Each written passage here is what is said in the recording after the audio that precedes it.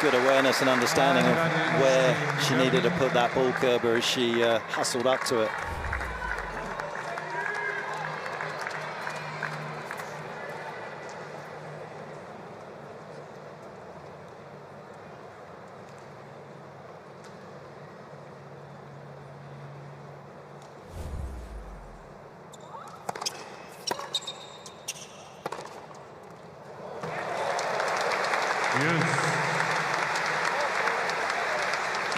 For me, that backhand cross-court could get her in trouble tonight because it is so flat going into the Kerber forehand, and she loves pace. If she's going to go there, it's got to be that. It's got to be that good. Otherwise, she's going to get burnt down the line, or she's going to get trapped in that cross-court rally with the German. Let for serve.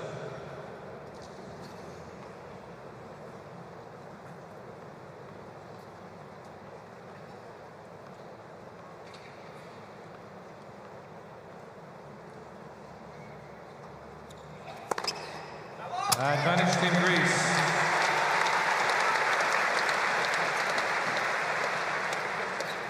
One of the upsides for Maria will be, I would imagine, on the serve, the fact that she's taken that weight out of the head of the racket. She's going to have a little bit more control of that racket face. I would think at the end of the season it will be interesting to see her numbers on the wide serve on the ad side.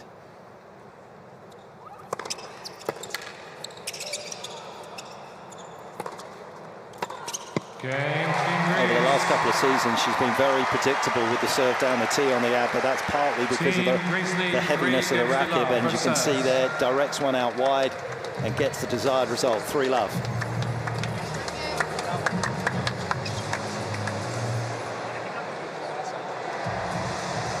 Well, we're staying in Sydney and we pop out west to come down here to the Ken Rosewell Arena, but go back east and you get yourself to Sydney Harbour. It is an aquatic playground for Sydney siders. Over 240 kilometres of shoreline, and there are unspoilt beaches, picturesque gardens, and of course it is home to the iconic Sydney Opera House and Sydney Harbour Bridge. Quite spectacular. Practicalities determine the fact that the Harbour Bridge is grey. There was not enough of a different colour paint around when they decided to paint it for the first time back in 1932. It takes 270,000 gallons of paint. As we take you outside the Ken Rosewell Arena and the hot shots that are out there, and they've been out there all week. It's been lovely to see them. Big encouragement for tennis at this time of year here in Australia. Ah, there's a famous face. Judy Murray's in the house.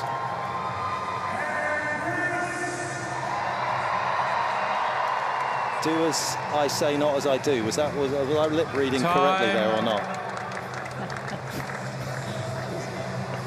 Very, very good. And the groups, and particularly the youngsters as well. I'll tell you what, Maria's been doing well also in the last 12 months. Has been playing lefties. Yeah. She was 8-2 last season against Southpaws. Won her last 5. Thank you, players. Ready, please.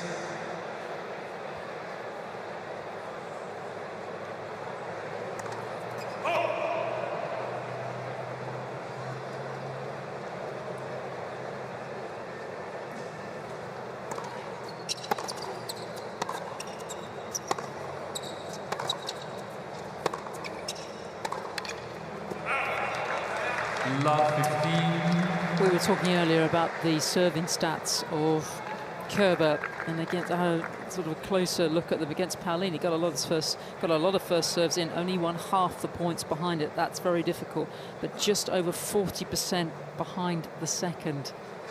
She was only able to win.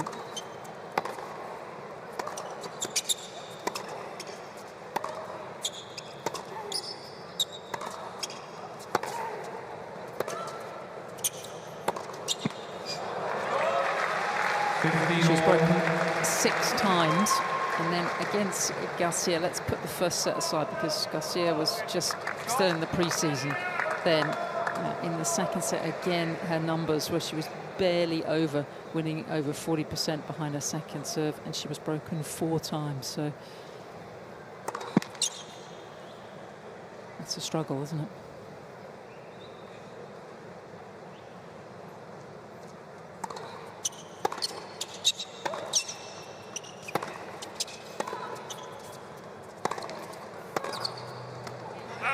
Such a good point from Sakkari. 15-13. Exactly the way she needs to play, not just against Kerber. Such a big hit through the middle of the court, not trying to risk too much early in the rally.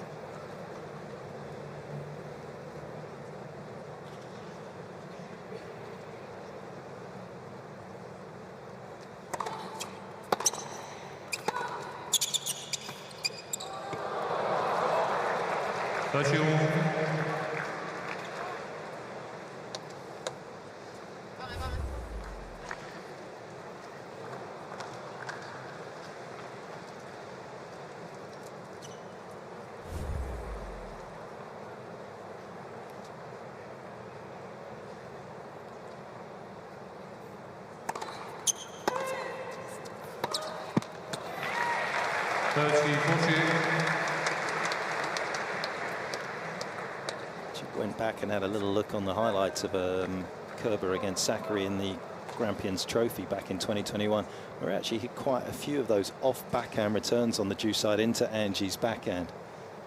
Didn't take it line into the forehand.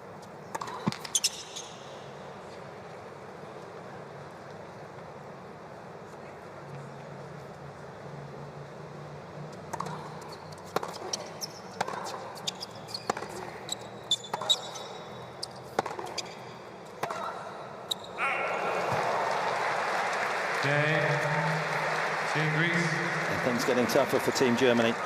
Kerber missing with her favourite shot down the line. Sakkari flawless in the opening 4 games. Well, we'll see what the response is here from Kerber, but that serve is certainly worrying, isn't it? I think the thing that Kerber always had was the fact that she would be so tight on returns, but the way that the women have been serving, whether it be Sakkari or Garcia, they're just setting up their points so much better these days, getting that +1 shot.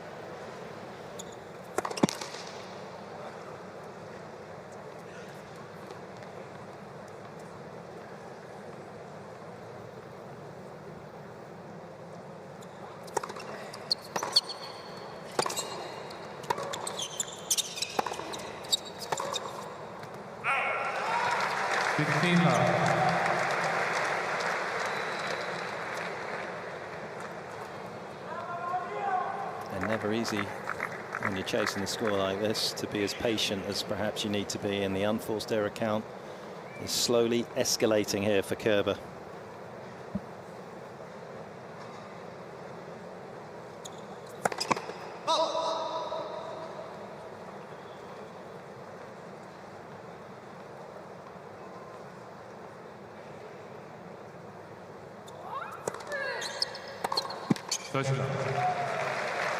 It's actually a very good serve against Angie. She doesn't generate a lot of power on the return. That also got above her shoulders on the backhand side.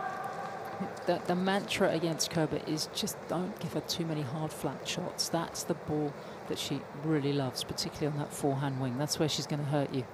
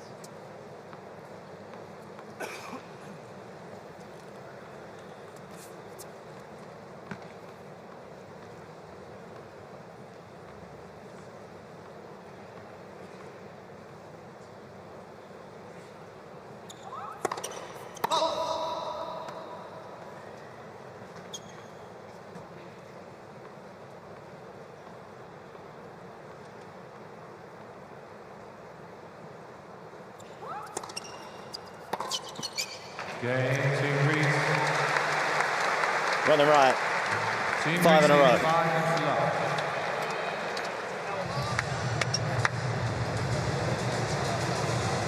apart from the incentive, obviously, to try and pick up the trophy for Team Greece, and being part of a team has been a big love of Maria's. Obviously, on the WTA side, awful lot of points on offer if you go undefeated for the women here at the United Cup. Even you win your 5 matches, you are guaranteed to get 500 points. There is a whole ranking system here if you beat players in the top 10 and everything else. Alex de Minaur leads the men at the moment with 135 points.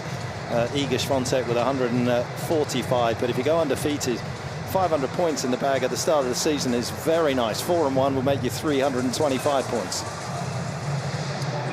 Yeah, I think to make the maths a little more simple, that is the equivalent of winning a WTA 500 event. And seeing as Maria's only won a couple of events in her lifetime, Guadalajara and Rabat back in 2019, it's a big deal.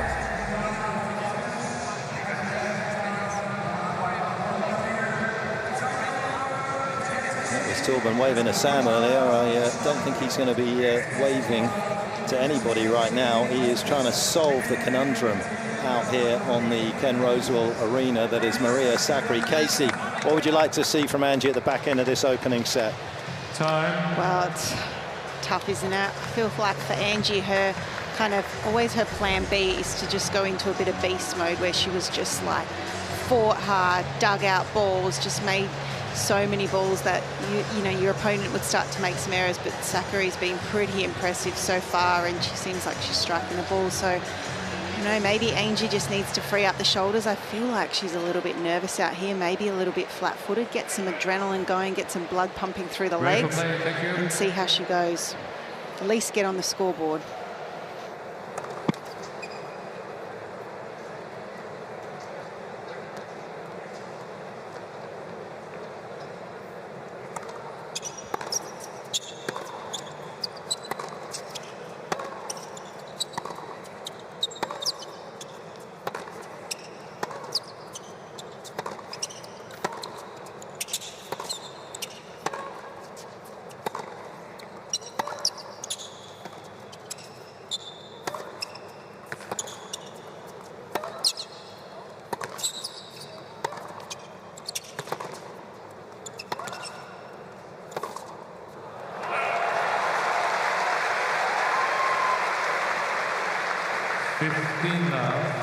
That's the first point that we were talking about. Kerber's winning percentage on her second serve. That's the first point she's won behind it.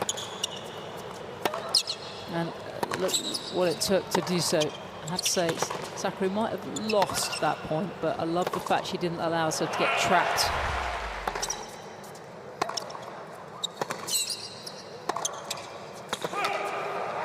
And by trapped, I mean her backhand cross to Angie's forehand in that diagonal rally.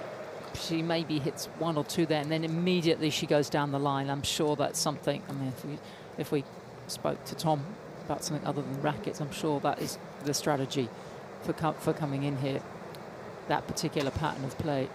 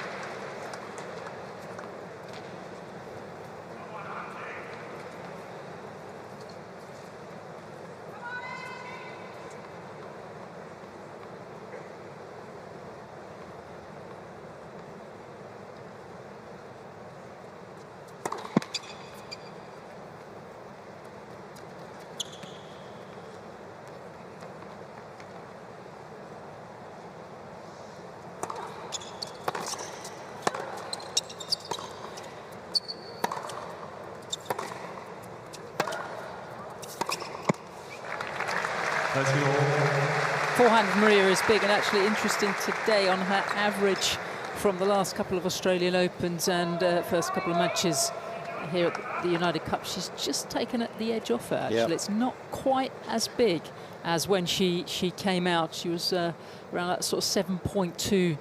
I know it's only a little, but you know, she's taken something off.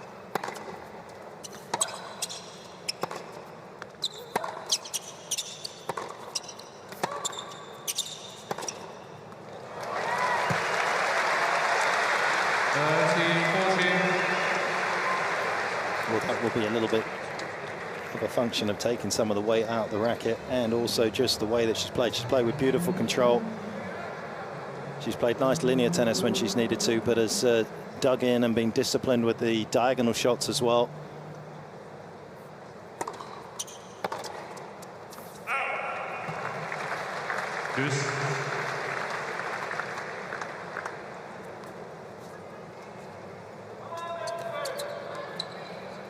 Saved 4 set points in her opening set against Leylah Fernandez the other evening. Did Sakkari. First set point on her side of the net this time. Slides by.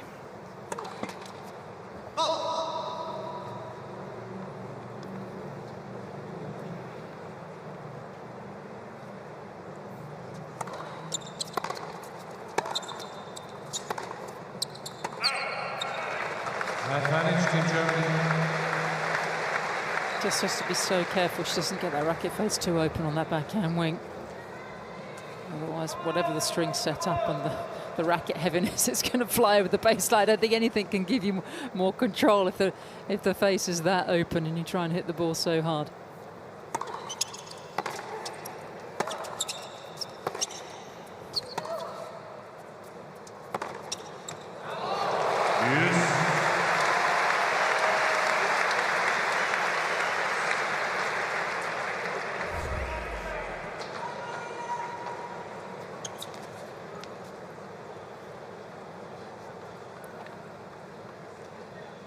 She has absolutely lasered that, and that was not a long follow through.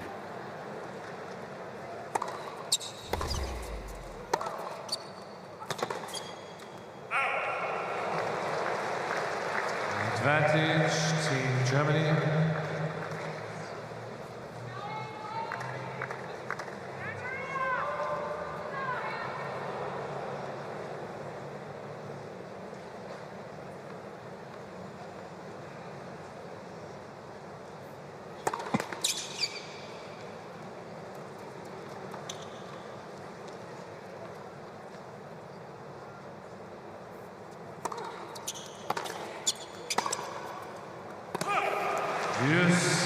It's interesting to look at Maria's record actually against left-handers on different surfaces. Overall, she's 25-1, 17 lost, but on the quicker surfaces, when you get to hard and grass, she has a very nice record. 21-9 lost. It's on clay, where that backhand cross into the lefty's forehand isn't quite as effective.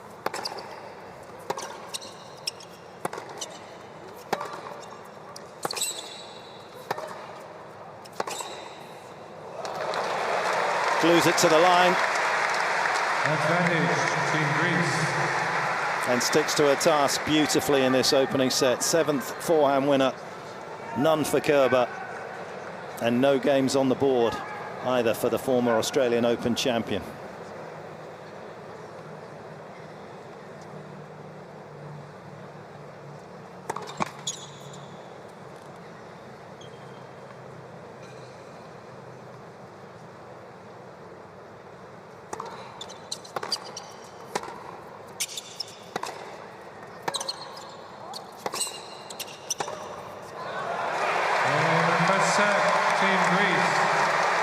Second 6-love set of the United Cup for Maria Sakkari.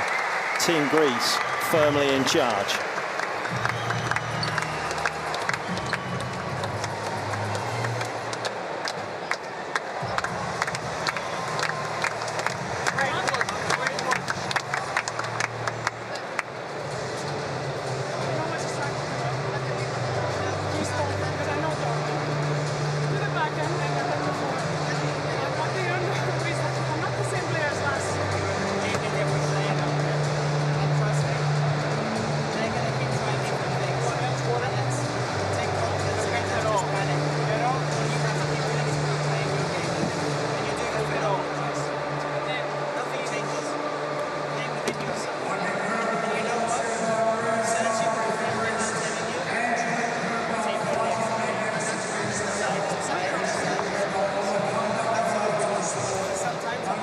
Interesting little interaction there, talking a little bit about her forehand, saying I'm not the same player as I was last year. She's feeling a lot more confident on that particular shot.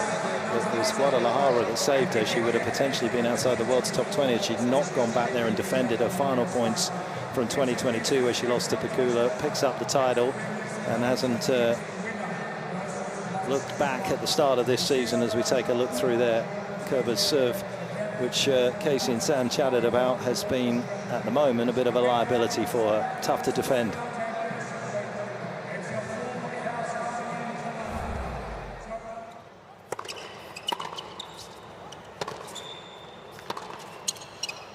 This, for me, is one of the best sets tactically I've seen from Sakkari, particularly in this kind of company. I thought she moved the ball around very well. And what she did do is she kept that shot, that forehand line, that was about the only one that Kerber was able to hit, to win the point off. She kept that out of this opening set. You just got the sense by the end of it, the German actually didn't really know where Marie was going, which flank she was going to shoot down. Good effort to get Angie Kerber on the back foot. That doesn't happen very often.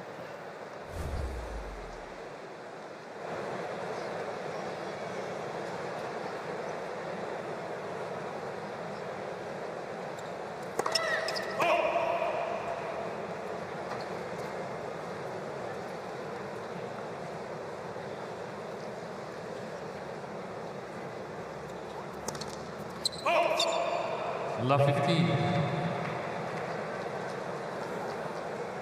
There's a cliche in tennis that beware the 6-love set, but if you look at everyone's results in general across tennis, if you do win a set in a match 6-love, you tend to go on and win the match. Maria did lose a couple last year when she won a set 6-love. Marcia Kustyuk at Wimbledon, having won the opener 6-love. Lost to the Ukrainian 7-5, 6-2 after that. And Emma Navarro, who started the year strongly, and in San Diego, losing it in a final set breaker.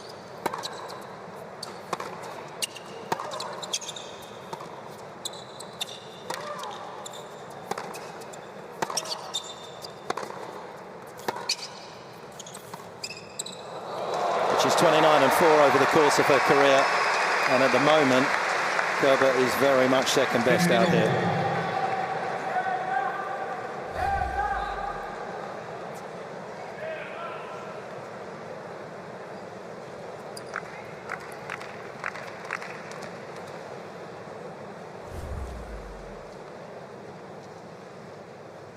It's the other shot that might get a little.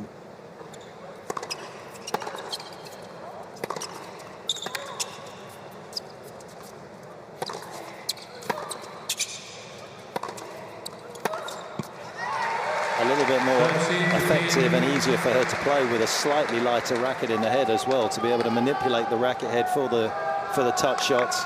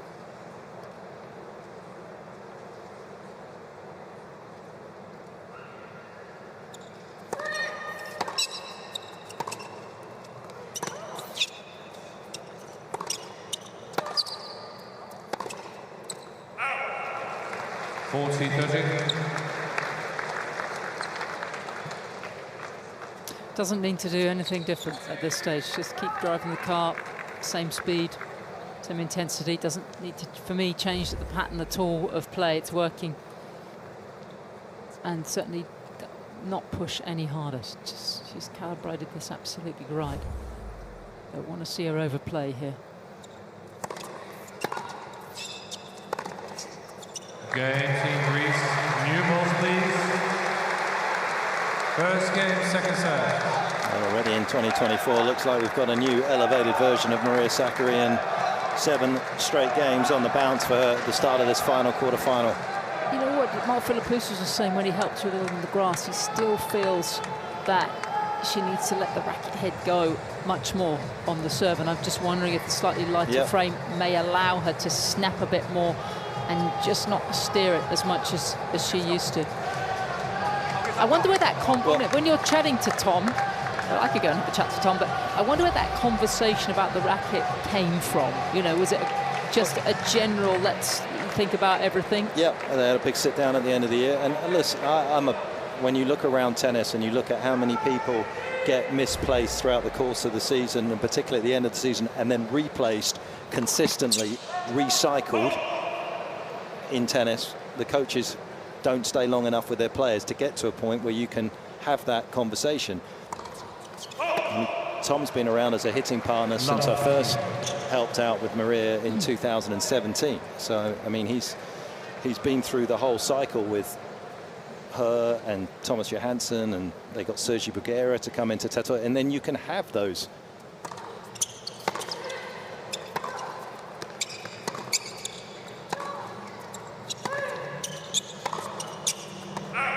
meaningful and intricate conversations, because changing a racket is a big deal. You're not going to come and do that in the first 6 months or even year as a coach. Especially when she's had the success on the back of the success. I gave the Serena story. You know, when you won slams, you're frightened to change anything. She's been top 10 for 3 years.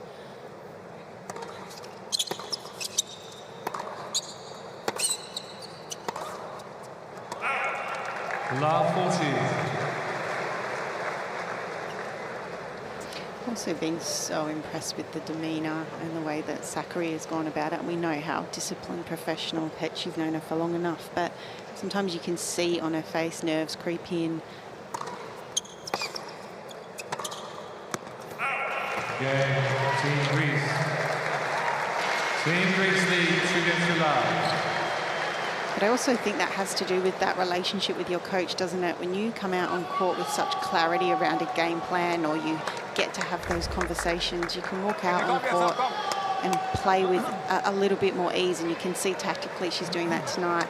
But I feel for Angie, because it's tough out here.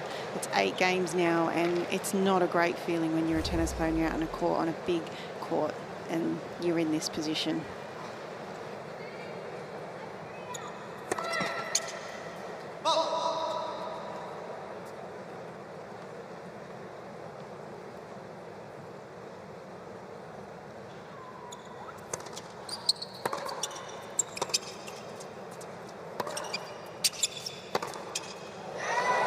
Brilliant. 15 love.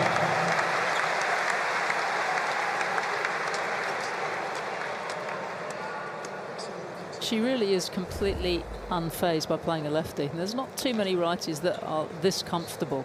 I was also looking back at the record. I mean, it's handy that she played Leylah Fernandez as well against the Canadian. But, you know, she's had 4 wins over Petra Kvitova. She's beaten Vondrousova and Fernandez a couple of times now. I mean, they're sort of pretty much the best lefties out there, apart from Haddad Maia, the Brazilian. But it's not easy to get that sort of record against them.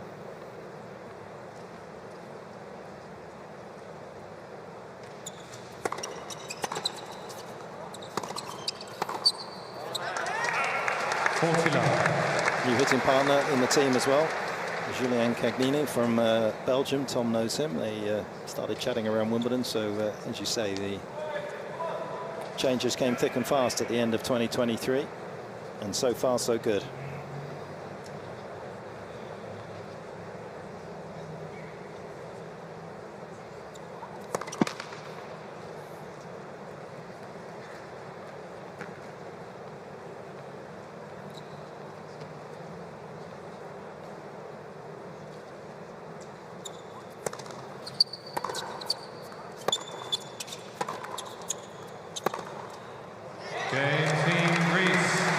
Well, as Kerber collapses like an accordion, it's Sakkari who's hitting all the right notes. 9 love.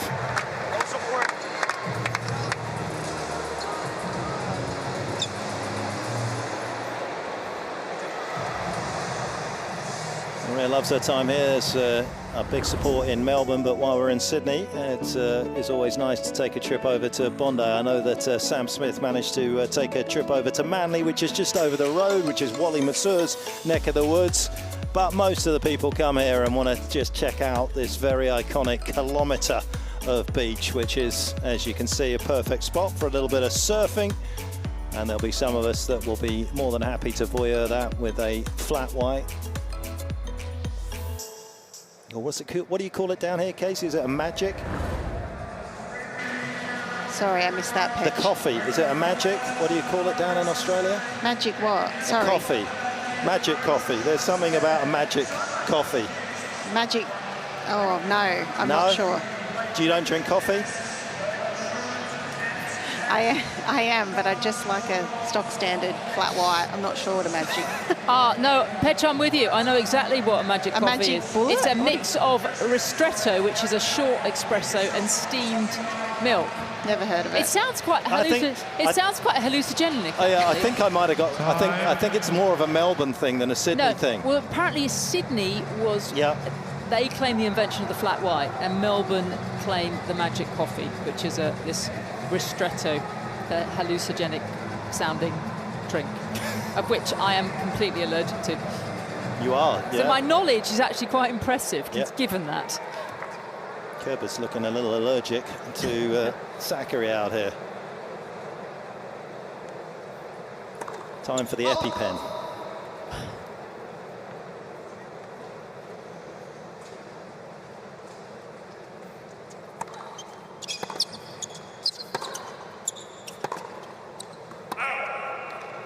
Be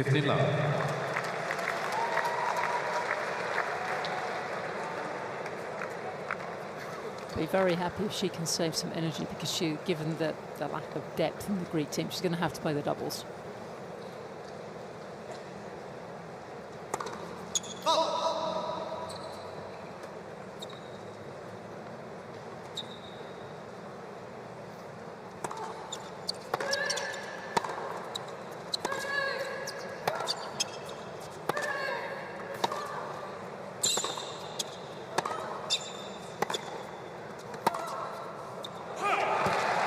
I really hope Kerber can start to make something of this second set and just start to get into this match somehow, because in this format, obviously she's keen for her first win, but if she doesn't win here tonight, it's 3 losses in a week, and sometimes that in itself can just, you know, that pressure and that desperation to want to get your first win can be a little bit overwhelming at times.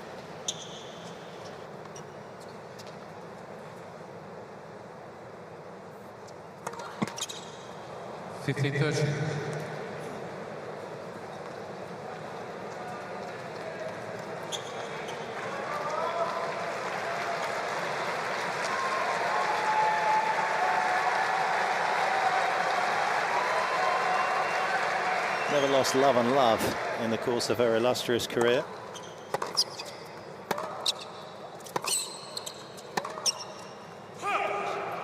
Was once 9-love down against Sharapova before she pulled the ripcord back in 2012 in the quarters there.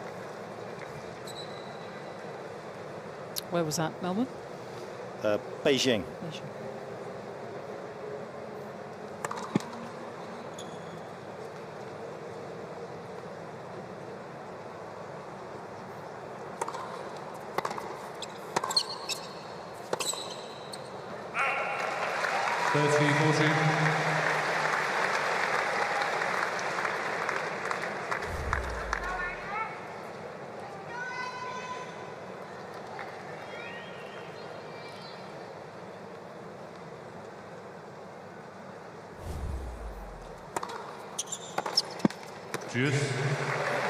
Glimmer of hope.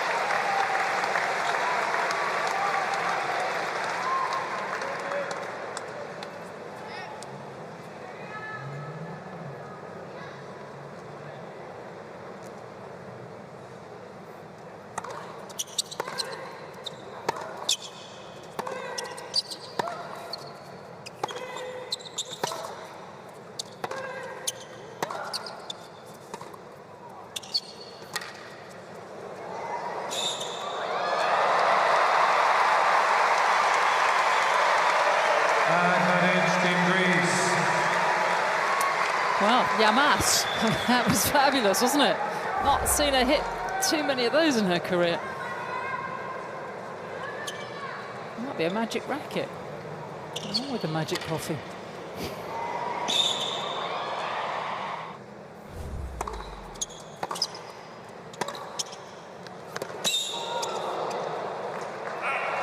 One of Kerber's trademark patented plays. Still live though, this second set. It's one break. I think double break will be enough. You don't want to let Kerber get too much success off that shot, because that is a launch pad for her to sort of finagle her way back here.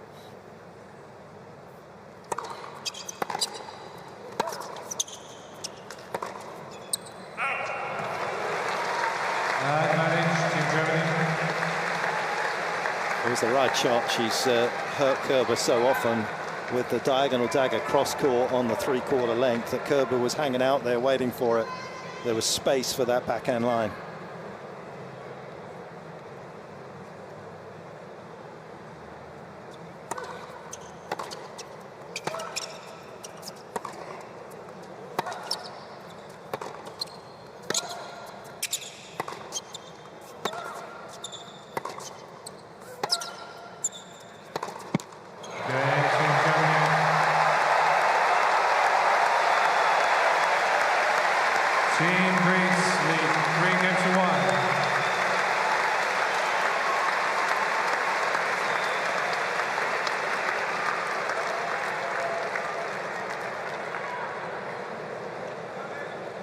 She's been outplayed so far, out-hit, out-thought, but she's determined to not be out of here too soon.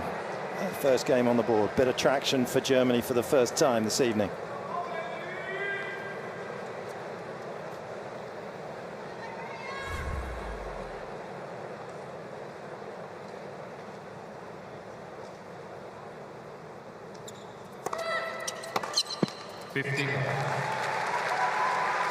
Still think it's a very big deal for Maria to beat Angie Kerber. I mean, that Grampians Trophy where she did get the win, I mean, that was just a unique set of circumstances. But, you know, throughout her career, Angie has really owned her. It's been a very difficult matchup.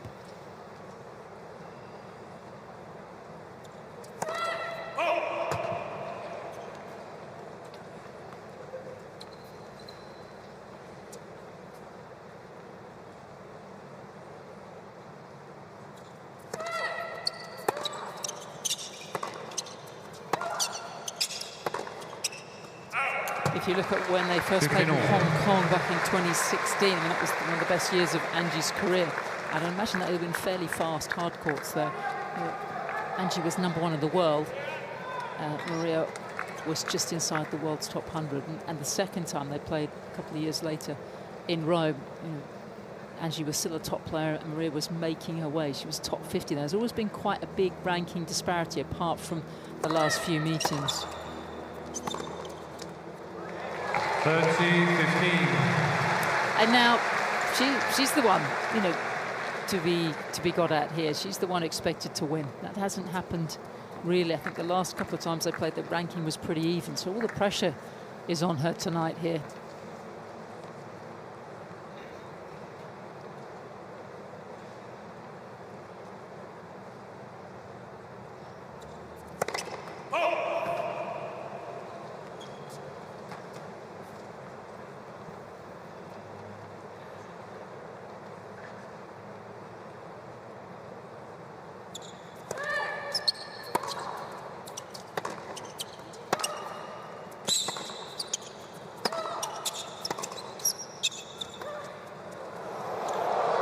Something a little special from Kerber. 30-all.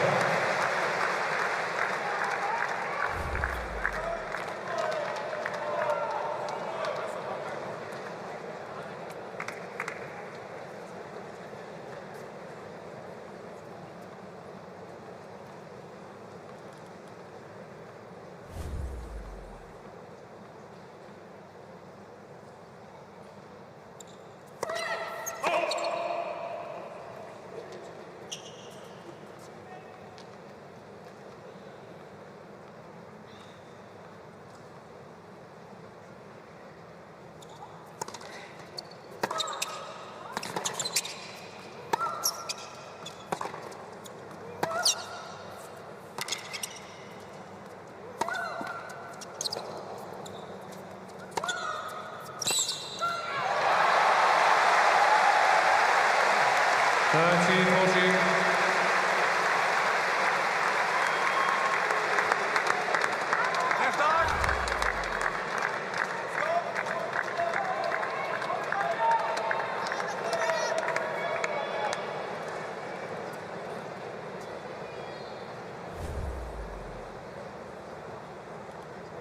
Chance for Kerber to get back in this.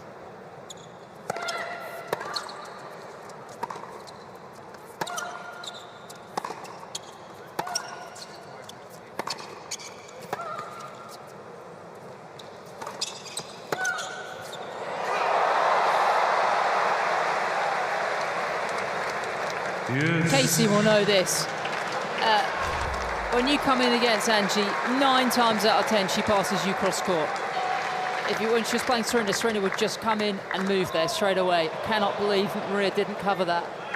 No, maybe tactically wasn't the one thing maybe perhaps that was mentioned. Wow, you've got to mention that. I mean, it could be the difference. So there's 1 or 2 points. You've got to cover the cross court pass.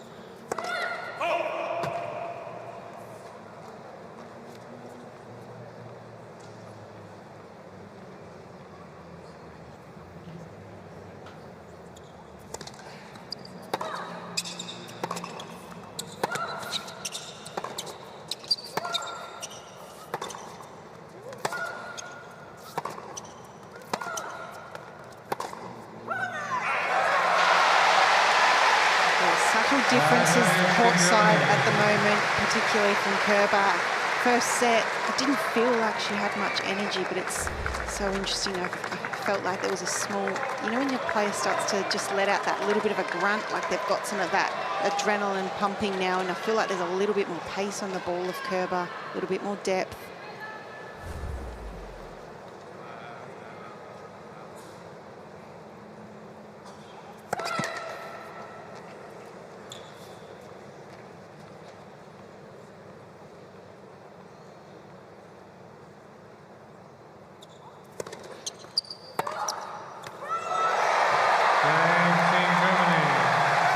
Sublimity from Kerber.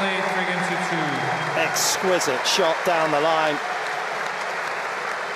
And we are back on serve in Sydney.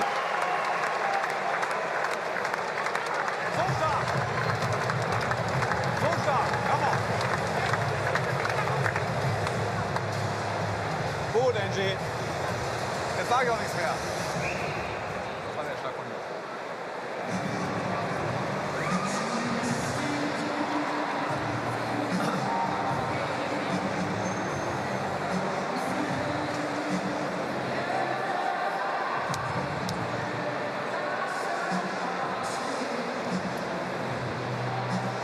It's a partnership that's very much in tune with what each other needs. Indian Wells. 2000.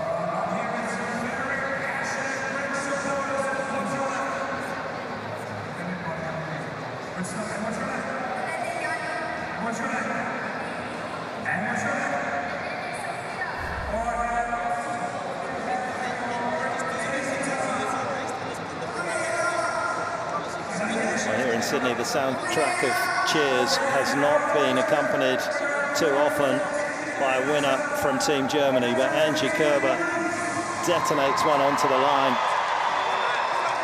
Time. And that is a roar of relief and just a hint of expectation now and optimism from Team Germany.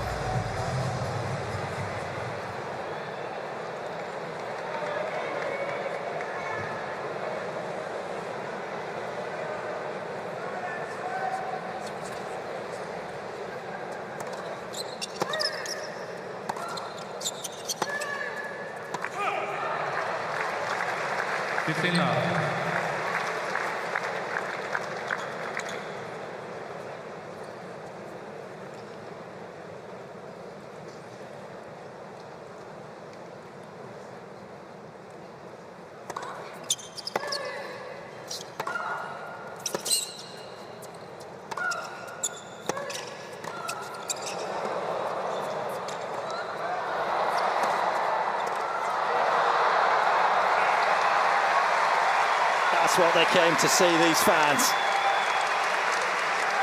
15 all.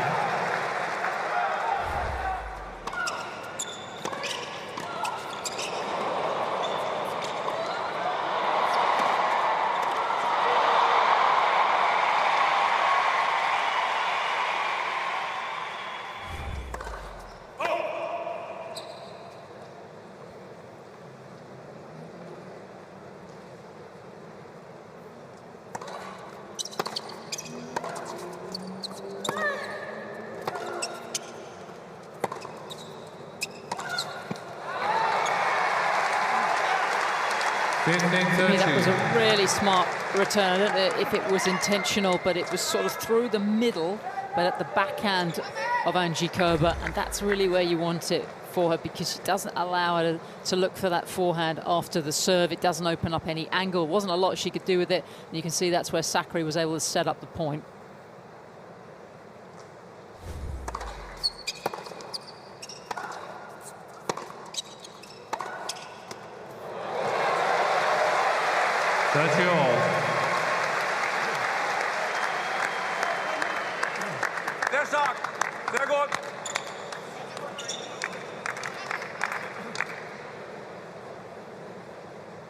You can see the second set, that's what Angie's been looking for after the first serve.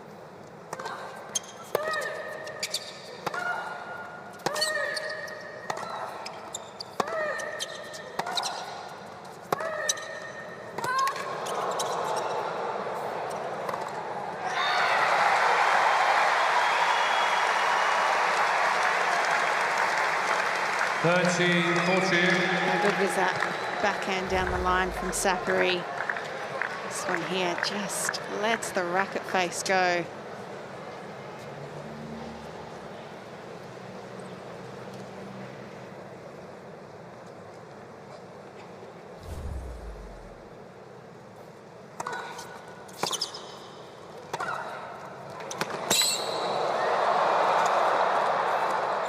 She's got it. Team Greece. Awesome athleticism. Team Greece lead for MC2.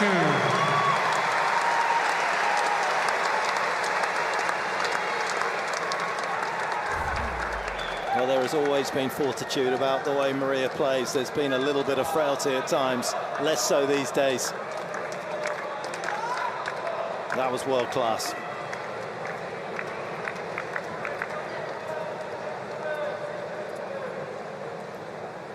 Kerber doing such a good job to pump the brakes on the scoreboard in the last couple of games.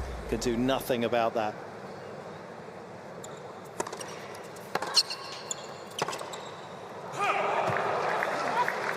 Love 15.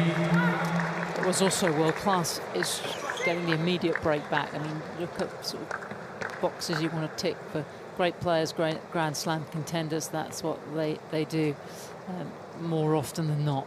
Although she's only able to do that about a third of the time in her matches on hard courts from last year. Let's see if she can do it a little more this season.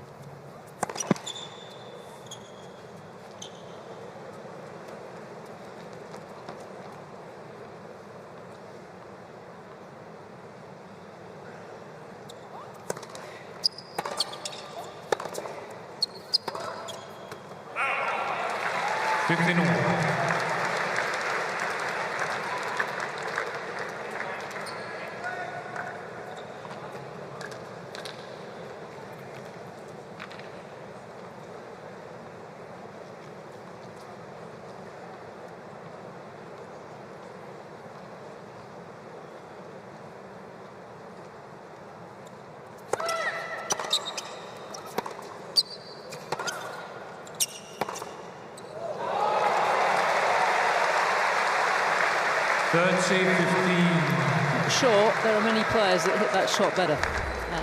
Maybe Iga Świątek can find that angle. Not too many.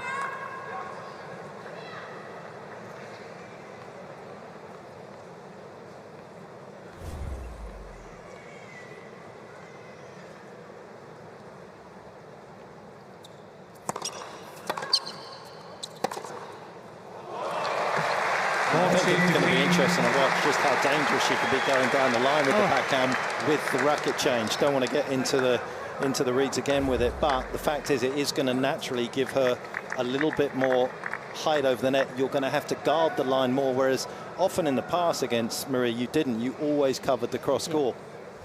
Well, it's so dangerous for her to go down the line, wasn't it? The high part of the net with such a flat shot. Yeah, Team Greece. Team Greece lead 5 games to 2. Kerber using up all her powder to get those couple of games. Sakkari with even more ammunition though, 5-2. Players are going to give us some good stuff every now and again. You're also going to fuck up every now and again. It's okay if they give us, but you can be supplying to back and not let them in. Maria, sometimes we're going to fuck up, and that happens. But the good thing is, you recognized it, you bounce back with a solid tempo.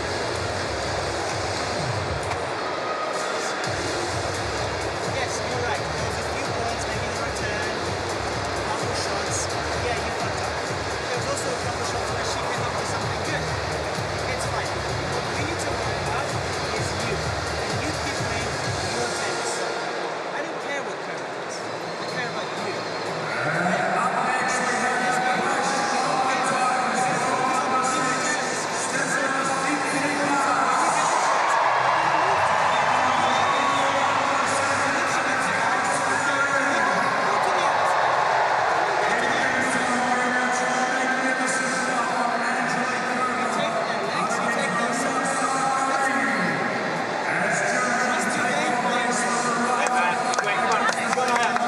Tom is ever doing a nice job of wrapping Maria in an embrace of words. Everyone kind of at times looks from the outside and looks at Maria at being emotional. The one thing I will always say in her defence, the first time I ever turned up and worked with her in 2017, I said, you know, you've got nice volleys and I think you can use your touch a bit better, your drop shot. She said, why do you say that? And I was like, well, because that's what I see. And she said, well, I know I've been told my whole life I've got no hands.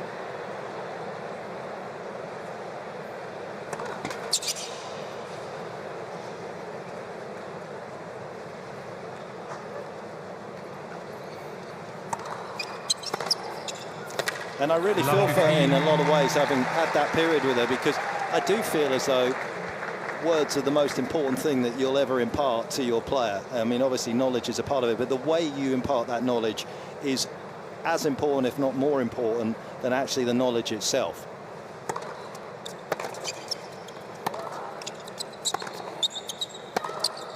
Oh, that is absolutely gorgeous from Kerber. 15 all. And if somebody has done that, firstly, it's stupid, number one, because why would you say it even if it's true? Because you'd never want to open up a gaping wound if you don't have to.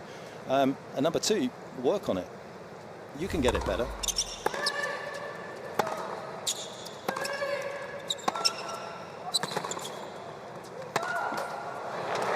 And then just finishing that thought. So my empathy is very much with Maria. I don't think that is a frailty of hers, that mentality when you hear her in the changeover there saying, I'm letting her back in. I think it stems from a long way back. Now, what a terrible thing to say to a young player who loves the game. Yeah.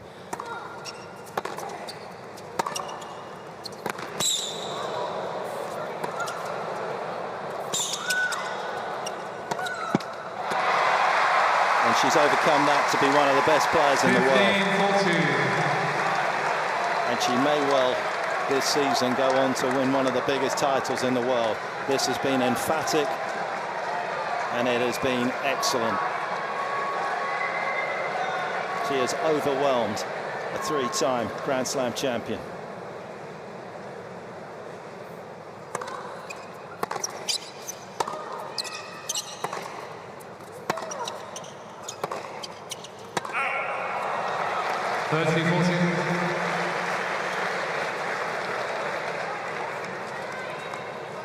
Angie, on the other hand, has tried to work hard to stay in the conversation in this second set.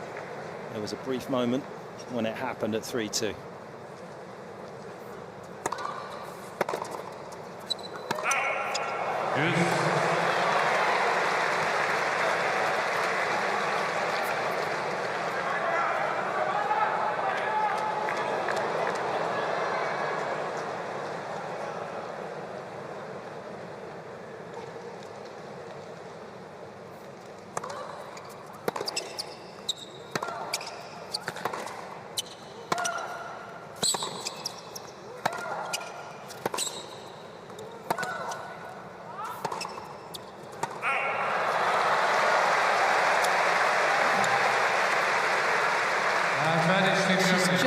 being fractionally less proactive than she has been for the rest of the match.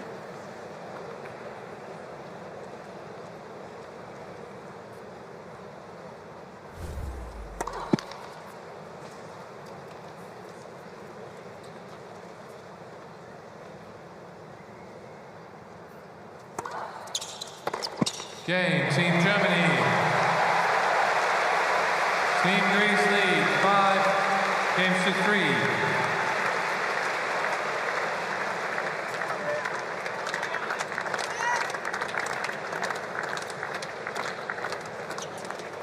Okay, come on.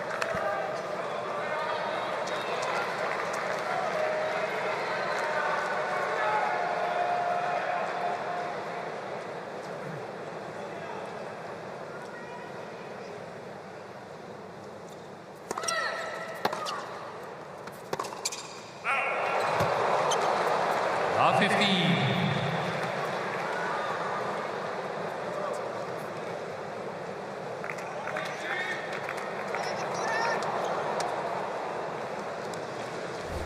Let's go, Maria.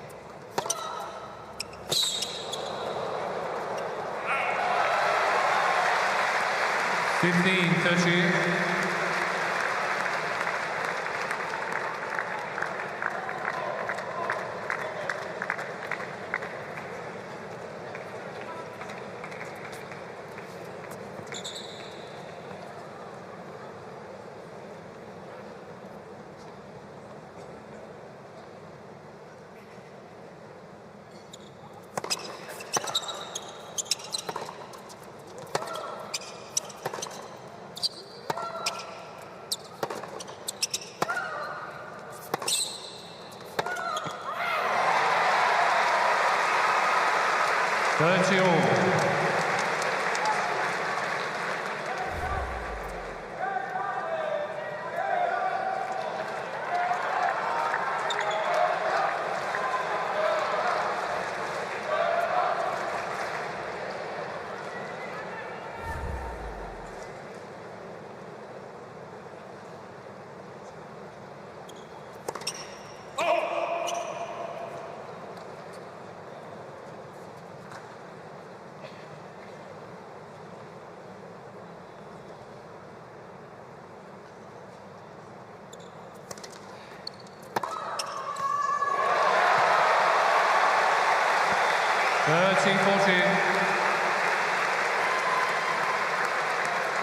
She looked down and out, but she is showing all of her champion qualities.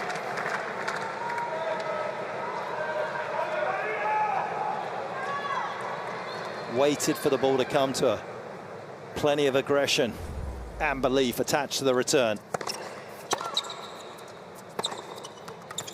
Yes. Fabulous response from Sakkari down break point. That's a really good sign, isn't it? How much trust that she has in the racket in her game.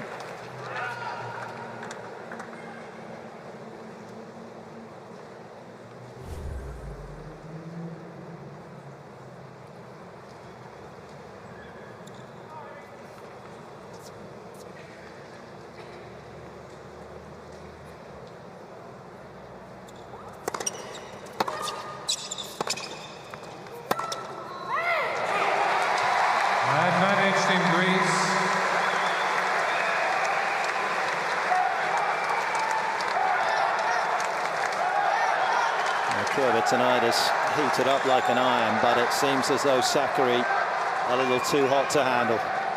Match point number 3.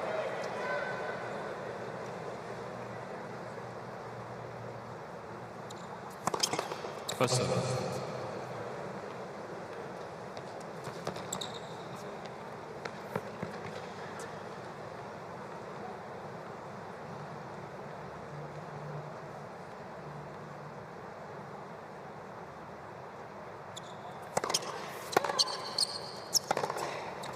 Game, set, match, Team Greece.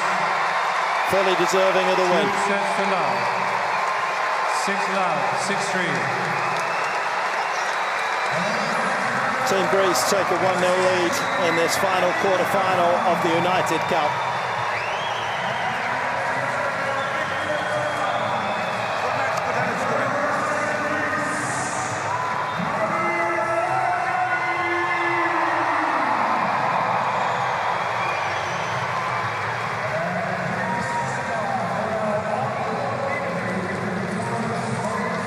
She's going to be absolutely thrilled. Undefeated so far in singles. She's played magnificently, hasn't dropped a set, Sam. Yeah, I think 2 things have come out of this. On that performance, she's a contender for me for the Australian Open. I'd love to see her have a little more variety on her returns and a few more defensive options out of that backhand corner, but that's being really picky. She's going to tighten up. If they get another singles match, it'll be even better, because she did lead 3-1, 40-15, and slightly, yeah, that's why she's like that. That could have been a little sticky. And we've seen from Kerber glimpses this week. Whether we see Kerber out in singles again, I don't know. We've seen glimpses to know it's still there. But that serve is really hurting her, and the weight of shot that's coming at her, she's finding very difficult. Yeah, perhaps we're getting a little ahead of the headlines, but that did seem to be super impressive, and she's quickly with Casey down on the court. Maria, congratulations. You haven't lost a set this whole week, but you're playing Angie Kerber, a 3-time Grand Slam champion. How happy were you with your performance today?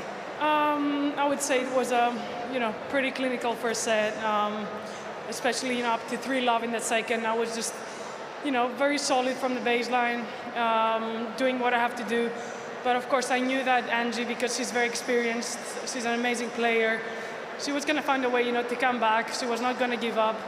I even told Tom, when I was, I think after the first set, I said, there's no way this match is going to go, super easy. She's too good for just to give up. So, I think I managed my nerves really well, especially on that second set. So I'm very happy I gave that first point to my team.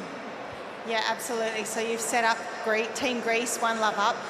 You looked really clear tactically tonight, and you have a great record against left-handers. What is it you think about your game that suits playing a left-hander potentially so well?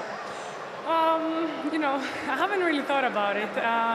You're right now that you say it, but I just feel like, I've improved this year, my returns a lot, my being more solid from the baseline, not giving too many, unforced errors. That is, my main goal going into this season. I don't really know what I'm doing well against lefties. Maybe you can tell me from the outside. Oh, no, well, you played fantastic tonight, but I wanted to mention the Greek fans, because there's a lot of them here tonight at Ken Rosewell Arena. They've obviously got a Stefanos coming up. What do you want to say to the Greek fans out here? Well, it's, every time, we come back here, it's just like, I said it so many times, but I'm going to repeat myself, it's like playing home. Thank you very much for coming. Ευχαριστούμε πάρα πολύ που είστε εδώ σήμερα. It's incredible. We don't have a home tournament back in Greece, so this Aussie summer for us, it's like playing home. So we are just so happy, that we get to experience that every year. Well, congratulations, a great performance. Everyone, give it up for Maria Sakkari.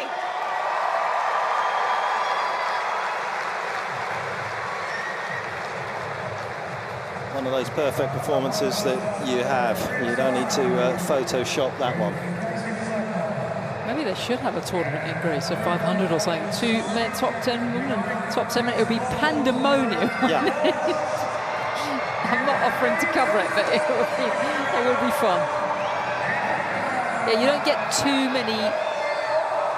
You don't get too many outings like that during the course of the year when you play that well. Most matches you don't. You actually don't.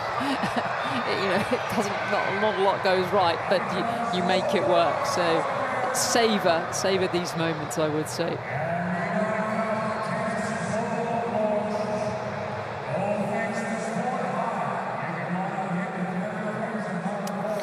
Yeah, again, it's the story, isn't it? Kerber's first and second serves really hurting her. Only won, I think, about 3 or 4 points in the entire match behind her second. You can't be below 50% winning behind your first. I suppose Maria could probably tighten up on a few of those break points. That was mainly through the second set, and very tidy at the net. I think you can understand it. I think they are forced errors and unforced errors combined in one stat, because it didn't look it looked a pretty clean performance to me, and she was absolutely ripping it out there. Yeah, there's been some positive steps taken, no question, for Kerber on her comeback. But today will perhaps be one of those moments where there will be some deep reflection in the team between those two, as we will wait. Steph Tsitsipas out onto court, up against that man there, Alexander Zverev, who is looking to keep Team Germany alive with a win over Tsitsipas. It was Sakkari dropping just the 3 games. The men's singles up soon.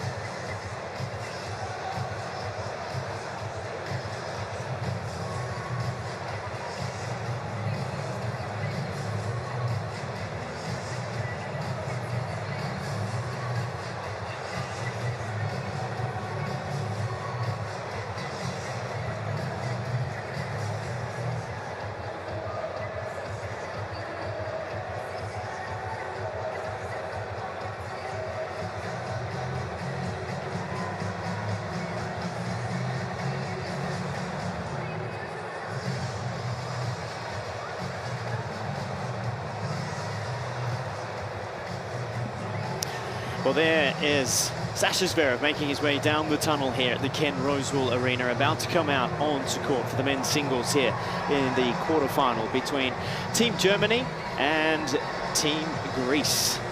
It is the Greek team that has the 1-love lead here, courtesy of Maria Sakkari, defeating Angie Kerber in straight set 6-love, 6-3. It is the bottom half of the quarterfinals. And this should be an absolute cracker of a match. Alexander Zverev to take on that man there, Stefanos Tsitsipas.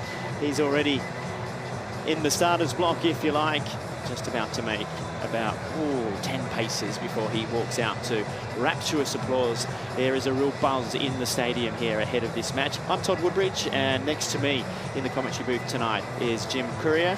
Welcome to you, Jim. Thanks, Todd. And there is Alexander Sasha Zverev, ready to represent Team Germany. So both players are just outside of the stage, and the countdown is definitely coming here shortly.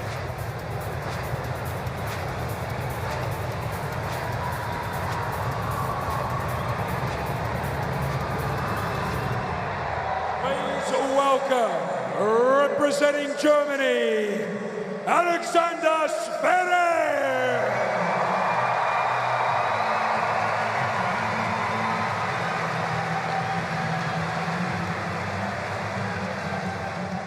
And please welcome, representing Greece, Stefanos Tsitsipas.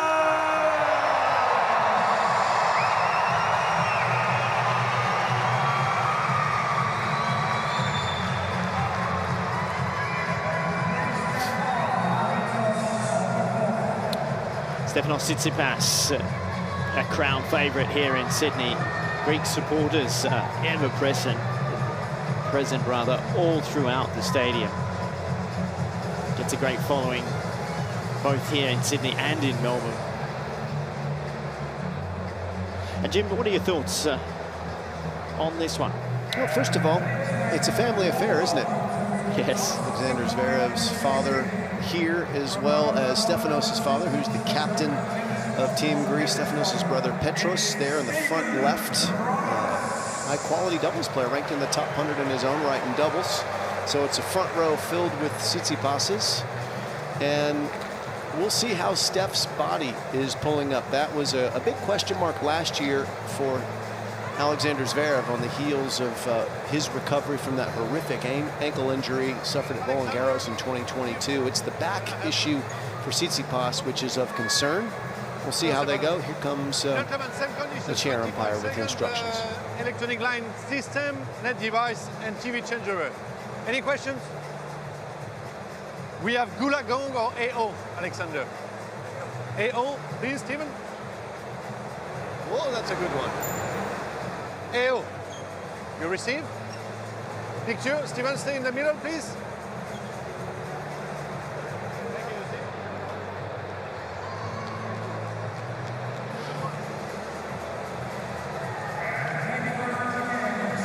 Well, this is the bottom half of the draw at the United Cup for 2024. We're in the quarterfinals. It is the last of those quarters. The winner of this match will take on Team Australia. Team Australia defeated Serbia a couple of nights ago now in Perth.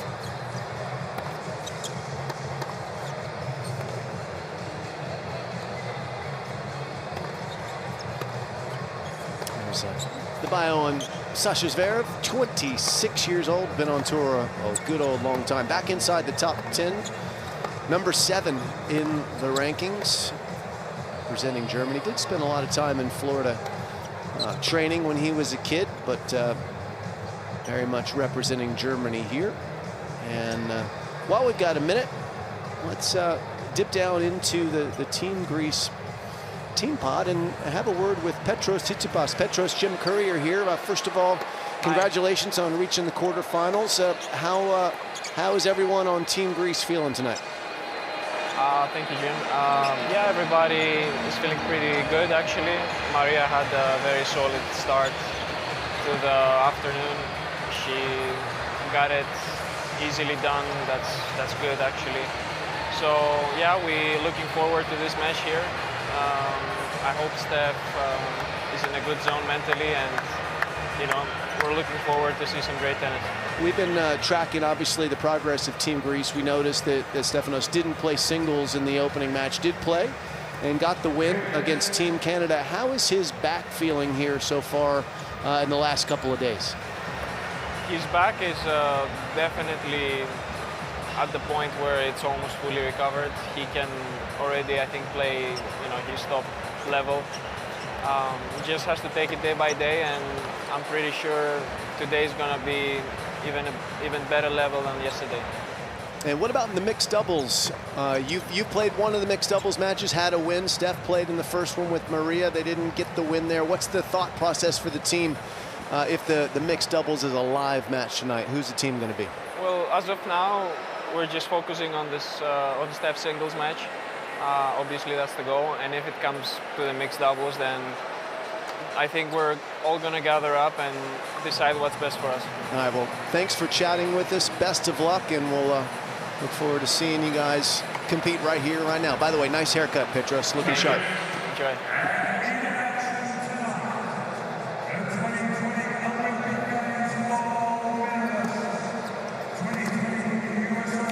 Well, here is Stefanos. By 25 years of age now, he's building a very nice resume. There's no doubt about that. The next part to fulfilling that is trying to win a major championship in a couple of finals, obviously. But one of those players that is very enjoyable to watch. A wonderful all-court game. The single-handed backhand, the ability to come forward and finish at net.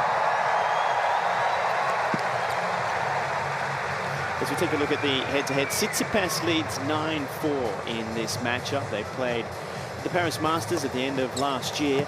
Tsitsipas winning that one in straight. And it's interesting when you see how often they've played. Tsitsi's got a pretty good lead, which indicates to me, Jim, that in tennis, when we have matchups of style against style, he feels very comfortable taking on Zverev. Well, I think one of the things that makes him feel a bit more comfortable in this matchup than Sasha is Steph likes to play that front foot tennis. He likes to take the forehand early, get in behind it to the net. And Zverev is a more passive-minded ground stroker. He's more content to let the rally develop and come to him. So I think that matchup really suits Stefanos because he likes to be more proactive than Sasha.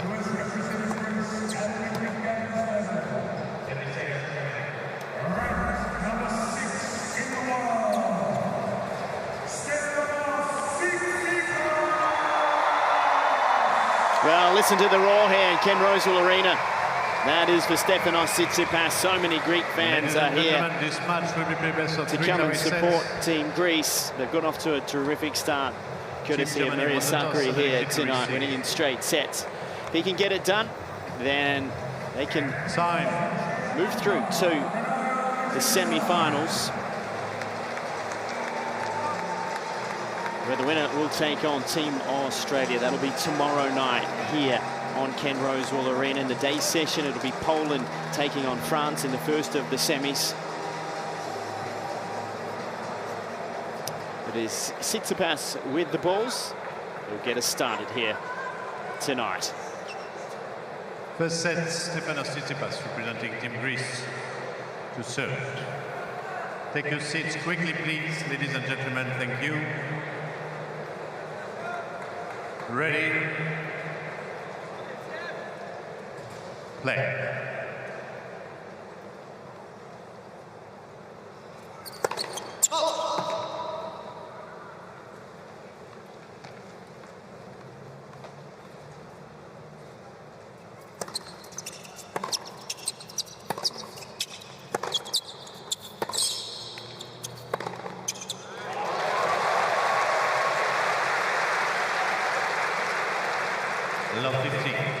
Terrific aggressive start from Zverev, that two-handed backhand.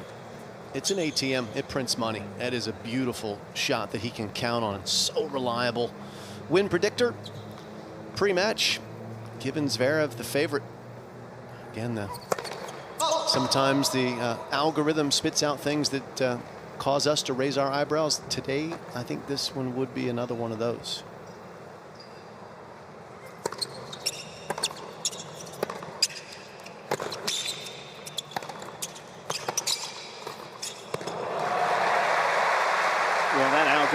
as Tsitsipas finishes a lovely net point, advancing, as you alluded to, 15 all. and taking the match on against Zverev.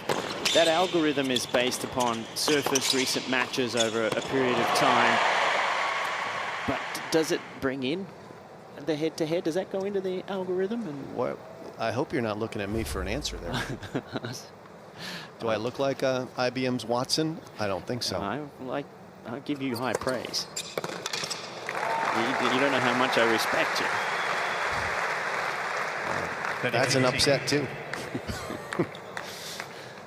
Perhaps it's factoring in the question marks surrounding the physical health of Tsitsipas in his back, which troubled him at the end of last season. Yeah.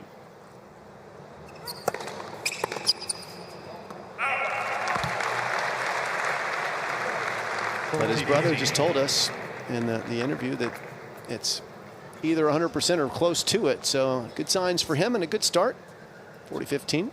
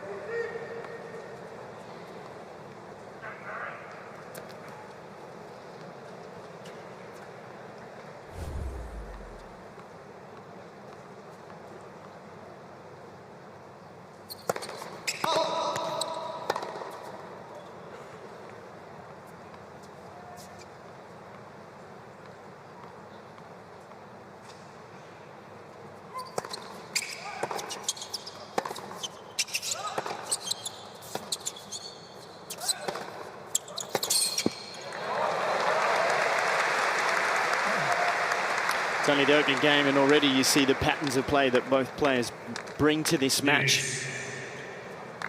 Tsitsipas wanting to be aggressive, trying to come forward, and then Zverev trying to push him back off the baseline and draw him into some errors.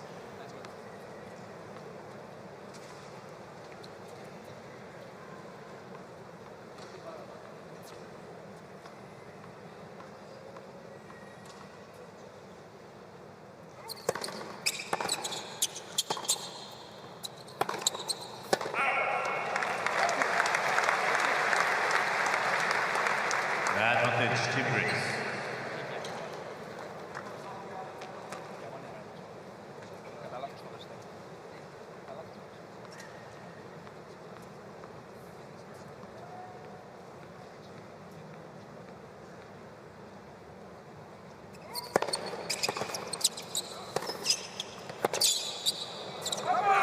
And it's an eventual hold to serve for Tsitsipas. He takes a 1-love lead as we go to courtside, where John Fitzgerald's our third commentator here tonight. Good evening to you, Fitzy.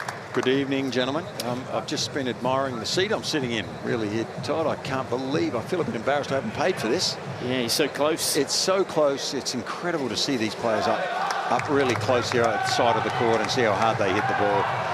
It's a different game from a few decades ago. Well, we're in for a beauty. I saw you vigorously writing notes and doing homework before we came out. Was that for this match, or? You're a funny guy, Todd. Obviously, it wasn't. Study has never been my forte, I must admit. But no, I've been looking forward to this all day, this match. These are two amazing players, being ranked 2 and 3 consecutive, both of them consecutively, and also 6 and 7 right now. So.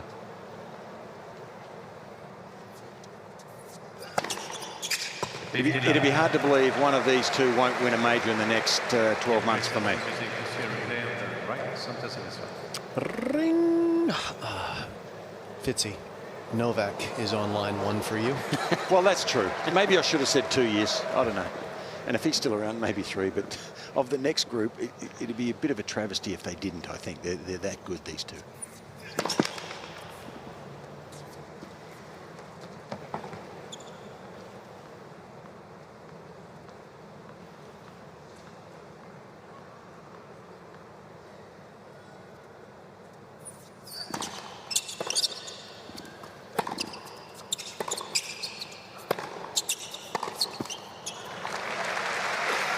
Zverev won both of his matches en route to the quarterfinals, both of them coming from a set down.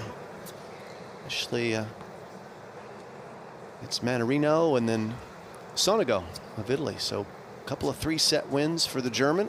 And Tsitsipas skipped the opening singles match trying to protect the back, and then played in the second round robin match against Canada, beat Steven Diaz 2-3.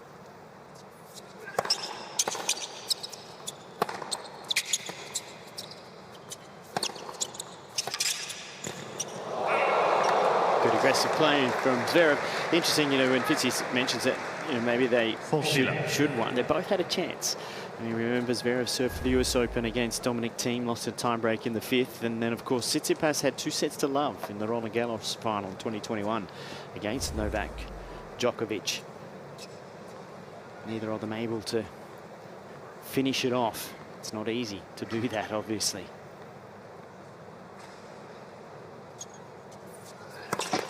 Let's for service.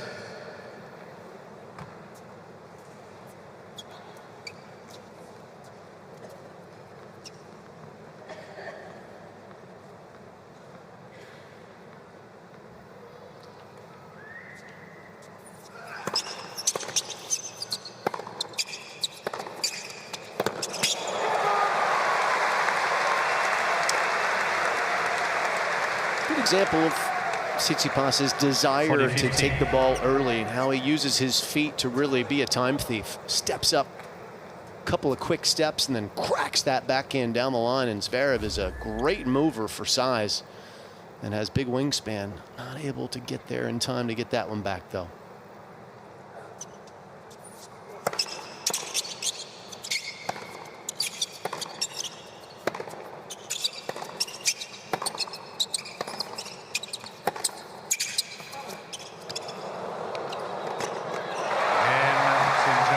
Drop shot too deep, dispatched by Zverev.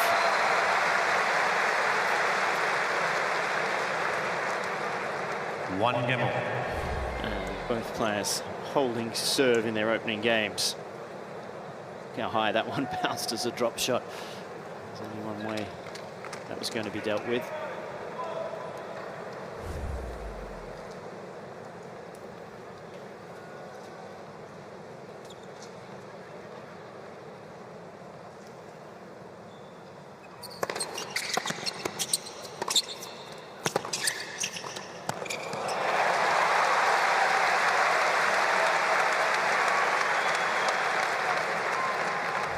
One of his great strengths, that first ball forehand after the serve. He loves that play. Down the line into the backhand of the right-hander, close the net off. And I know he's worked awfully hard the last few years on the volleys to make them a little bit better. Has had some improvement there. Some of that credit should go to Australian Mark Philippoussis, who spent some time in the camp and really stressed using the legs more on the volley. Why is that important, Todd? Well, one of the key things about the volley is to get your eyes behind the line and flight of the ball. Now, you'll see a lot of players come into net and they'll stand up straight. Their legs are straight and their head and body is above where the ball's coming to them. You've got to get down and use your 30-15. your legs to get into position. And the stronger they are, the lower you will sit into the volley, and the quicker you'll get in to close while the ball's above the net. So as an Australian, if you worked with Tony Roach, you'll have spent a lot of hours on the service line hitting volleys. As I like to say, my mum was a very good volleyer when she was up tight near the net, but good volleyers are the ones that learn to play low volleys from the service line. That wasn't nice to your mum.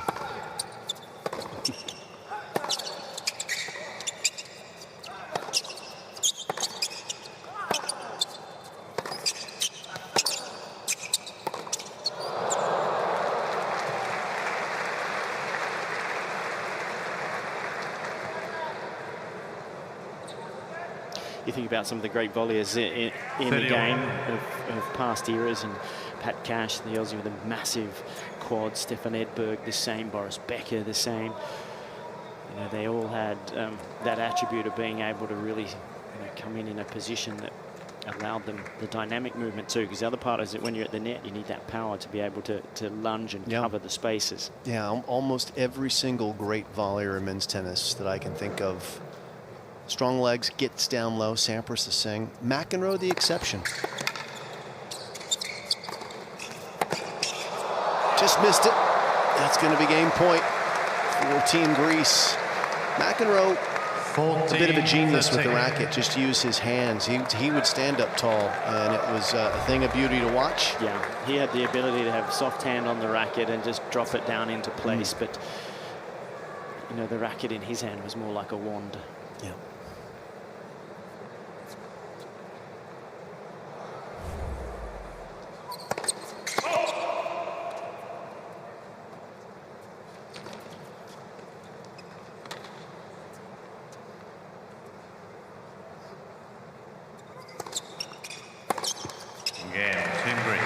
So it's a second hole for Tsitsipas. Team Greece. He leads 2-1 in the opening set.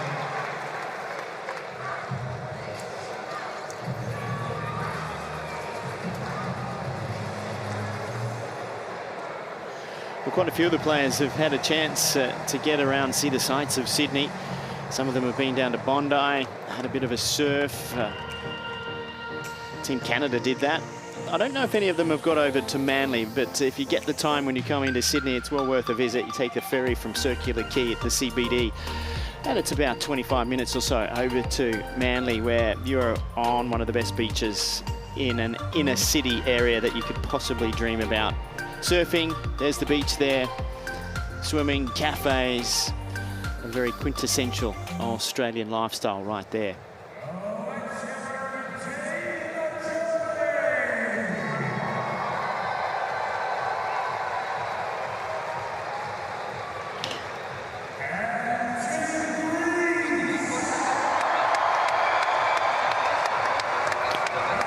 Pleasant evening here in Sydney for the last of the quarterfinals of the United Cup.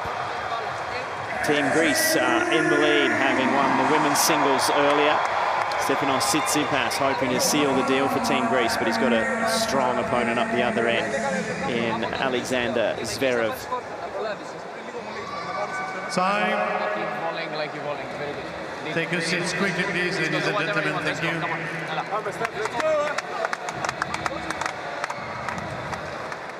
And it can be entertaining watching the team zone of Team Greece with the family.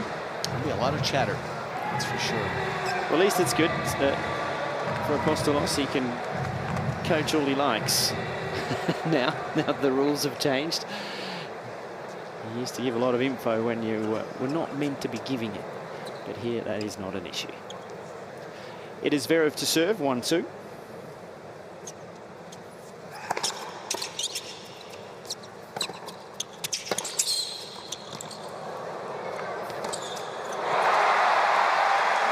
One thing's for sure, Todd, Sasha Zverev hasn't been watching Edberg and Cash and Rafter and Woodbridge volley. And that man, Ken Rosewell. Yeah, I was going to say, Fitzy, there's one of our heroes. Focus on that for a moment. Yeah, he is. He's a hero of mine. Him and Rod, how can you go past those two? This stadium named after Ken Rosewell.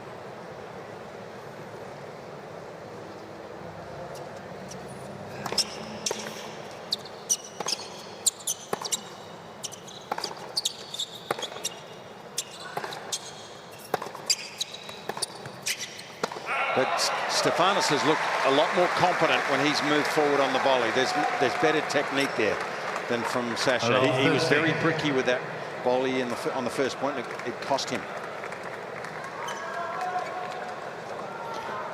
Well, the first bit of pressure on a service game, love 30. Tsitsipas is offering up the wide serve here, given his return position. That's available for a wide ace for Zverev if he chooses.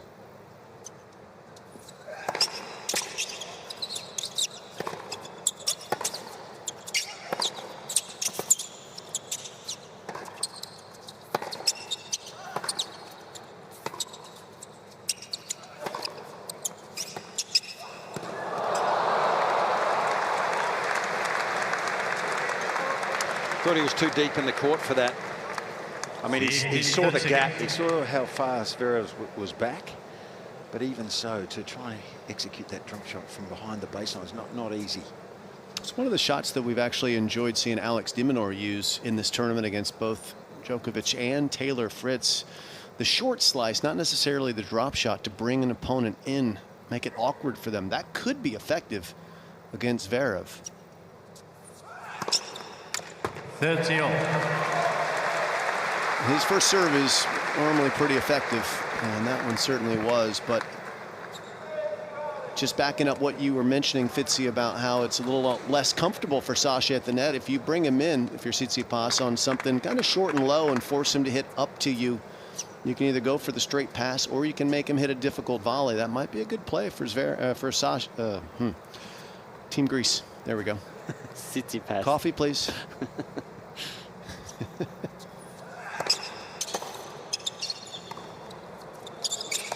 Ooh.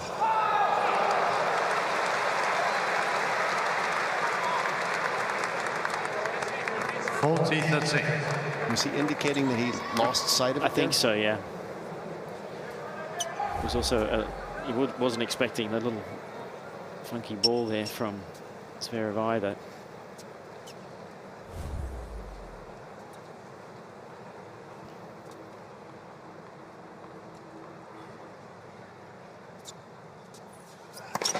Let's for service.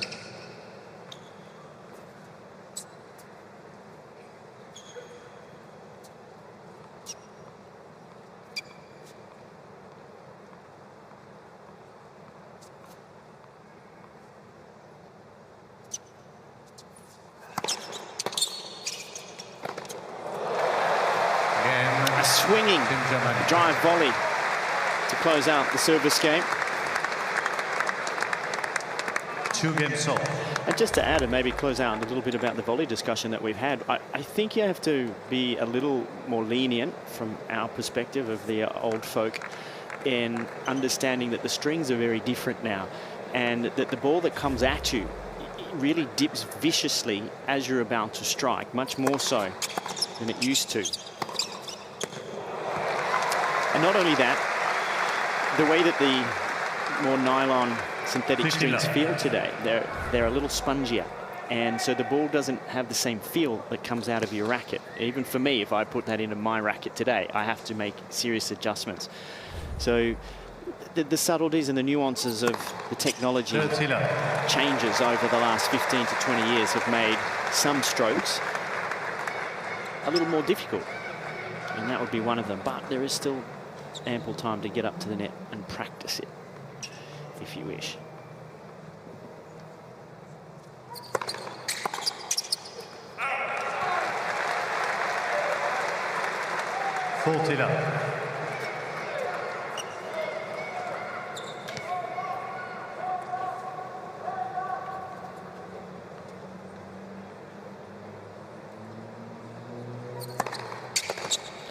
And he blitzes through that service game. Tsitsipas holds to love and has 3-2 on serve first set. Team Greece lead 3 games to 2.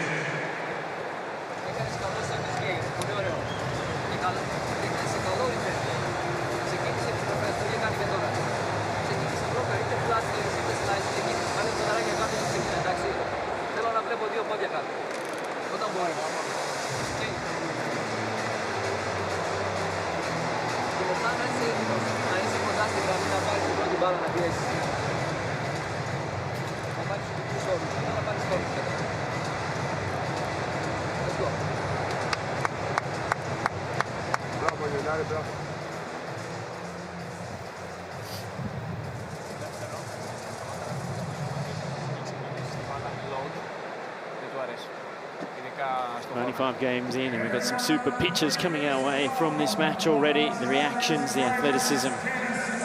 Not just from the two players. How about this ball kid? Oh, what a catch. And he's proud of himself too, the ball kid.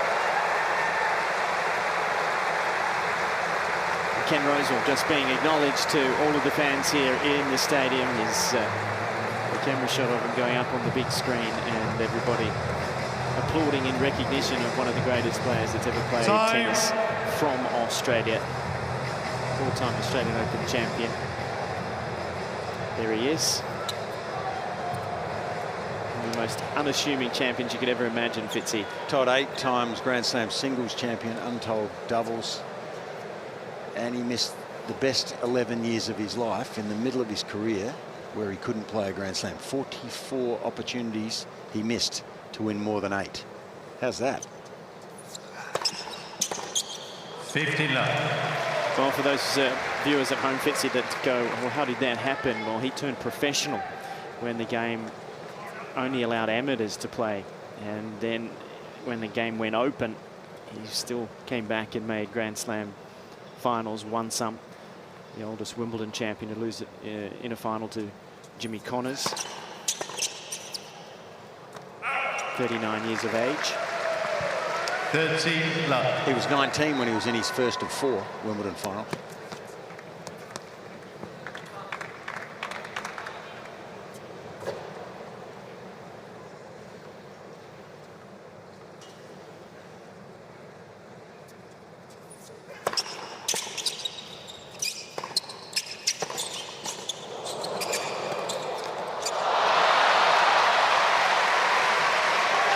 I'm not sure if he missed or that was blinded, or he was blinded by that too, Sasha, on that occasion. But gee, he looked ungainly on that. He nearly whiffed that ball. We did. Incredible.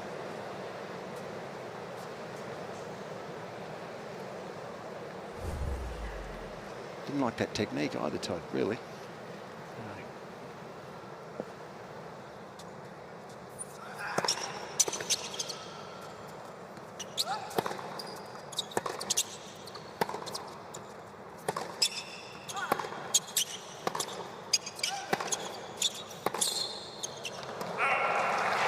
But man, can he hit these ground strokes. Gee, he hits with racket head speed, Sasha Zverev, and the ball just cannons off the strings.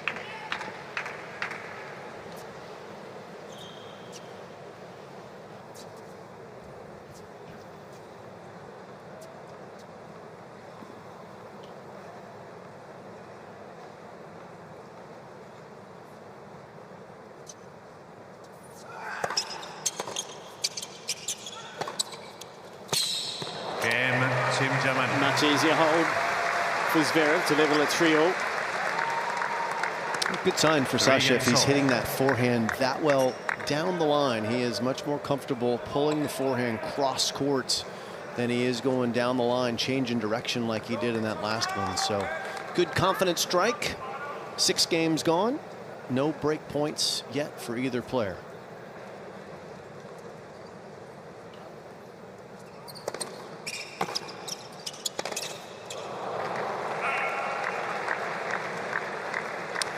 Love 15.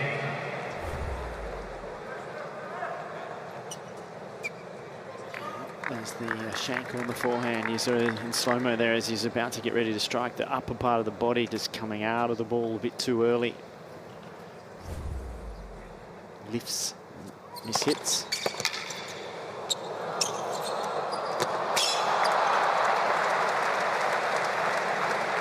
Touches the back edge of the line there to avoid going down love 30. Team Germany is requested to serve on left baseline. And Sasha wants another look. Take no joy from that. 15-all.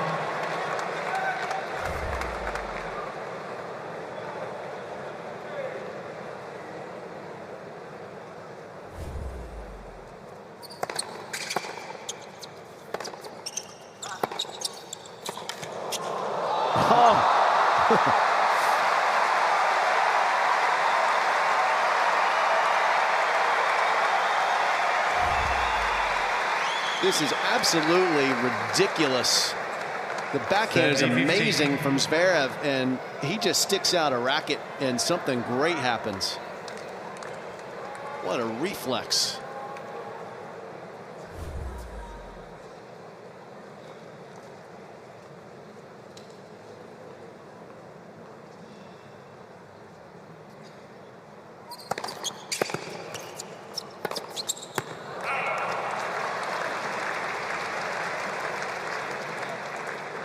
30 all.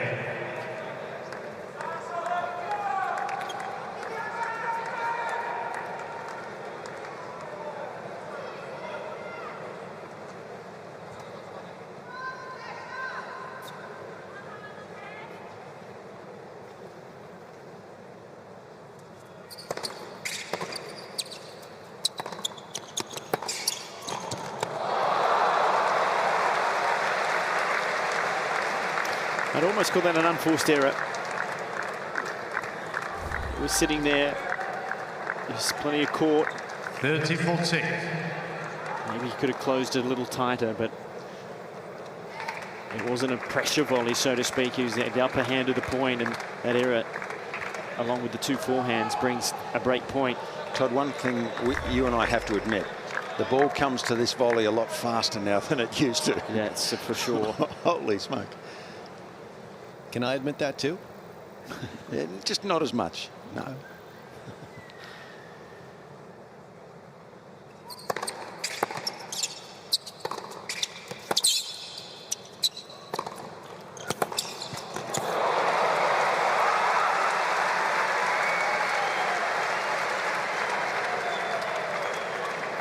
Yes.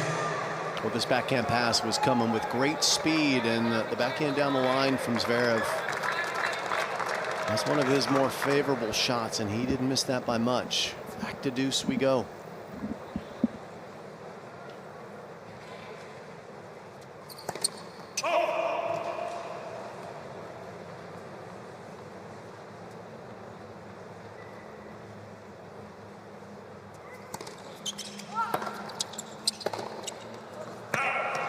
Tsitsipas is hitting some of the slowest second serves that I've seen him hit in years tonight. I don't know if that's a strategy or something else, but that one was just 132K. Normally his second serve's right around 160 and hit with a lot of spin on it. So that's something to keep our eyes on. And Zverev has another breakpoint chance for Team Germany.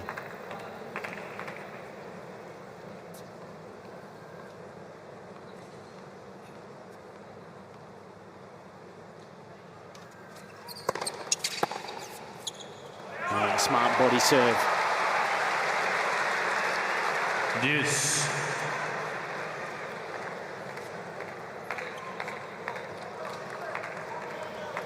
Wow. There you go.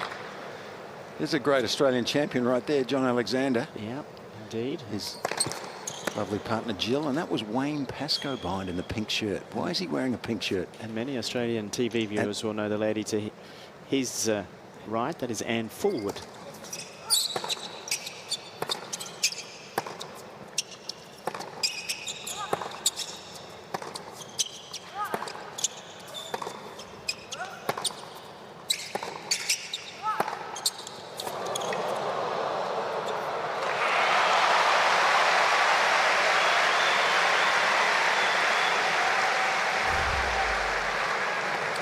Another weak second serve, just 134K. So Zverev able to comfortably get into the rally and then go to work. And he loves just hanging in these baseline rallies. That's his preferred hunting ground.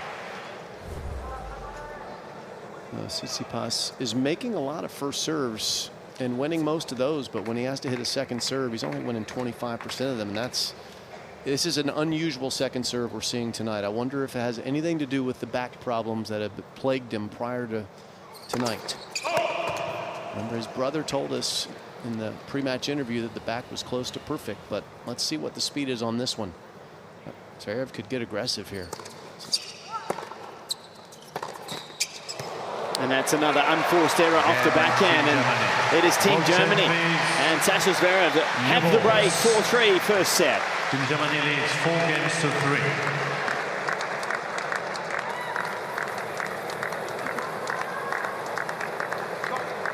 Let's take a look, Jim, at the second serve. See if there's anything that you can spot here. Well, on your second serve, you've got to use a lot of leg drive and a lot of back arch. You've got to really get up and after it. And perhaps there's not a lot of arch in the back. That's a pretty straight line from his waistline up to his head, isn't it? Normally you'd see a little bit more. And if you can't get the arch, you can't really get the big move onto the ball to create the power, right? The aggressive racket hit speed. So he's coming around it a little bit, and if you're coming around it, then you need to be a little safer to keep it in the court, don't you? How much of this do you think he takes in? There's a lot of talk. Good question, isn't it? Apostolos. Tsitsipas down on one knee. He hasn't drawn breath in this changeover to Stefanos. A lot to take in.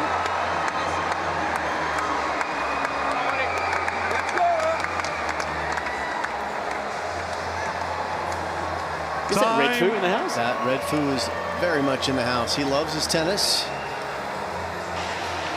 Musical performer. Actually, son of Barry Gordy. Did you know that? I did know that. Yeah. A little trivia. Dated Vika Azarenka for a little while. I'll tell you one thing though, Jim, I couldn't take someone talking incessant to me like that. I would go over the edge. I reckon you just lost. How in the world are you working with me and Todd that you must be driving you crazy? No, not at all. Not at all. Now you know how I felt Davis Cup changeovers. Thank you. You're harsh. So it is Zverev with new balls here. He's got the breaker serve to go with it. 4-3.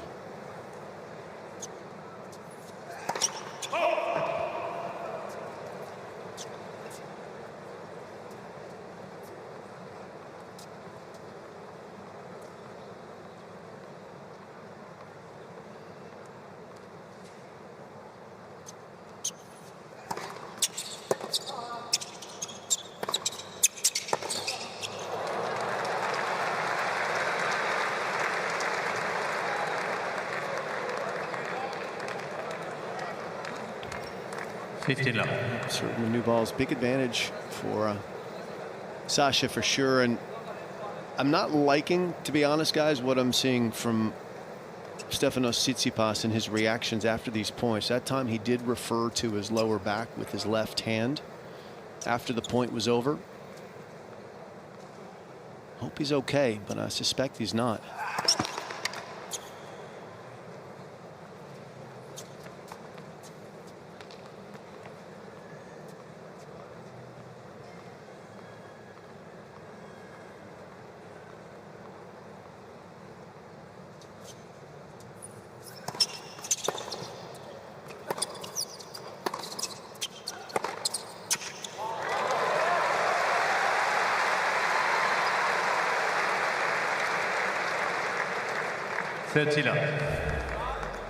Well documented Zverev's big recovery from the ankle issue, but it was a tough 2023 for Stefanos Tsitsipas' body as well. He had some shoulder issues in February, had to grind through some tournaments that he didn't really want to play, but felt like he needed to meet his commitment to the tour, play Indian Wells in Miami. Shoulder was okay for the clay court season, and then had the back issues later in the year as well. So not smooth sailing for him.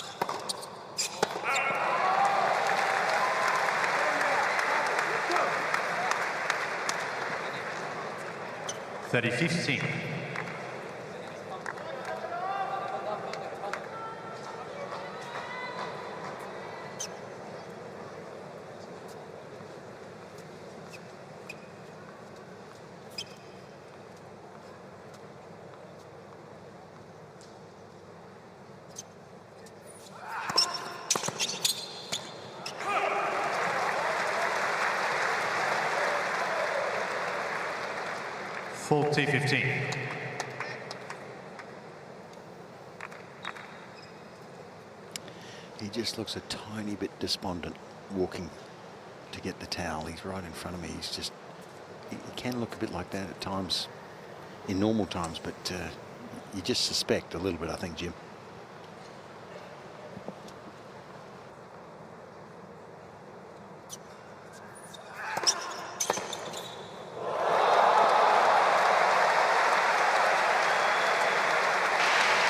then he hits a winner and actually walks faster.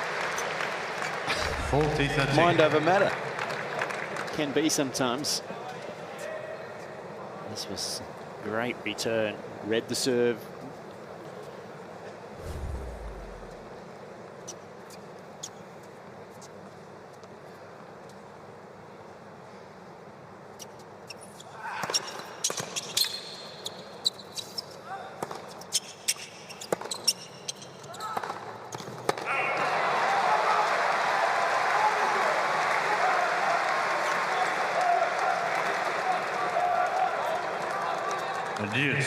One of the things that Sasha Zverev said that after his time off from injury, being away from the game, is that he actually had a bit of time to reflect, watch himself, matches gone by, watch what other players were doing, and said he realised that he needed to be a little more aggressive in his own game style.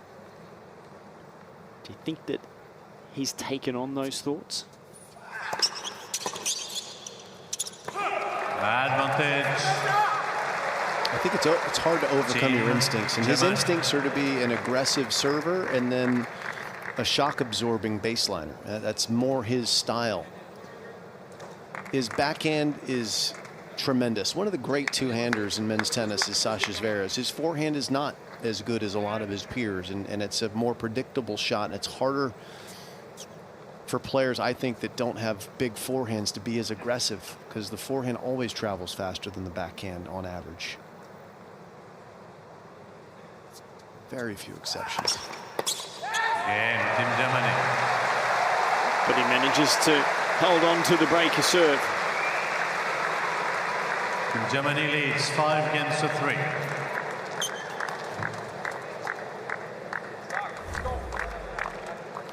Yeah, well, I think there was that acknowledgement that at times when he's been in position to win matches, he sat back and was a little passive, waiting for the opponent to almost hand the match to him. And that was one of the things over early stages of his Grand Slam career that made it tough. It took so long to win matches over 5 sets. He didn't have that ability to keep the foot down, accelerate, get straight sets, get off the court. And by no way did he get up to that second serve at all. Love 15.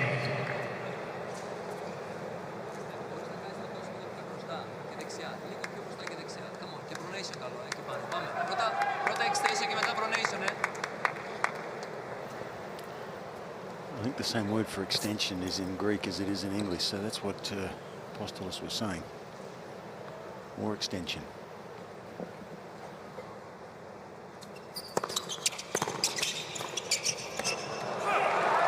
Even that first serve didn't have a lot of pace on it. For his standard, just 178K. This is a guy who's routinely over 200K, especially when he goes over the low part of the net, up the middle. That one had a lot of curve on it, but Zverev was there. Something's up. It's not good news for Tsitsipas. It is for Zverev.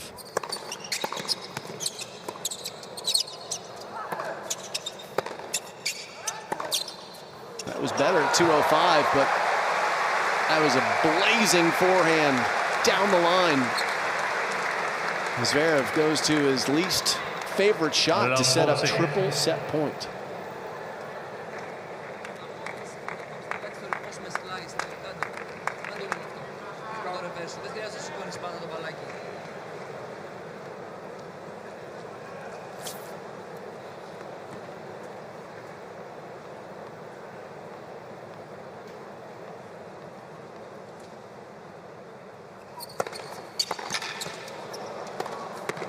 One saved.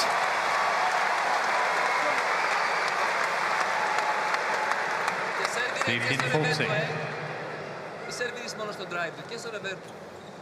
Ρηχές επιστροφές σου κάνει, δεν σου κάνει κάτι. Come on.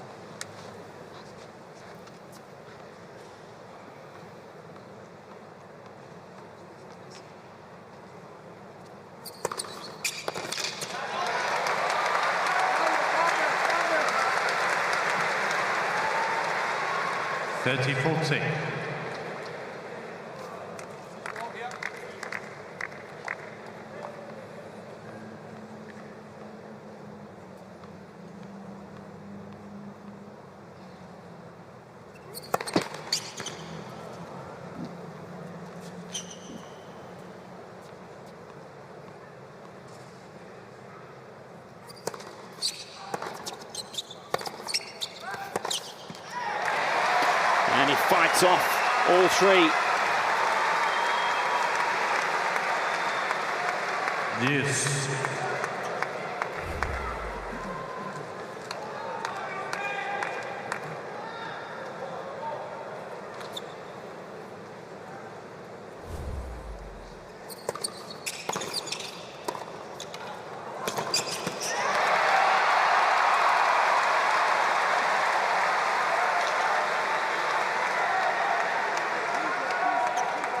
Advantage, Team Greece.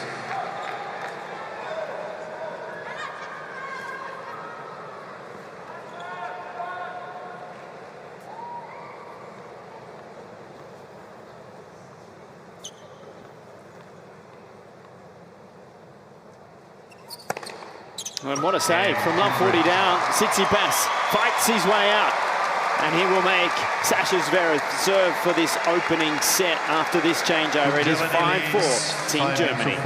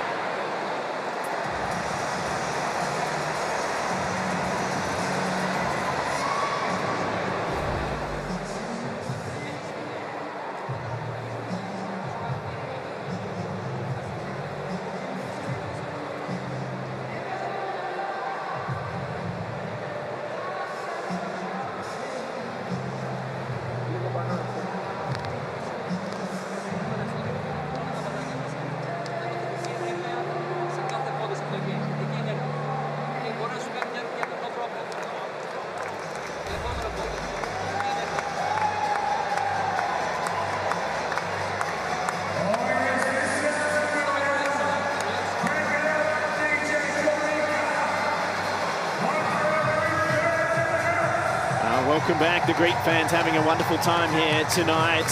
They got the first match under their belt in this quarterfinal, courtesy of Maria Sakkari defeating Angie Kerber. There is the winner from a little earlier. Straight set, 6-love, 6-3.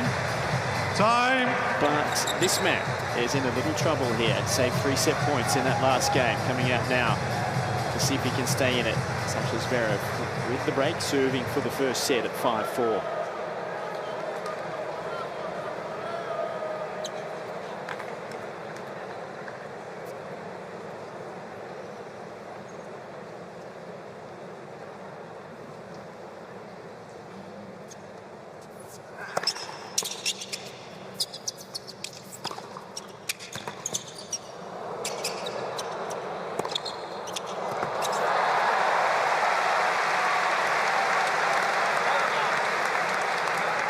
Standing ovation from the team captain, because that was a difficult overhead. That was a terrific lob from Tsitsipas. Deep and high up into the lattice work here at Ken Rosewall Arena. Not easy to spot the ball as it's traveling up there. You're trying to keep your eyes on it. Well done by Zverev.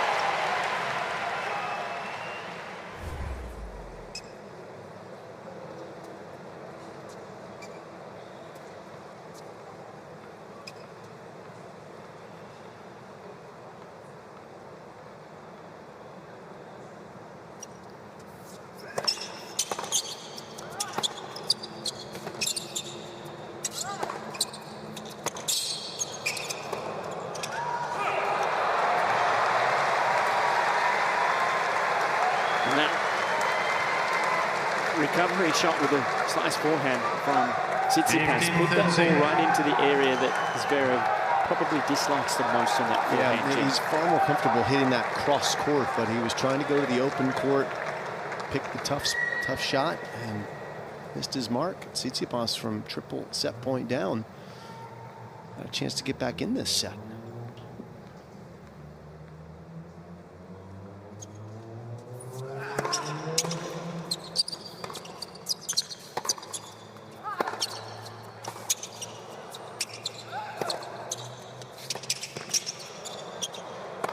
Oh. That was an easier overhead by a long way from the first point. But there's a bit of scoreline pressure, and he misses it. And they're break back points now for Tsitsipas.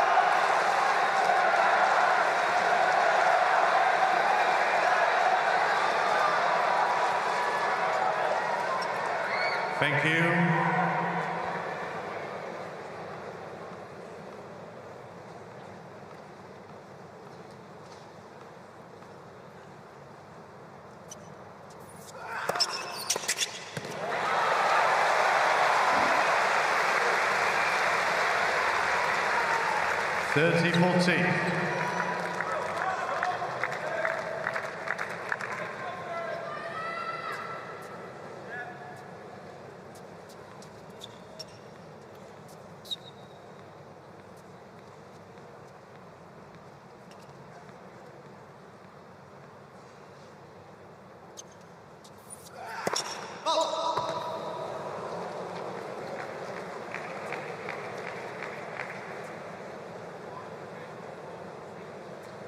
It's going to be a tough second serve.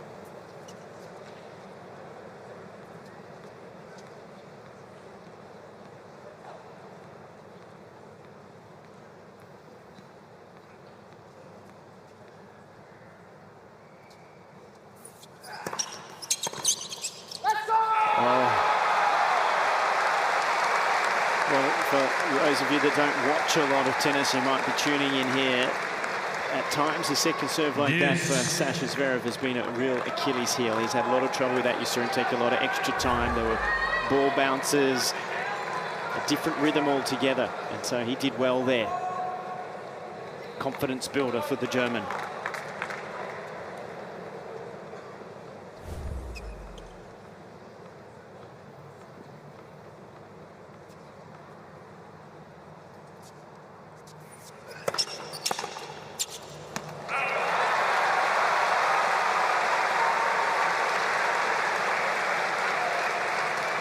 The big moments. Advantage, Team Germany.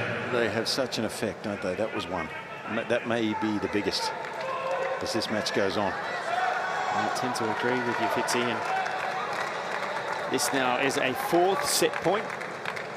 But the serve of Zverev.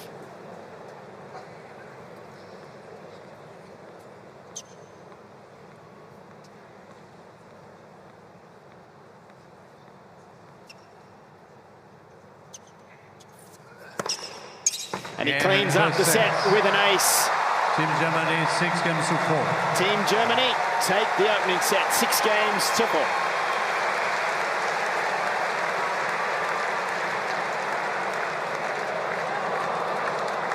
Stark. Sehr stark. Stark einfach, let's go. Bravo. Come on. Gutes Spiel. So it timed up in the end. It looked like it was going to be 2 breaks to serve for Zverev, but he got the job done nevertheless as we take a look at the first set summary. Great serving from Zverev with his first serve, 84%. And by the way, he won 4 out of 5 second serve points on average too. So he defended his second serve beautifully. Winners, 10 winners against 7 unforced errors for Germany.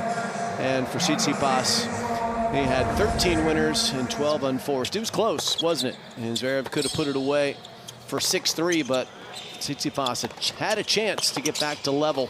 And he will rue that forehand return that went awry at 30-40 in the 5-4 game. The second serve that Sasha hit right to his forehand that he couldn't handle. But some pretty handy looking tennis overall. Lots of variety up at the net.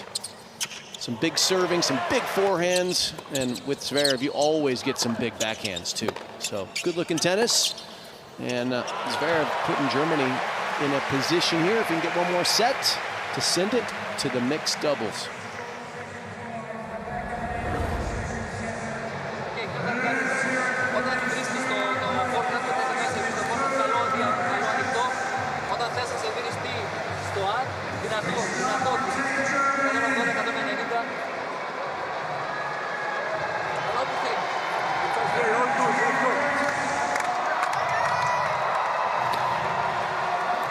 Time. A very determined and focused look on the face of Alexander Zverev. He's won both of his previous matches here this week, coming back rather from a set behind in both of those, but that's a confidence builder.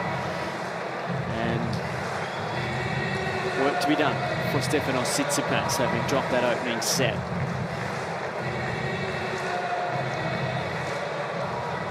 Second sets, Team Greece to serve.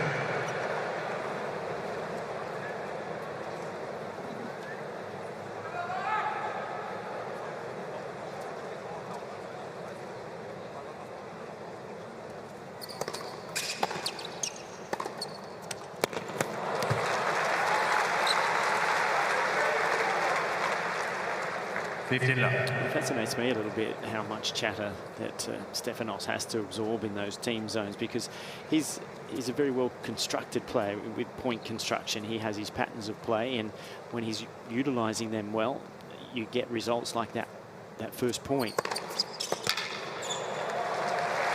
There's not much you're going to change within a match other than, okay, unless I'm getting beaten up badly and I have to go to a completely different strategy, tactic. So I would imagine there's a lot gets said that he just sort of lets go in one ear and out the other.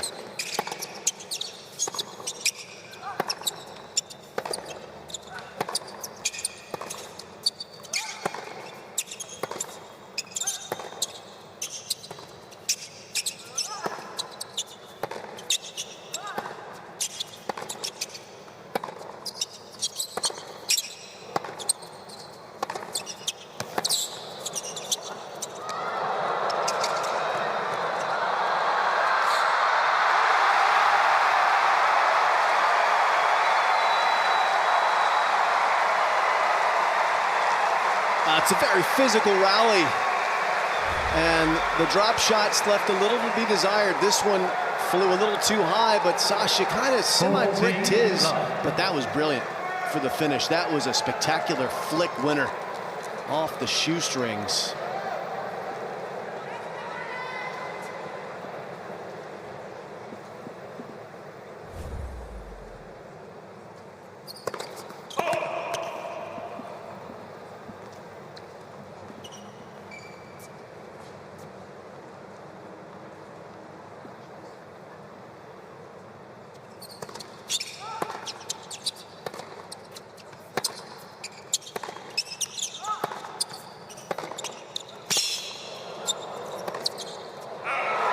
Misses.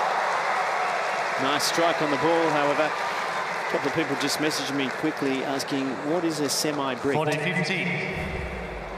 A semi-brick? Yeah. A semi-brick is not a full brick, which would be embarrassingly bad. That'd be half a brick. Yeah. So meaning that... I mean, I don't know, Todd, you were mentioning that Apostolos, might cause Stefanos to tune him out. I'm feeling like Stefanos in our relationship, just so you know.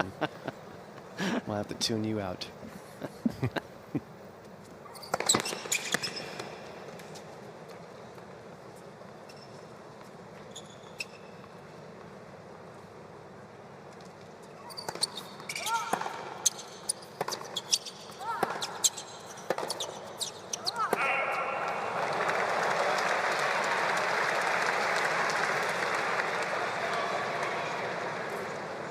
I wonder if that is a term in any other sport, a bricky, because bricky's, tough hands, working all day, doesn't have like that subtlety about it. In tennis, that's what we say. If you don't have a lot of feel, you're a bricky, right? No feel, Todd. Hands of a wildebeest is what we say, isn't it? No feel at all. Brick.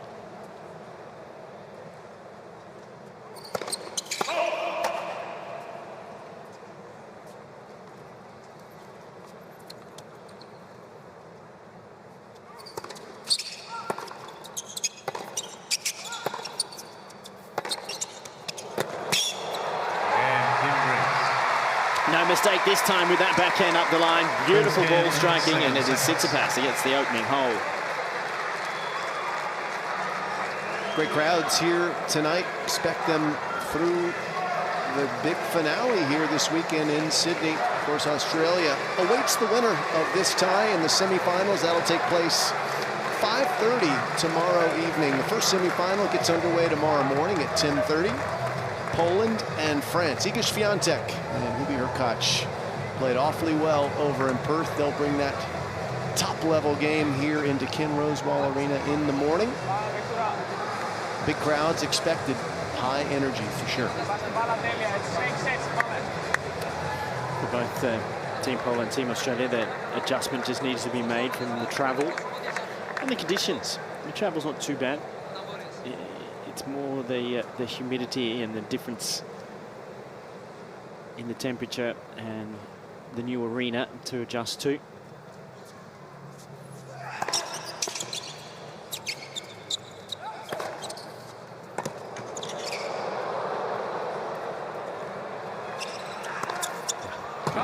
And in case those of you at home want to make plans for the finals on Sunday, that will also be 5:30 p.m. Sydney time for the first of those matches. That's how we'll wrap up the United Cup. Year 2. United States, the champions last year, didn't advance out of the group of death. It was Australia who came through that group with Australia, GB, and USA.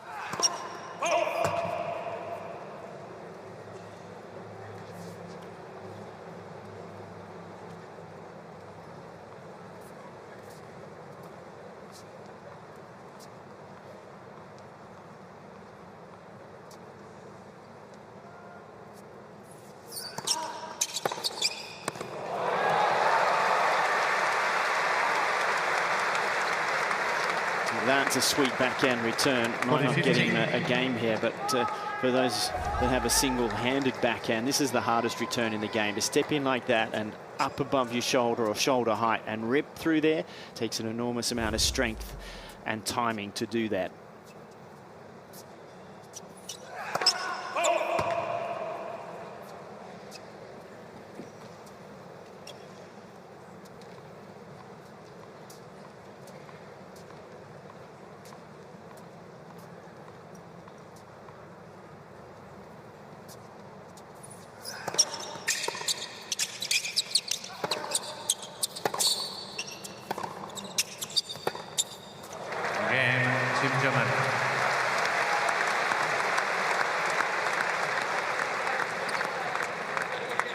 What's interesting with the Tsitsipas backhand is that that return is as hard as it gets, and the slice backhand should be the easier one, but for him, the one we just saw him miss, it is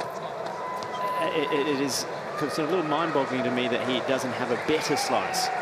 That can explain probably a bit about why that is the case. In just a moment.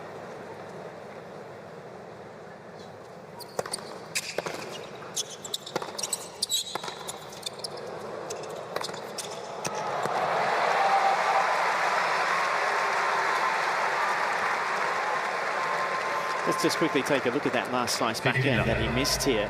Watch him get over there, and he's got the racket way above the head, and he cuts down low and across it. couple of things that he could really do better on there. I know Jim talked about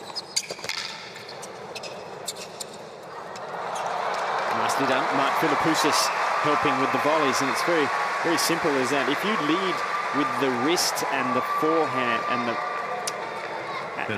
the back of the hand towards the court, you will then have to cup the ball, and it puts a lot of spin on it that's not necessary. You almost have to lay your hand back a little bit and lift the racket underneath the ball. And when he gets it up above the head like you saw, it creates too much spin.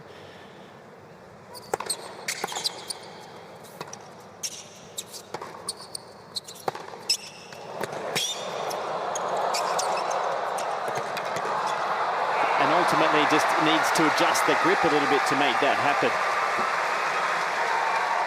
But we'll get plenty more opportunity to look at that, talk about that through the next week or two as he advances, Fitzy. Todd, you just feel like he should have a more open face, right? So, correct, yeah. Lay that face open. He comes in with a shut face and then has to manipulate the racket head, doesn't he?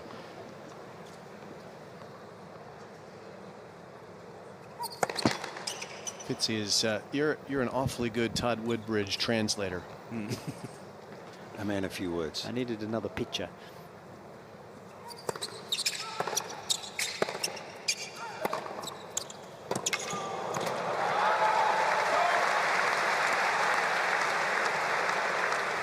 Steph's favorite backhand, he says, is his backhand down the line when he drives it. He loves that shot, and he's good at it. Catches it a little bit late. We've seen him use it quite often tonight to great effect. And when you're as fast as he is, to be able to cover what's most likely coming if they get to that backhand down the line is a forehand cross court. Steph can get right back across the court, cover that forehand. He is so quick. I mean, these guys are both very tall, and they both cover this court incredibly well.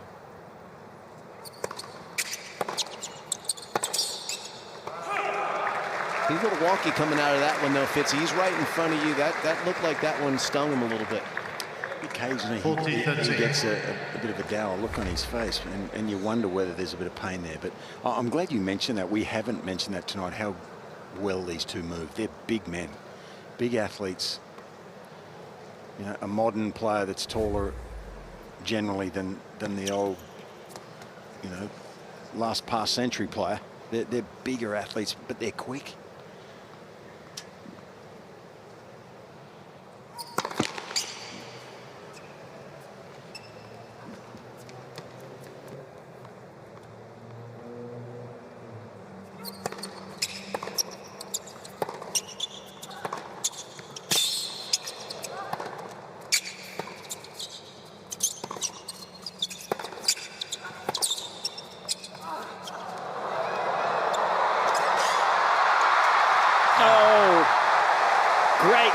Speed there from Zverev.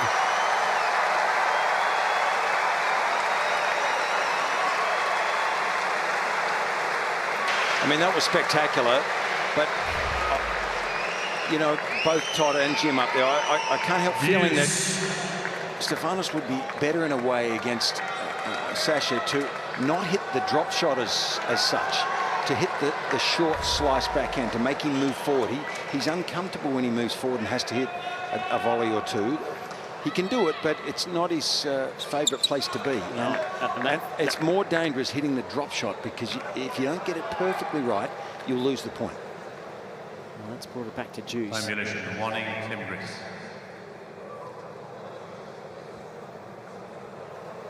The clock did strike 0. He was definitely out of time. Let's listen in.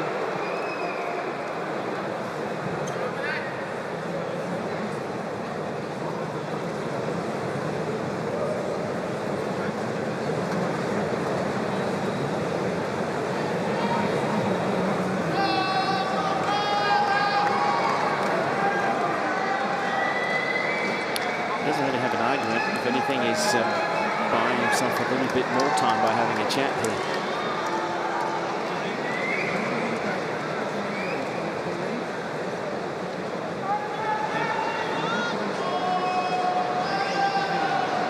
It's not a new thing totally for Steph to get the time violation either occasionally. Lays the clock down a little too close.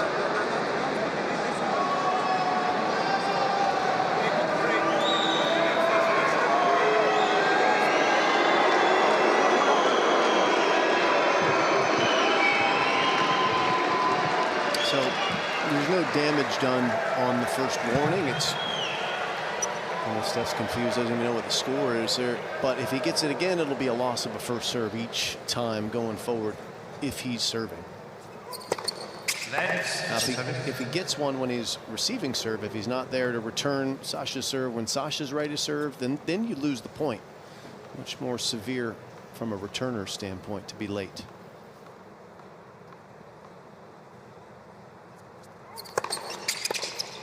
My feeling there, guys, was that he accepted absolutely that he went over the limit. But I've got a feeling he was talking very, very quietly. I've got a feeling that he was inferring that Sasha had done it about 4 times. That's what I think he was referring to.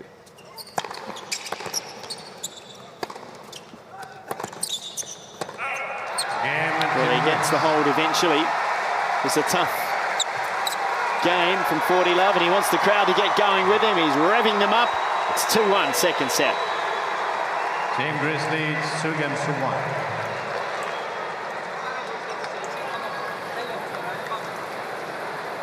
Ξεκίνησε μέσα από πάνω, τα σερβίς του ήταν ψηλά.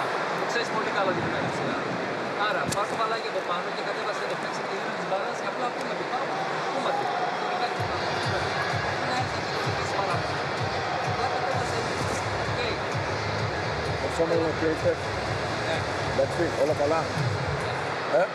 That's it. We have a long way to go. We're grinding in there. Here. We're grinding, okay?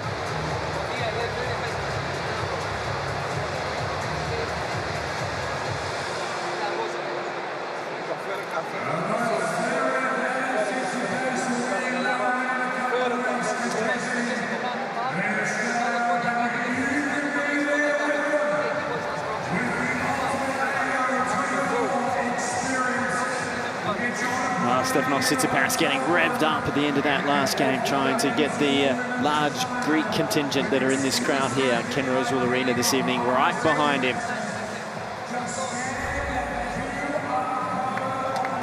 There it is. Let's go. But Sasha Zverev's done a very good job at keeping control of this match from when he got the break.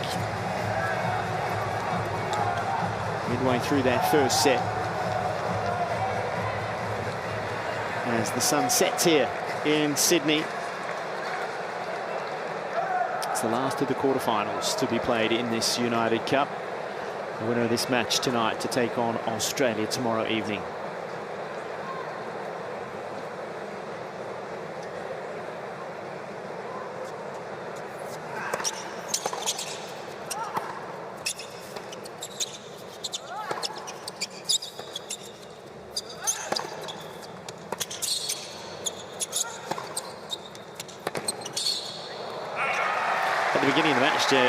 Jim, you mentioned, it's a family affair. Both players coached by their father. But a very different approach for Team Zverev in this United Cup.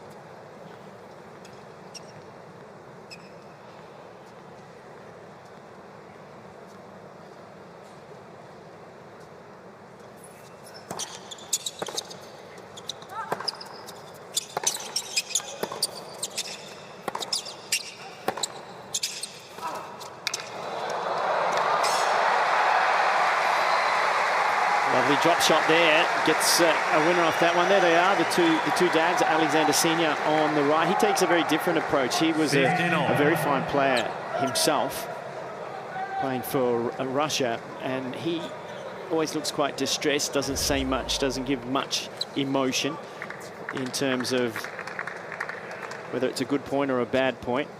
And the other side, you've got Apostolos, who has been a tennis coach all his life, and of course Stefanos's mum, Yulia, a professional player as well.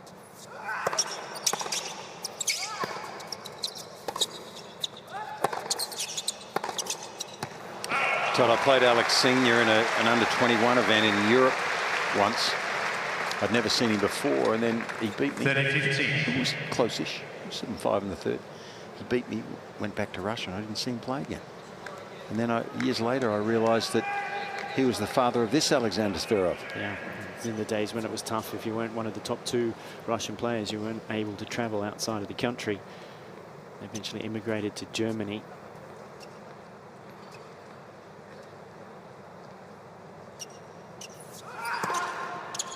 He was a good player, though. He could have played on the Pro Tour, no problem, in my opinion. No worries at all. He was good.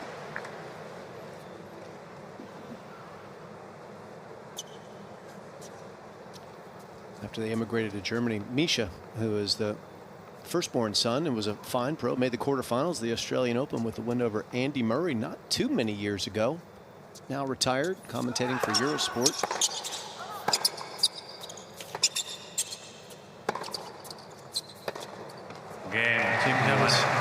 Zverev levels to 2 apiece. I remember when Sasha was about 8 or 9 years old and his brother was about 16, 17. The family spent their winters in Tampa, Florida at Saddlebrook, where a lot of players would come and train. Pete Sampras was one of the first to really kind of start that program at Saddlebrook. And I remember seeing the father was coaching Misha, the older, and the mom was spending all the time with Sasha. And that's the way it went for quite some time. But Sasha grew up in the locker rooms as a very young boy. He's lived basically his whole life on the professional circuit.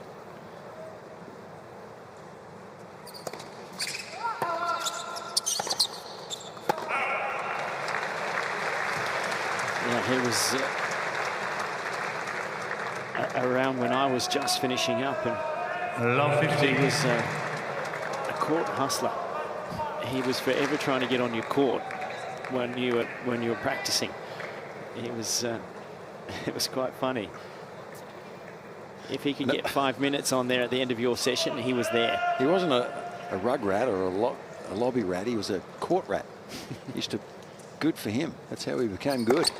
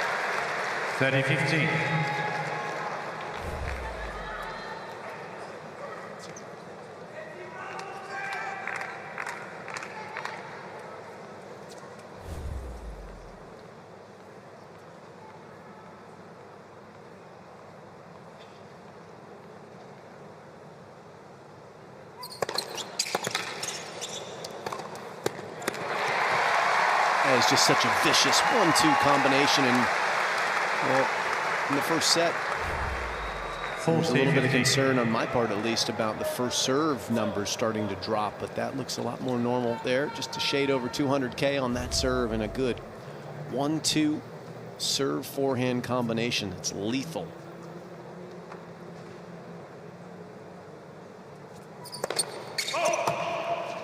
It is certainly one of the best forehands in the world too, isn't it?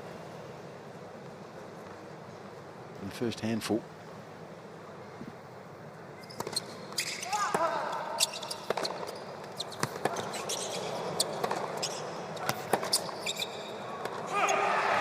Yeah, it's a comfortable hold to 15 for Tsitsipas, and it's on serve in the second set, 3-2. Team Greece.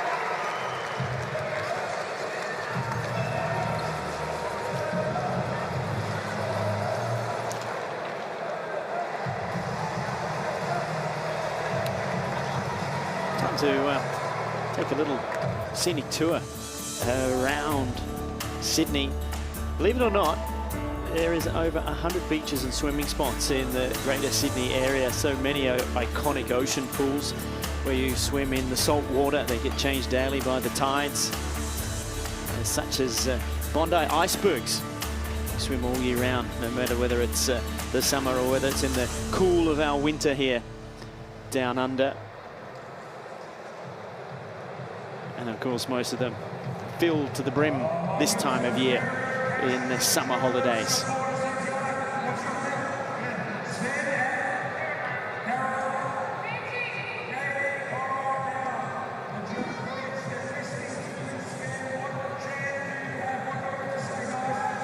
Well, there is a really good crowd here tonight inside of Ken Rosewall Arena, and some outside on the lawn in the deck chairs, taking it all in on the big screen.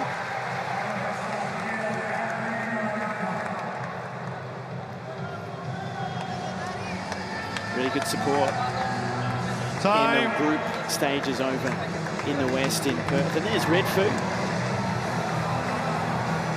Nice to see him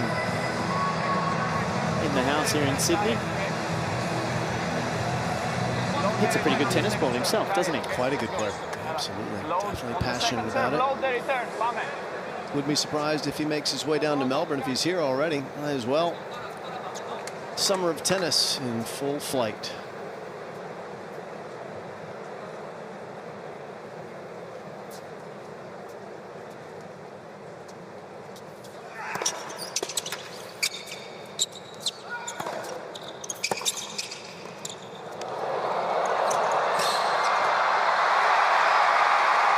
What a wonderful piece of racket work from Tsitsipas.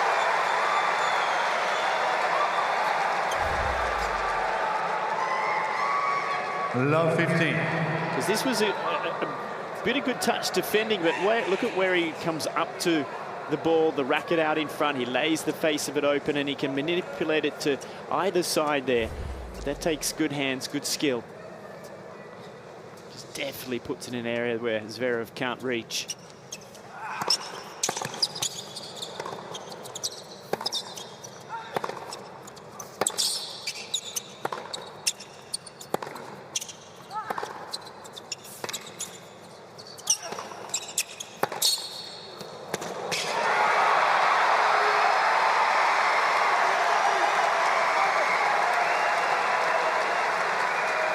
Tsitsipas starting to make some progress here in this match. In their head-to-head, Tsitsipas has won 9 out of 13 matches against Sasha. And one of the real factors in that is that the forehand of Zverev, it wants to go into the forehand corner of the right-handers he plays, and that just feeds the beast. That is exactly what Tsitsipas wants. Forehands, an open court to work with.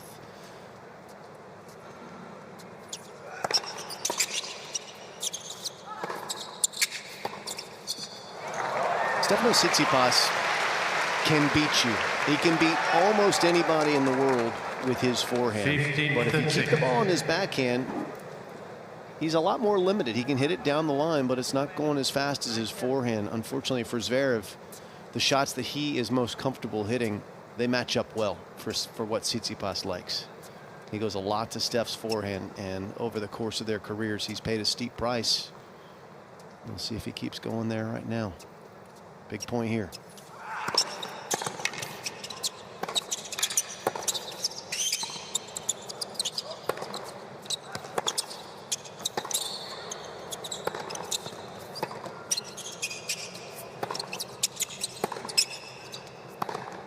Wow. If you can do that, you can go anywhere, though. That was a bullet. Is that a case of a player trying to break down an opponent's best shot? Because that's what happened there. That was a case of the backhand stepping around his forehand to hit a backhand and popping one to the open court. He did well to stay neutral because Tsitsipas had a lot of forehands He tried to hurt him, and Zverev came good. What a point.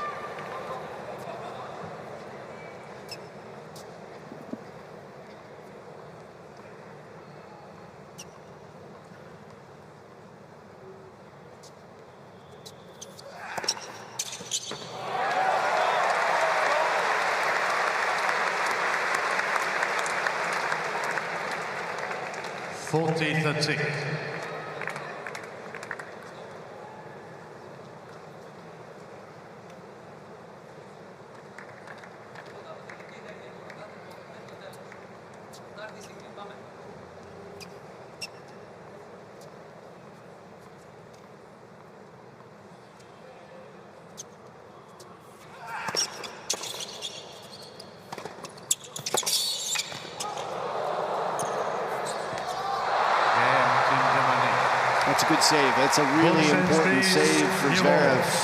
Tsitsipas was threatening. That was the last that those tennis balls will be used. New balls coming in now. What's the energy like down there? Fitz, how's the crowd feeling to you? Oh, I think everyone's loving it. This is a great competitive match, isn't it? And he's been close a couple of times, Stefanos. His body language is a bit better now, I think. He was dragging it a bit at the end of the first and early in the second, but now he feels like at least he's in it. And certainly there's still a lot of talking and encouragement coming out of his box there. Why should now be any different?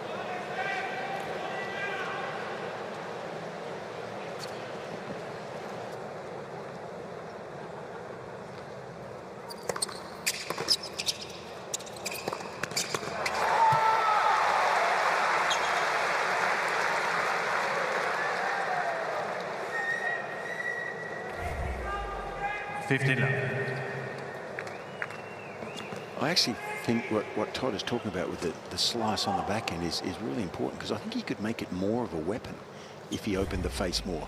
You get a little bit more forward speed on the ball, I think.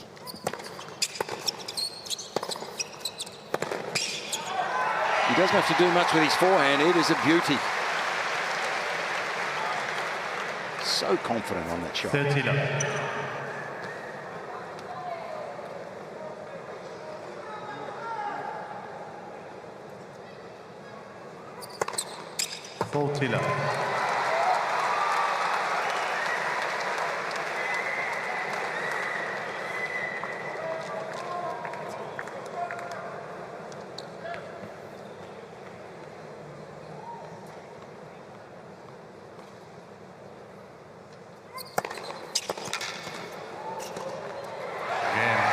That's a quick service game, and pressure back on Zverev. It is Tsitsipas for 3 second set.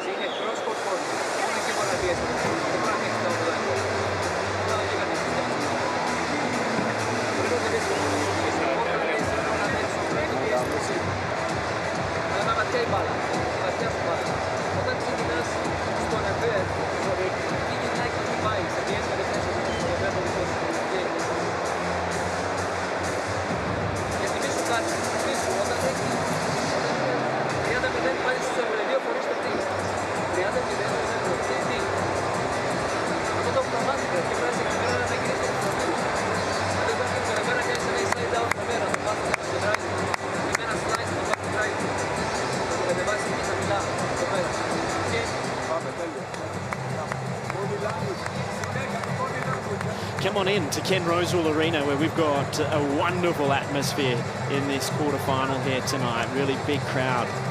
It's a 10,000 seat stadium, not quite full, but just under that. And a lot of them are here to support Team Greece. They've got a 1-love lead in this tie. And Sasha Zverev trying to see whether he can level it all up. Sakkari defeating Angie Kerber. Angie Kerber, of course, back in the game after taking some maternity leave. Great to have her back alongside of Naomi Osaka. Caroline Wozniacki back, of course. Some big names on the women's side. But this is a big game coming now for Zverev. He's got the first set in hand. Serving at 3-4.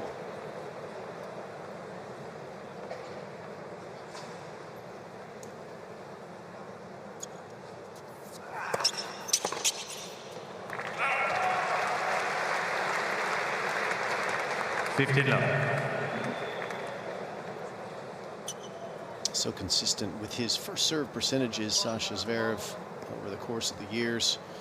Having a great day so far today, serving 84% first serves in play. Hardly missed any.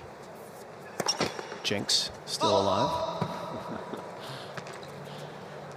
Should know better than that by now. He's handling his second serve beautifully too, though, winning a very high percentage for him. Solid day on serve. Only faced 2 break points, yet to lose his serve.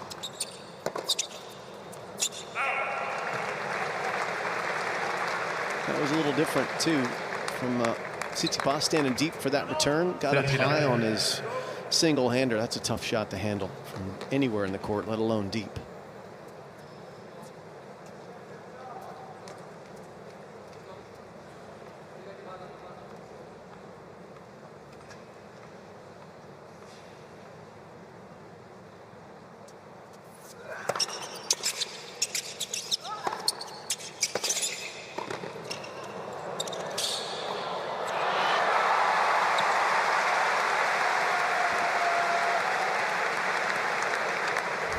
This is an example here when he comes in. Just take a look at how tall he stands, where his head is to where he hits it. He's got to get down a little bit. It was a miss hit. But he got away with it on that occasion. You see him replaying it after the point. 10 of 16, 1 at net for Zverev. They're good stats, though.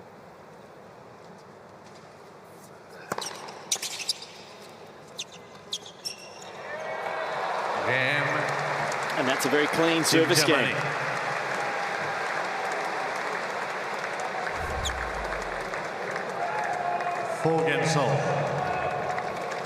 Neither player has reached break point in the second set.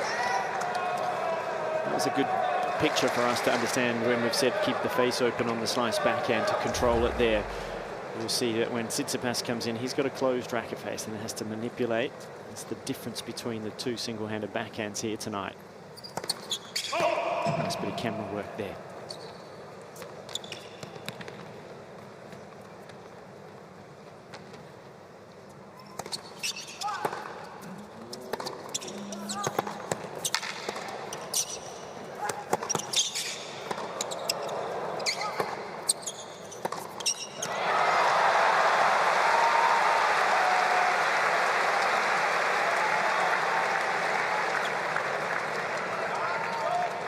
Love 15.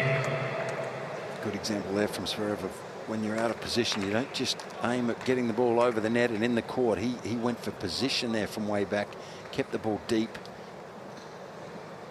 picked the shot that was suitable at the time.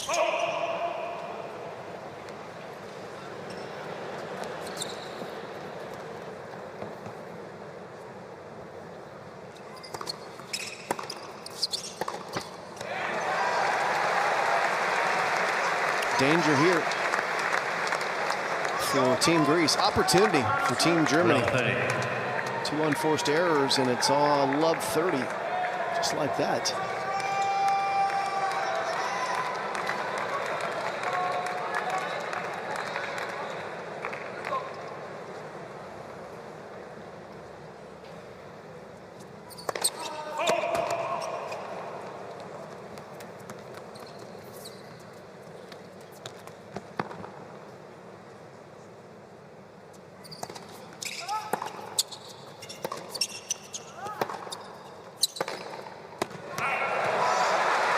Gives up a pretty cheap point there too.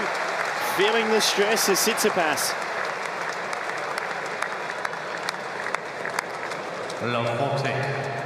So is Apostolos. 3 break points.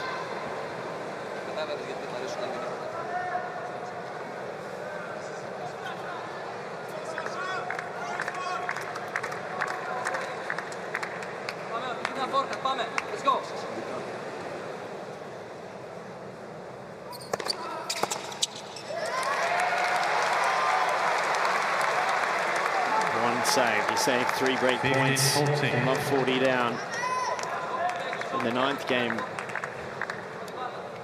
the first set, but on that occasion he was already down a break.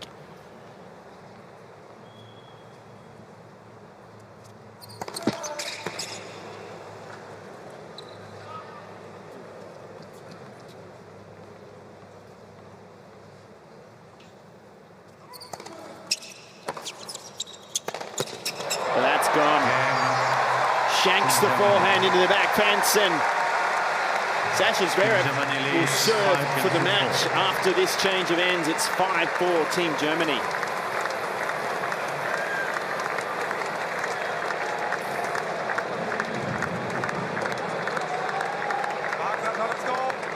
Sehr stark, auf geht's, hopp!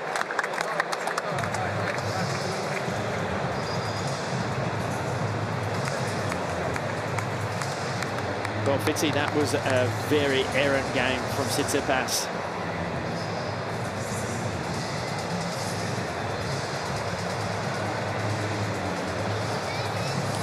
Fitzy not hearing me there, but that was a poor game. Was, mate, was, yes. Bit of noise down here, Todd, sorry. Yeah, he just lost his way there, played a couple of loose points at the beginning, and then it just tried to finish it too quickly. I mean, Zverev's had more pressure on him, it's got to be said, at the end of both sets.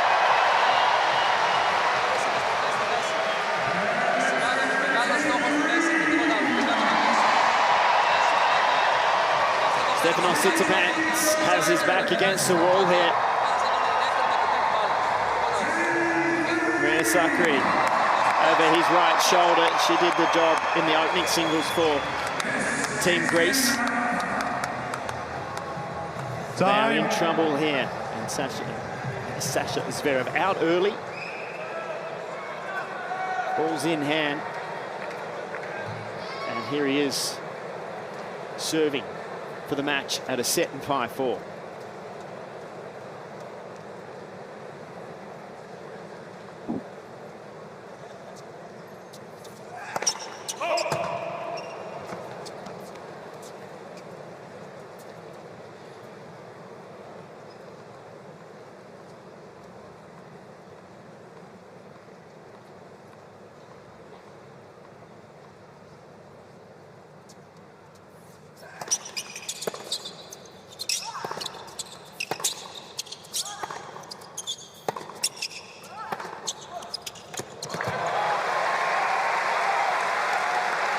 So the great modern players have that two-hander or the backhand down the line so much, don't they?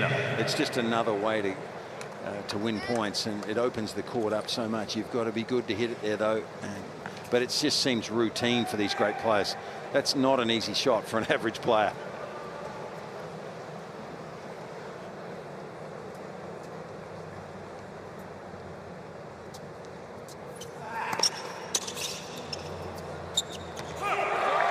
And it's such a difference when you win that opening point that you can free the shoulders up, and that big first serve gets an unplayable return. 2 points away from victory.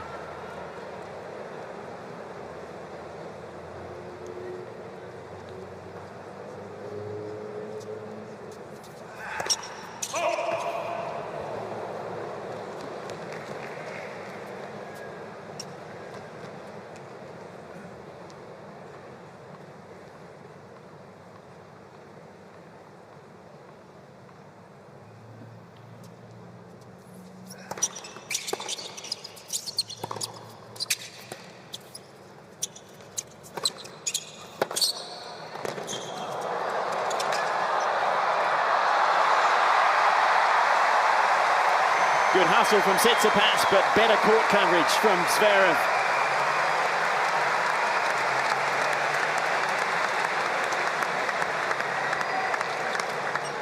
Full tiller. So it is 3 match points to level the tie for Zverev. Please.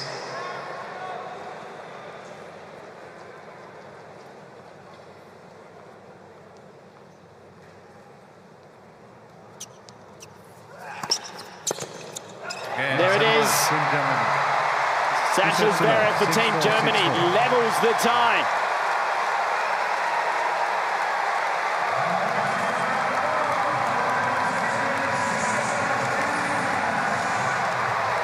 A convincing victory for the German. And that means that we're going down to a mixed doubles to see who will make it through to the semi-final to take on Team Australia tomorrow evening.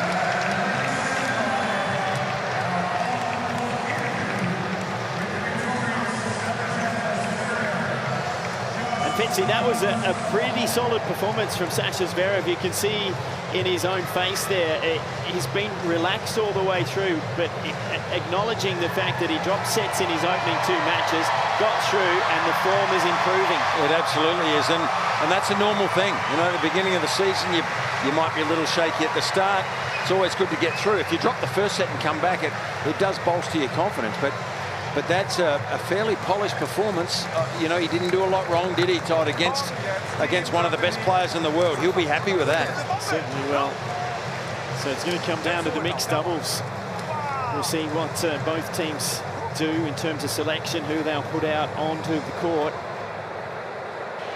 You know, you can see his genuine happiness there about how he performed.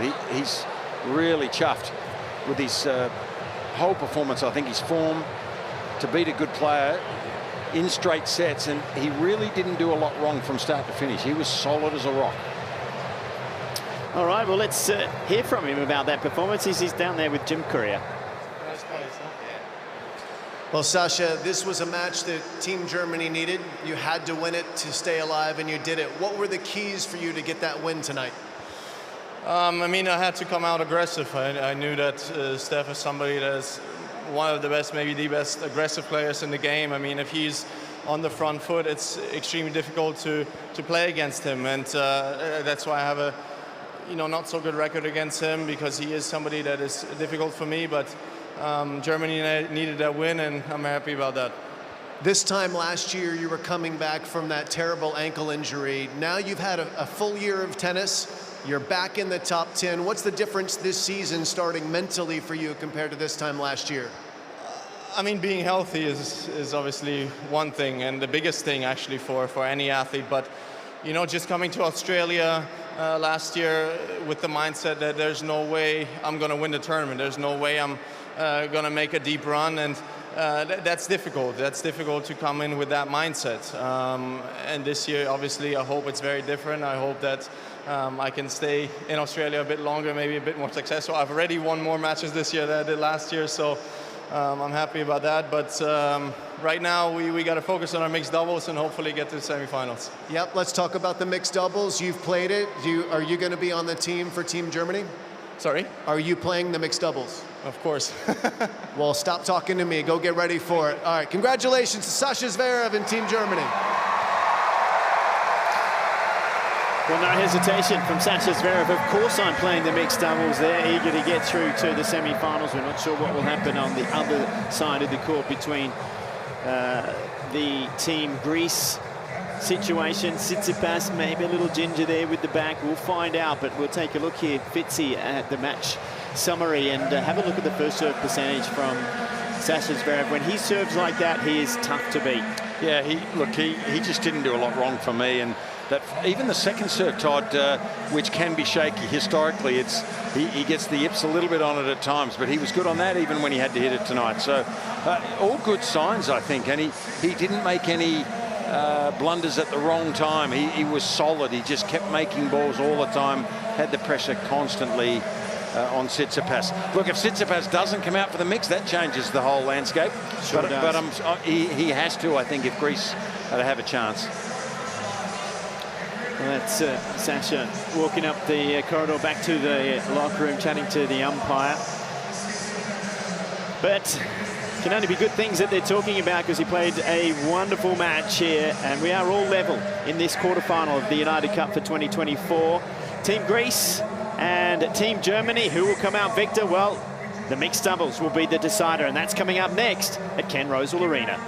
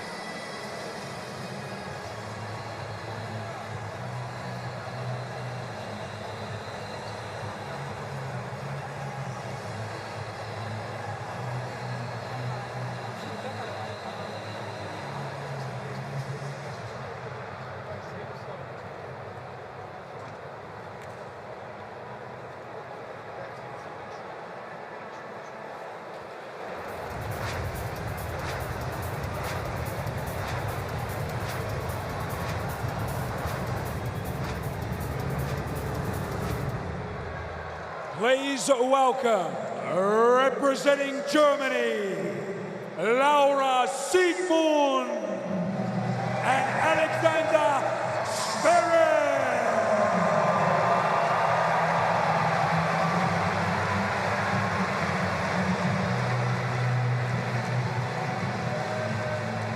And please welcome, representing Greece, team captain Tsitsipas and Maria Sakkari. Well, it's the shakedown, isn't it? The last of the quarterfinals to see who will join France, Australia and Poland at the weekend to keep their hopes alive of lifting the trophy on Sunday. Tomorrow in the day session, it will be the French that take on the mighty Poles, and this mixed doubles will decide who will face Australia this time tomorrow evening. Saturday night, it's going to be quite something, but this will be a shakedown.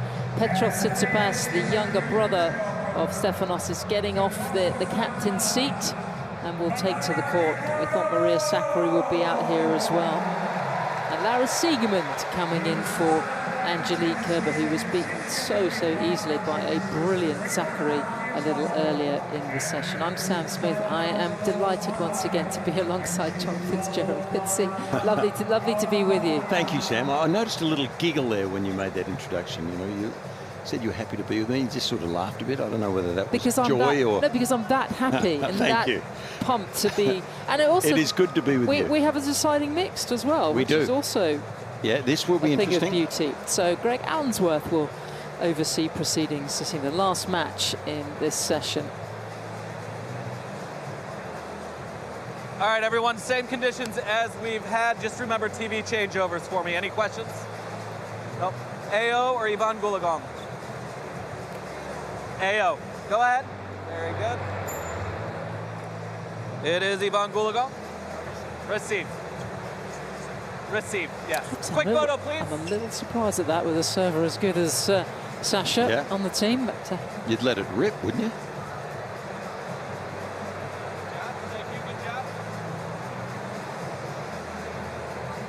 It comes down to this.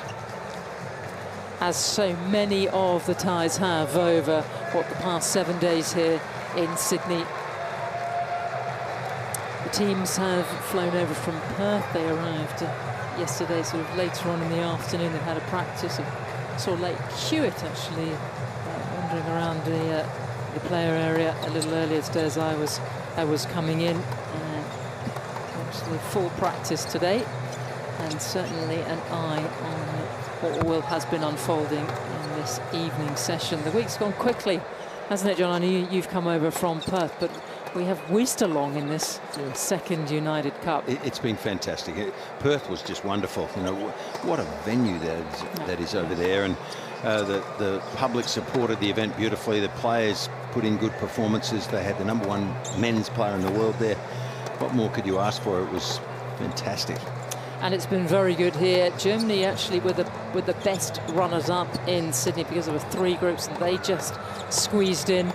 And a lot of that has been due to this man, Zverev, who has come into this season looking super fit. You remember 12 months ago, he was still recovering from the ankle injury and he wasn't quite there. He's the best player on court, and I think will have a very big impact on the proceedings out here this evening. It's a tall order for Petros, who is the second of the 4 Tsitsipas siblings. And he's someone that tends to play mostly doubles these days. He's only 23 years of age. And Sakkari, she could have a big influence on proceedings. Did you catch any of her encounter with Kerber, John? Not live. I saw it on TV and was just, ultimately, I was just so impressed with her. She's starting to believe in herself now. Yeah.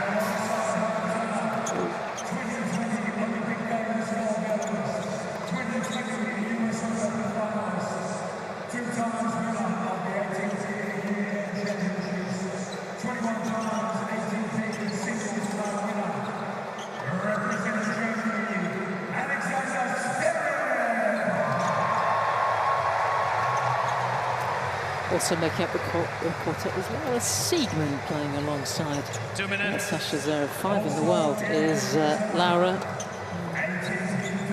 Grand Slam champion, so brings an awful lot to the courtside of Germany, the favourite. We have Laura Robson courtside in. You do like your pink, don't you, Laura? And you got European. You got your trousers on, pink trousers on tonight. Yes, I've gone neon. I love that. I love that. What are your thoughts on what might unfold here? And just give us a sense of the atmosphere in the stadium. Well, people didn't go anywhere, did they, after the singles? Usually there's a bit of a gap where people try and get some food and drink. Not tonight. They are in the seats and ready to go down here. So I'm expecting a lot of support for both. I think we've had that all night. I've been pleasantly surprised that Germany have had this many supporters in the crowd, considering the last group stage was 99% Greek. 1 minute.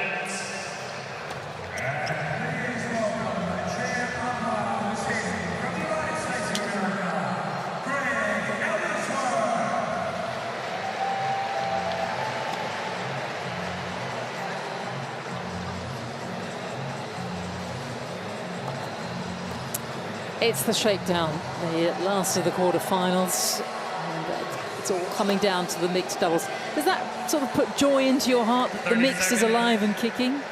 Well, I enjoyed playing it in my day, and I had a fantastic lifetime friend in Elizabeth Smiley, who, you know, when you go through a few pressure moments and in some big matches together, you learn about each other and you support each other. And Liz and her husband Pete are my great friends, lifelong friends. They're mother and father to one of my children. You won Wimbledon and the US Open with those. I did, yeah. And we're godfather to Laura. They're first. So it creates friendships, but also experiences, I think. And even though mixed doubles, you know, we didn't play it anywhere near as much as we played the men's doubles or certainly singles, but it was a great part of the history of tennis and still is, and this enables it, I think. Yes, all of a sudden it's come back into fashion, is that the men and the women playing side by side on the same team. That's what this United Cup is all about, and a pretty unique team competition that's sanctioned by both the tours, and it's just in its infancy. It'll be fascinating to see how it develops over the next few years. I'll tell you one thing I wouldn't want to do in mixed doubles is play a server like Alexander Zverev. No, that will be difficult. Just a reminder, if you haven't seen mixed doubles played for a while, there will be 2 sets. If they split, there will be a 10-point match tiebreak. And when we get to deuce, we're not going to go deuce advantage and all that. No, we crack on here. It's actually going to be the woman will serve to the woman and the man will serve to the man. I actually feel it could be receiver's choice. I don't know why. Well, anyway, but that's up for debate. But it is. It's a quick fire format. Matches usually take about an hour and a quarter. And it's all on the line here. I love the fact that we're going to crack on, as you say. That's what we're going to do. Germans won the toss, and they have elected to receive. So it's going to be Petros Tsitsipas, the 23-year-old Athenian, playing captain of the Greek team, who's going to get us underway. Petros Tsitsipas, representing Team Greece to serve. Ready? Play.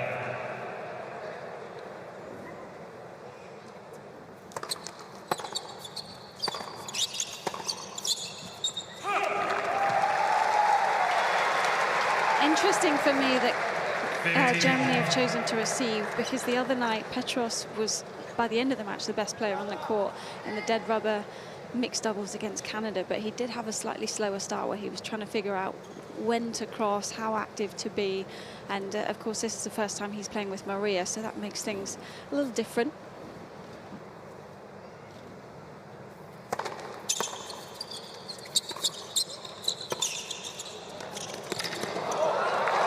Smart play with good feel. Laura Sigmund there making the perfect return and then choosing a perfect lob as well. Good start. I think you're going to say that a lot about Laura tonight. She is one of the cagiest players out there. She's quite a street fighter and a hustler. She's going to get in their faces. I like cagey too. You like That's good in tennis, I think. It's not all about power and heat on the ball. It's about working the ball around, picking the right place to hit it. when you have someone that gets as close to the net as Petros does, then you have to bring in the lob, because he was just everywhere the other night, and you know, less than a foot away from closing down the net at times. You think, oh, he might just touch it, but it just takes away so many options from the baseline. He currently is at a career high ranking of 81 in the world. He's played all the slams in men's doubles, and in October there was family delight as himself and Stefanos won the 250 in Antwerp. Brothers winning a tour title. That doesn't happen very often.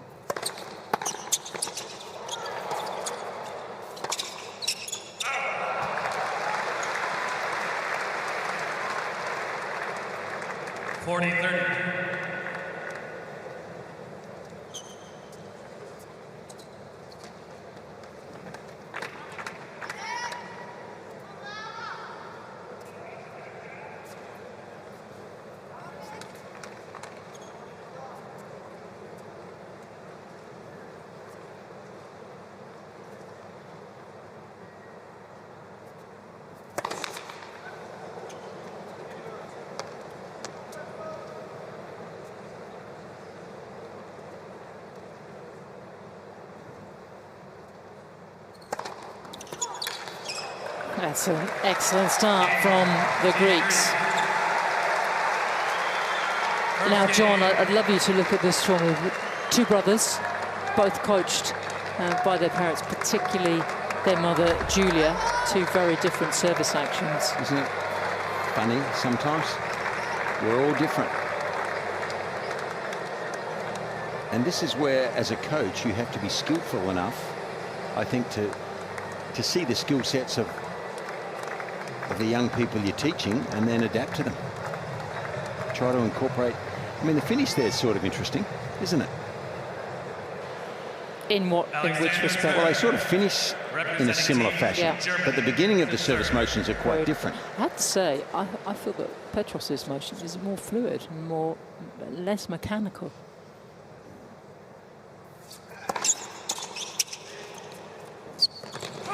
But when we're talking about service motions, I'm going to get one of the best out here. Of course, Petros and both Sasha have something in common. They are younger brothers. Sasha's older brother, Misha, was a top player on the tour. They've also won a title together.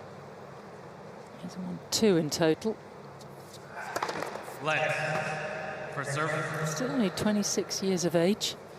Currently ranked at 7 in the world in singles. He's let his doubles slide. He was top 70 at one point. He's never really had too much on that tour. Currently just inside 200.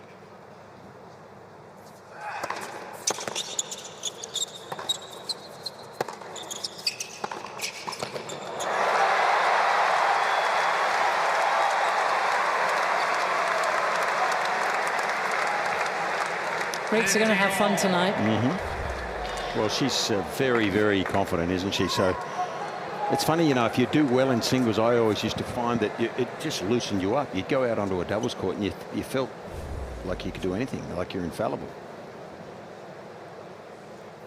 Wow.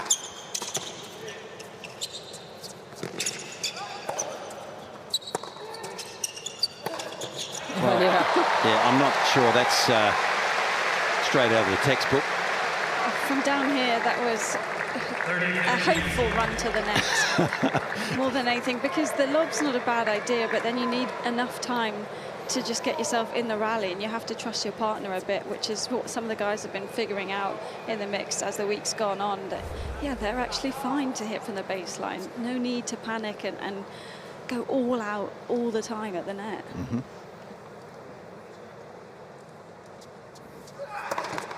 He got so close to the net, Laura, there that he almost stepped on it.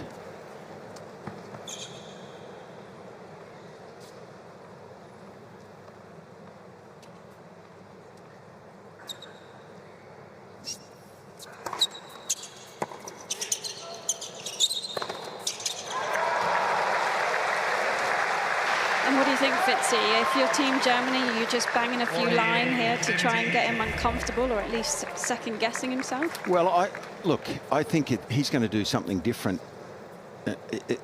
running to the net like that was a bluff, really, early on, and he's just trying to, I guess, get someone's attention there, but the opposition's attention. But I don't think that's going to be good enough to beat two quality players like this. I think there needs to be a bit more solidity. He can play, though. He serves well, and he's certainly got some energy. One game on. I think this is probably the interesting game. He'll be trying to dominate this particular game from the net, Will Petros. So this is, let's see how this one pans out, because no doubt the two Germans are thinking a little bit about where they're going to go with these returns because of his potential actions.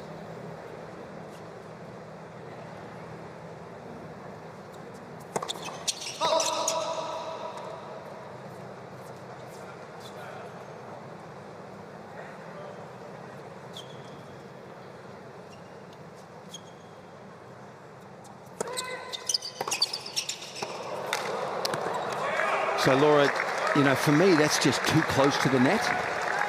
And I know that's the way the modern game of doubles has gone, but what Petros is trying to do there is get a free point by rolling the dice. Yeah. Now, that's fine, but what happens when you do it at the wrong time on a big point and just completely have an air swing like he did there?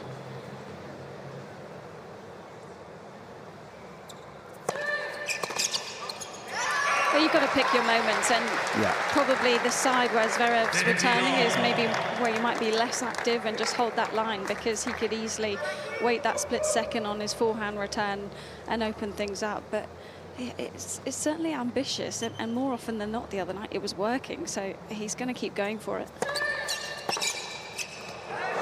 Oh, got him. You know, Laura, the other thing is, this serve of Maria's, it's not like Sasha Zverev's coming at you. There's time to lob this ball. You know, if someone's 6'6" and they're hitting a serve at 220, it's very hard to take the pace off the ball and lob. But with the speed of this serve, they can both lob him as he rushes the net.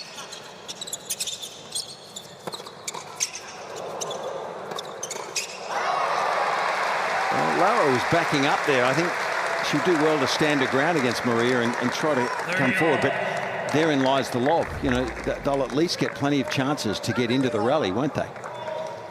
Yeah, it just seemed like on that first point of the game, you know, Maria Sakkari is expecting Petros to cross almost straight away, so she's then caught off guard if he doesn't, and then you're kind of on the back foot playing the third ball.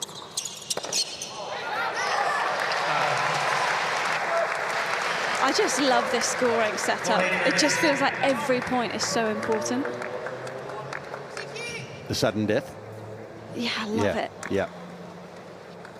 And that's exactly what will happen. We'll have a deciding point if Sigmund and Zverev can drag this game back to deuce.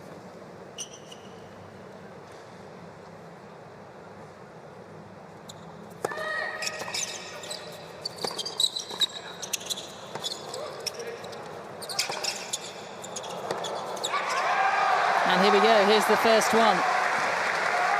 And it will be Sakkari to Sigmund. Laura she can't contain her excitement down there, I can tell. That's why they put her down here. I'm smiling in the court. Because she's got so much energy, you couldn't contain her within the commentary box. She needs a whole stadium. I'm just getting so excited. After this third game, my palms are sweaty. This could be a long night, Laura. Just keep your powder dry. Right, these deciding points are very important in the shakedown.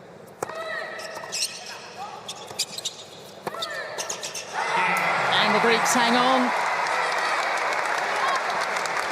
On serve, first set. Well, Team Greece leads 2-1.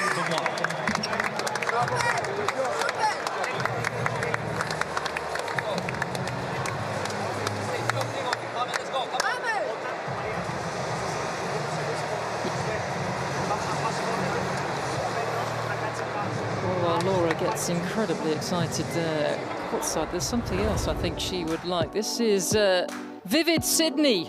It's this is Laura's kind of thing. 3-week festival of lights across Sydney Harbour and all the surrounding areas. Apparently 2 million people come to this event every year. That's even more than New Year's Eve. And this year's edition is due to take place from the 24th of May, I'm told, to the 15th of June. Some dates for your diary, Laura. I think you might like that. I'll pop it in.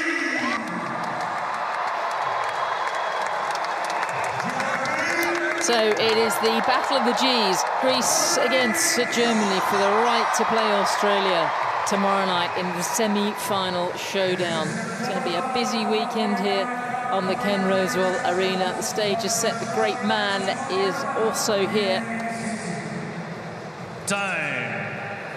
And it's going to be a mixed doubles decider. I can't help thinking that as this match goes on, Laura Siegmund, she'll make that volley. She'll be used to the pace. Yeah. And the lob will get over Petros's head. Let's see. May not. But I think she'll start volleying and winning points in that fashion.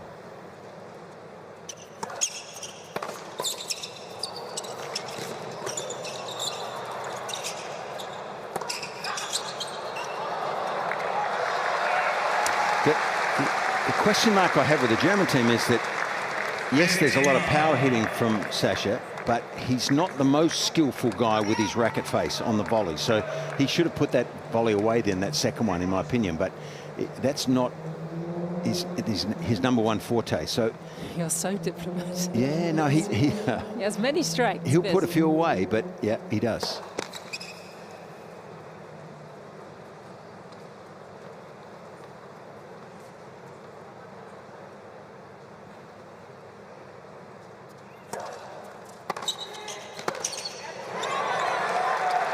Well, I guess that's what the movement does, though, isn't it? It does put just a seed of doubt into a baseliner's mind.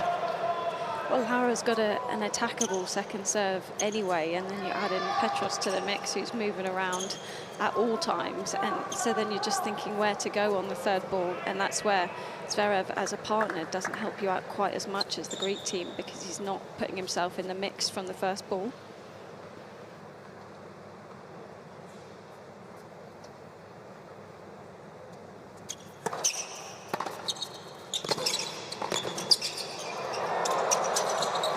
Oh, yes. What he lacks in finesse, he makes up for in wingspan, but he touched the net.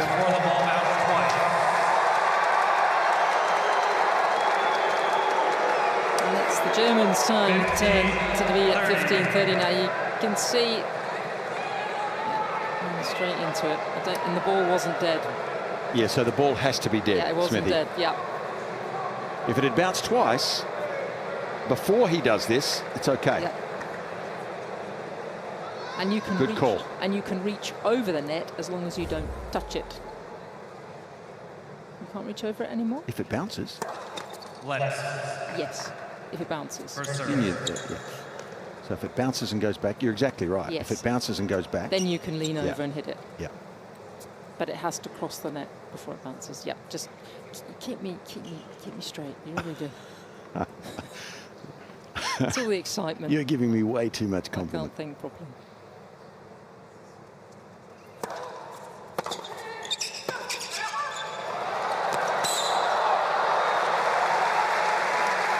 I'll be fascinated to see what sort of role she plays. She's got a huge personality. She's the smallest player on court, 35 years of age, former US Open women's doubles champion. Right. Won the WTA finals a few months ago in Cancun with Vera Zvonareva, and she's also got a mixed trophy from the US Open as well, with Mate Pavic. That was a few years ago, but playing, still a top 100 singles player, but playing the best doubles of her career.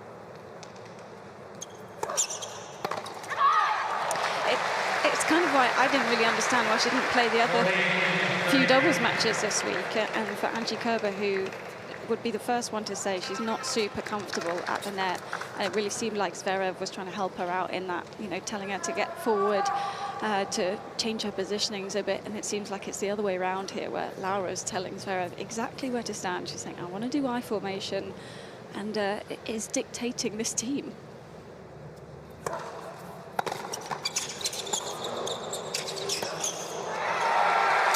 So for a second successive game, we'll go to a deciding point. Yes, I feel Laura is always the boss in any circumstance. Deciding point. So just so you get the hang of it, woman to woman here.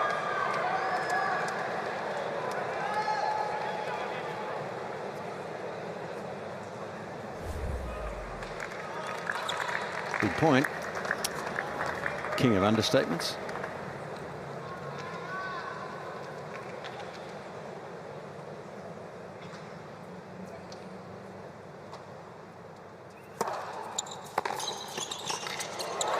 It's a great move from Sasha. And we remain on serve.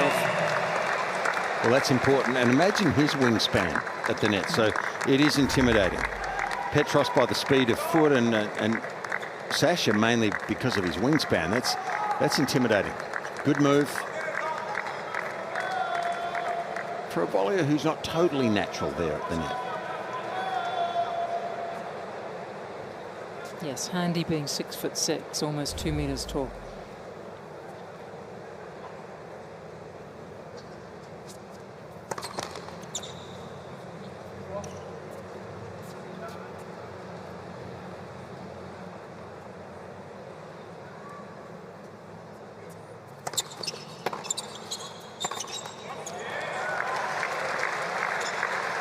A bit of his own medicine there, Petros.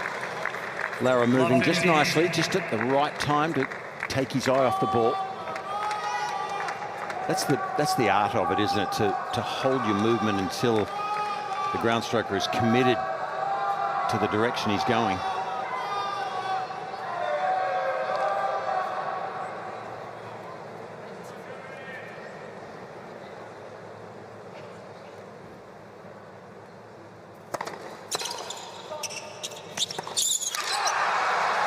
She's starting to have a real impact now. Love 30.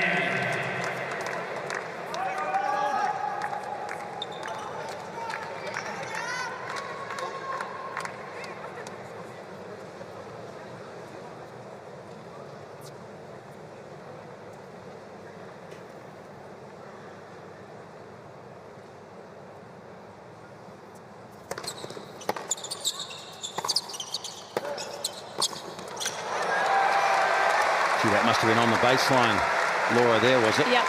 He's just taken a second look at it. Can't believe that it caught the back edge of the line there.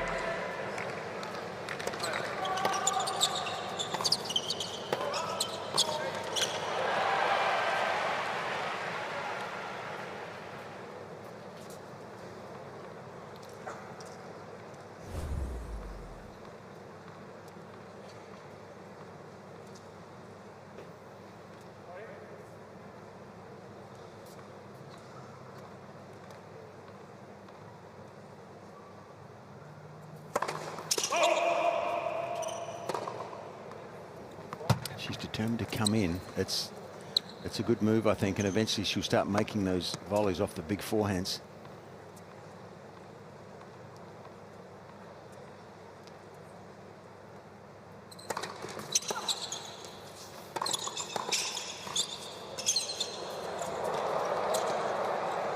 Clever.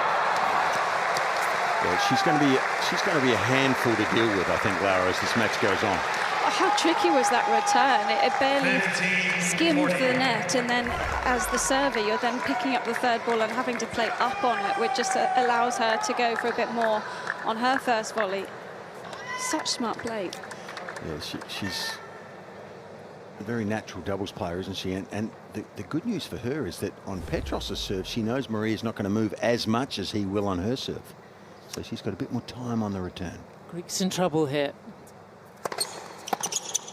Yeah, and now the red light should be flashing because it's a break and it goes the way of Team Germany.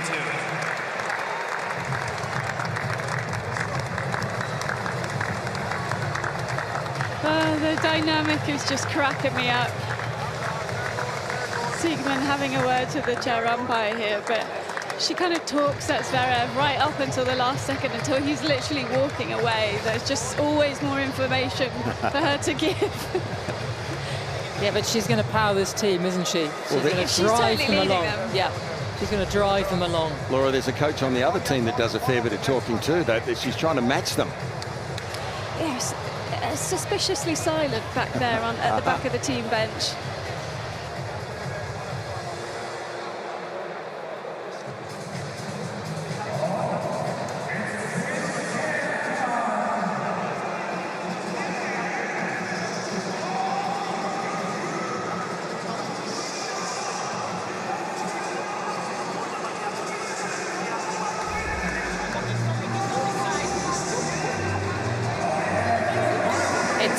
Deciding mixed doubles, the partnership of Zverev and Siegman for the first time this year's United Cup, getting the early break. It will be the Greeks playing catch-up. There is a Tsitsipas on court, but it's not Stefanos. Time. It's Petros. It's next in line, brother.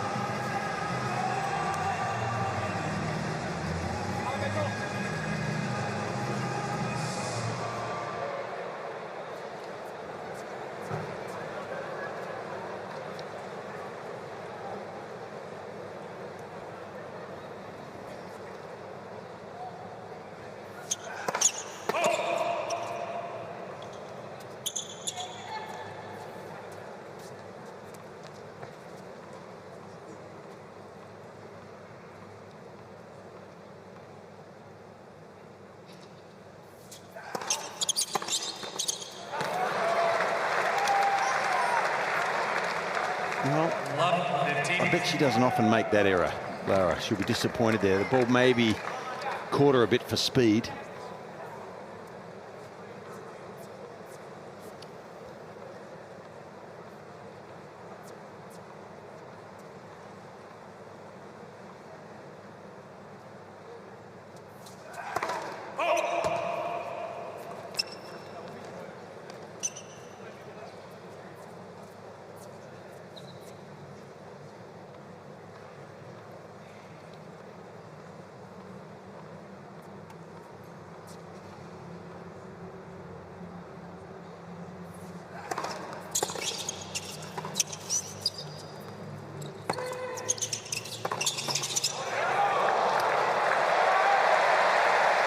Well, not only is he close, Laura, but he's running at the net when a big ground stroke comes straight at him. And, gee, that makes it hard to pick up the ball early and do something positive with a volley.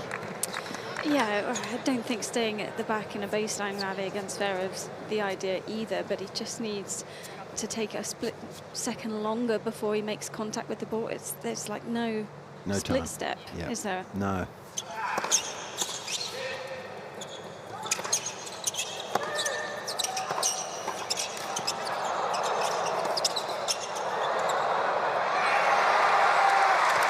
Everyone's hustling out here.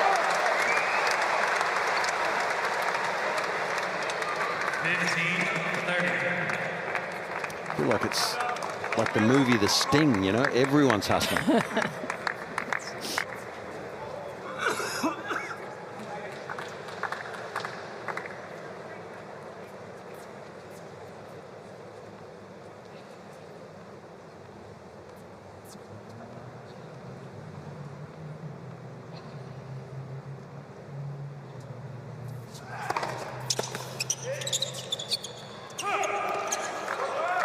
Remember that movie?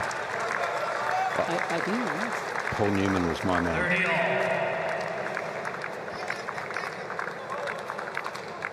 Bit before my time. You missed out, Laura. I'll have to go back and watch it after this. You can watch it on one of those sort of history channels or something.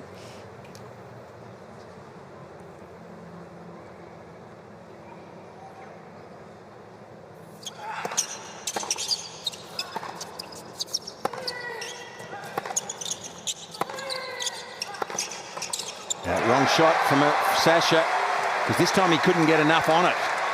And if that ball is not virtually touching the net when it goes over, it's going to be an easy put away. 40.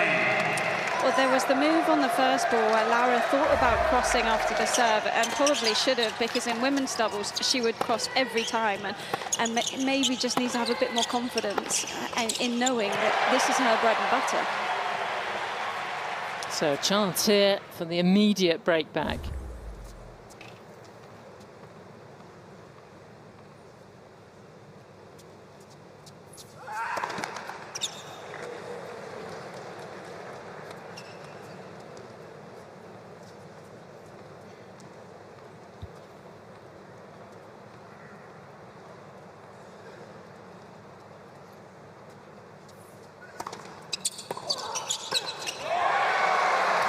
I think Laura Robson's coaching done that.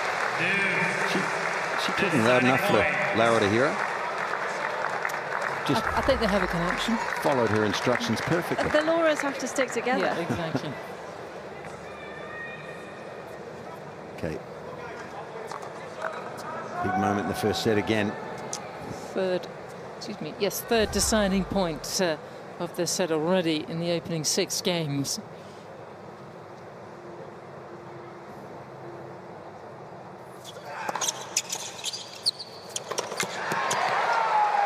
And that went into the second row and will do very nicely, and the Germans maintain their break advantage. Team Germany leads 4 games to 2.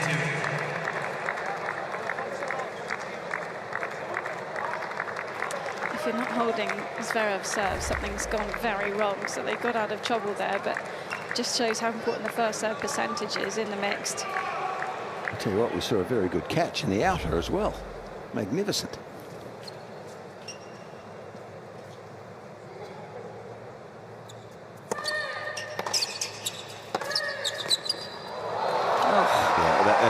That's a classy move right there, and great feel.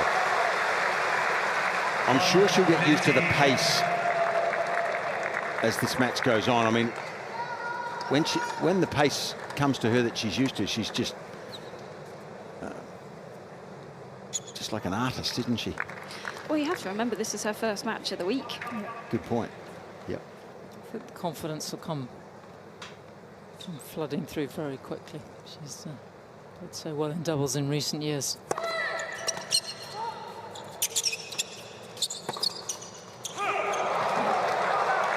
Causing a lot of problems, aren't they? Well, she understands the game. She understands doubles. She doesn't also, she not only understands tennis, she's got a psychology degree as well. So she's got everything covered. Now I am jealous. Yep. She's educated as well. Her thesis was about dealing with pressure and those kind of situations. Interesting character, Lara Siegmund.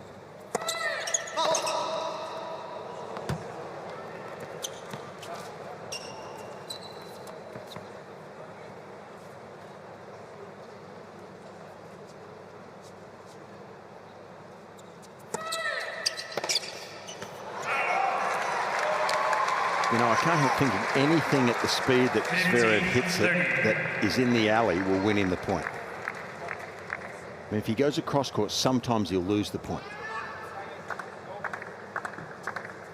because of Petros moving and getting his racket on. But anything down the line is going to be very difficult for Petros to handle.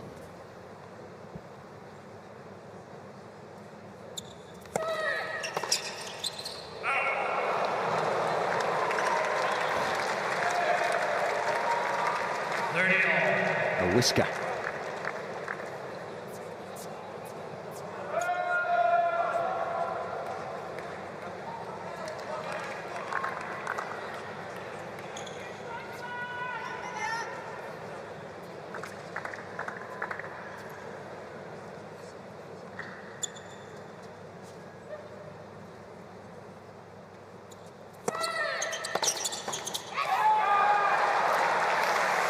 Just as you think the Greeks are getting out of trouble, there's just a whole lot more around the corner. And Germany now with 2 chances to get the double break in this opening set.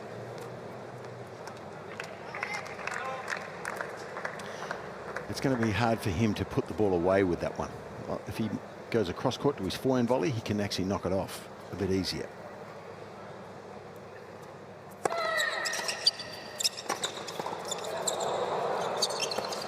That's a little wild, and Germany take full control of this opening set. Team Germany leads 5 games to 2. Sehr stark, ihr beiden. Genauso weiter, intensiv weiter. Fokussiert, so intensiv weiter. Super. Komm.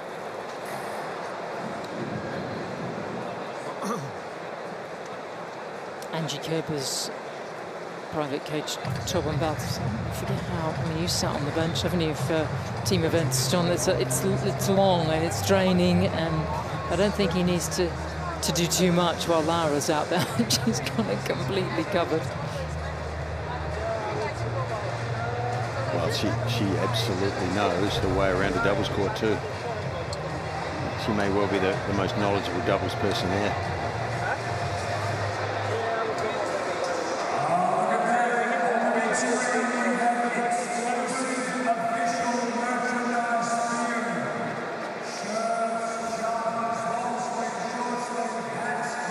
It's the fast format of the mixed doubles to decide this Greece-Germany tie. Winner to play Australia tomorrow night under the lights here in the Ken Rosewell Arena.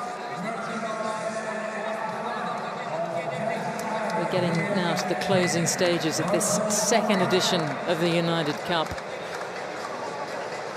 Time. A very good house in here tonight. Seat not too far shy of 11,000. Far off capacity.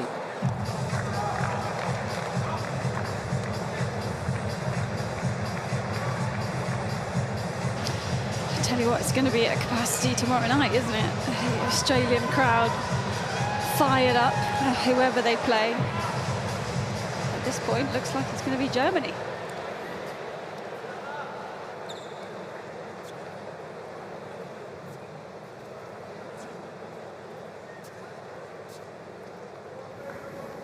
New ball.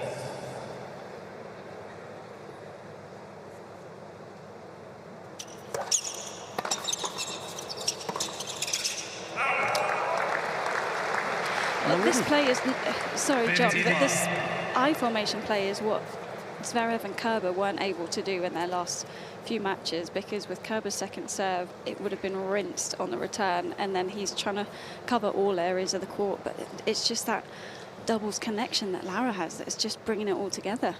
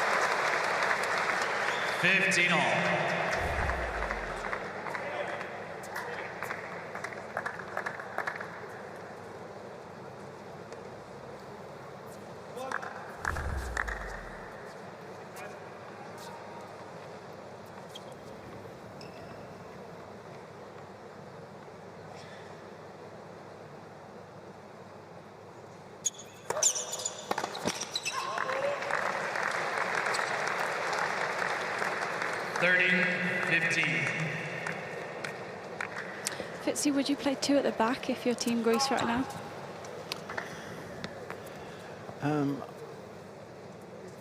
Well, I think Petros thinks that his best chance is to rush and crowd the net, Laura. I'm not sure. I'm not inside his head, but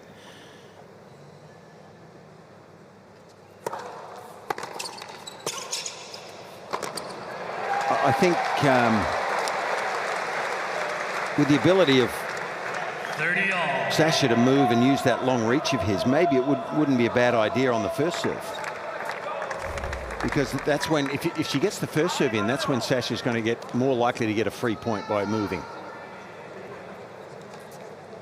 But I just think he likes to be up, doesn't he? Yeah, it doesn't look like a young chap that takes a backward step.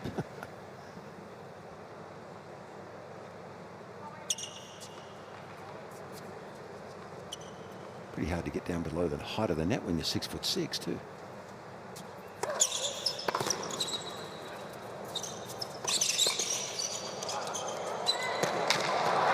Well, that's his lack of net sort of kudos there. And I'm not sure that's a good idea to have him bend down like that. He was slow getting up. He was off balance when the ball came straight back at him. That's the first thing you do if you're returning, is hit that ball straight at him, because that's a poor volley, and from there he backs up. Well, for a second successive game, the Greeks have a chance to break. Can they convert on this occasion?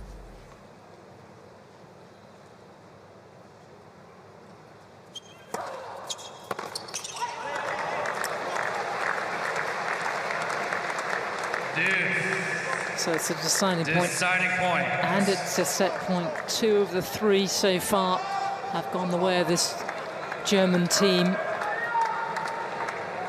Sasha's dad on the back row, Alexander Senior, good player himself back in the day.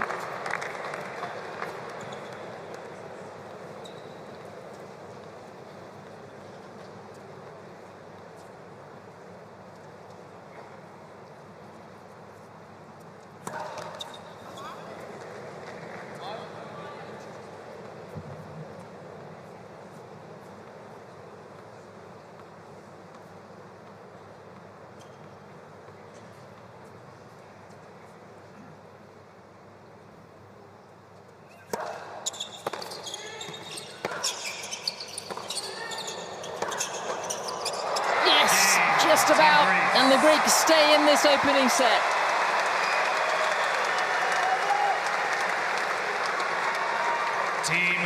I'm not sure I've seen Petros hit a volley from more than a metre away from the net tonight.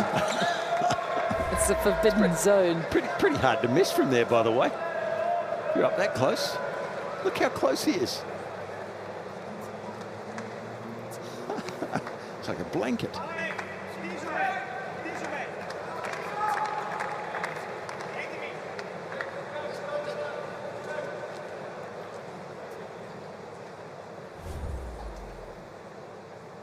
So Petros serving to stay in this opening set. Broken in his last service game. Broken easily to 15.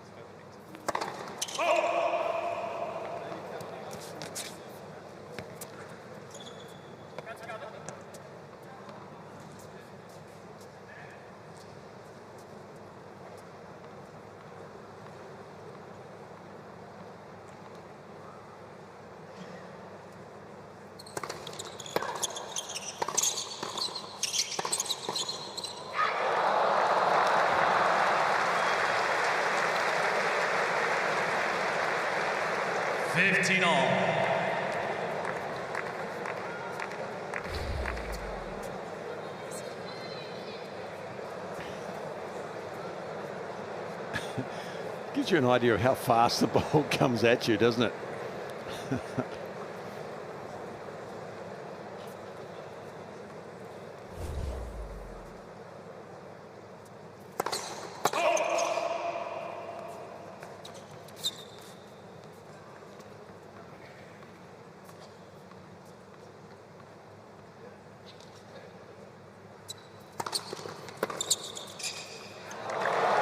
Not the cleanest hit, but it found its mark.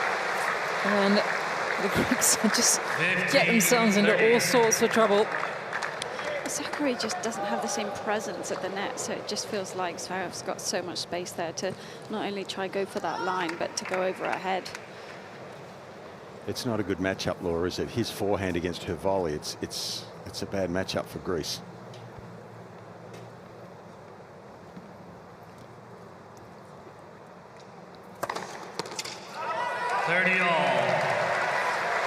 I mean, you see that a lot in the modern men's game where players generally are better ground strokers now than volleyers. So when you have two players up at the net and two guys with big forehands at the back, sometimes it's not a good matchup for the guys who are volleying.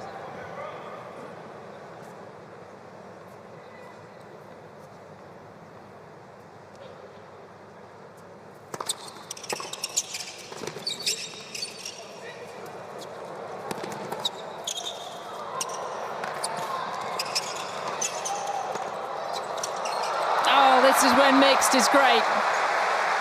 What entertainment. Was it cagey you suggested earlier? That's Laura, she's cagey. I think that was your word. Was it? So one set point has already gone for the Germans. Got two more chances here.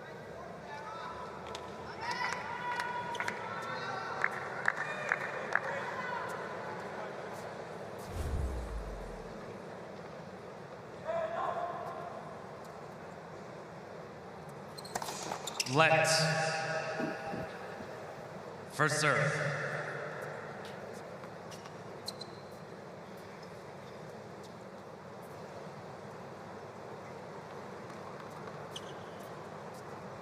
Alexander Senior. Just keep an eye on proceedings.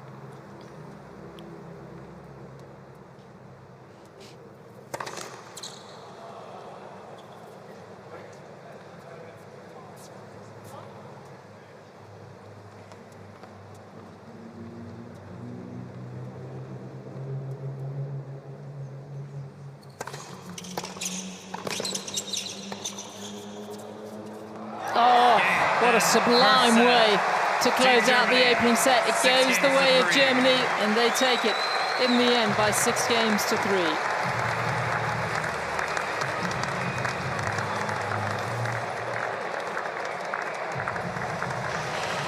Another thing that's cracking me up, every time they change ends, usually the guy kind of lets the girl go first. Not in Team Germany. She's ushering him forward, getting him over to the bench. Oh, it's making me giggle. Laura's got me giggling. These two would be a great sort of reality show, wouldn't they? Well, I don't know if you saw it the other day, but Zverev was playing with Kerber. As we just take a look at the numbers, it's super solid from Team Germany all round it. You think, Fitzy? I think so, yes. They were the better team there. Yeah, just a handful of break points that Greece could have converted, but hardly anything in it with the sudden death juices. But yeah, the other day he was playing with Kerber and Siegerman was giving them both so much information, and he just turned around and put his hand out like, you need to stop. He was clearly trying to think about so many things that it was just too much. Well, she is a psychologist. It was, though, a good set of tennis. Everything that the mixed in this United Cup competition is supposed to be deciding the tie here. And it was the Germans who got the early break, and then they did not look back.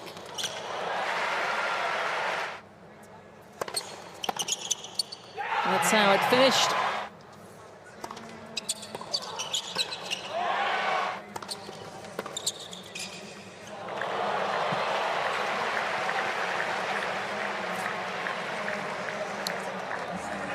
But with this scoring system, still both teams require one set and potentially a match tiebreaker to go through. Second set, Team Germany to serve.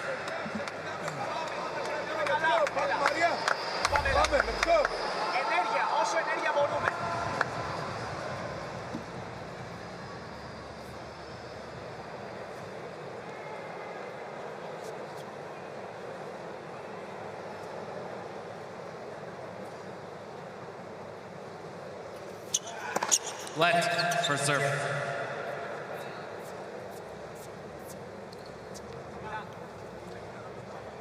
Can't help thinking this would be a very tough serve to return for a right-hander on that first court with a single-handed backhand. The bounce on this serve would be really difficult to handle.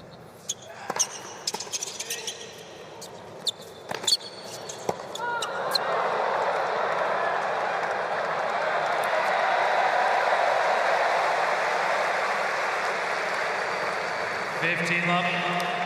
And one thing that Siegemund does have when she's returning Petros' serve is the slice forehand, the block that's staying super low.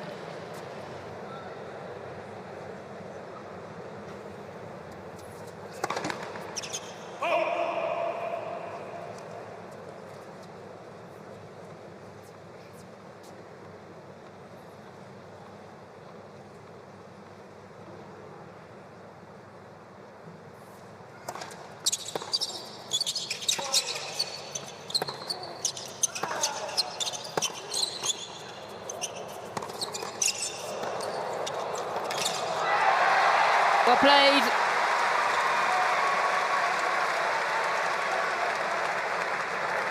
Can she bring some of the singles form that she showed earlier today against Angelique Kerber onto this doubles court and bring Greece back into this mixed doubles?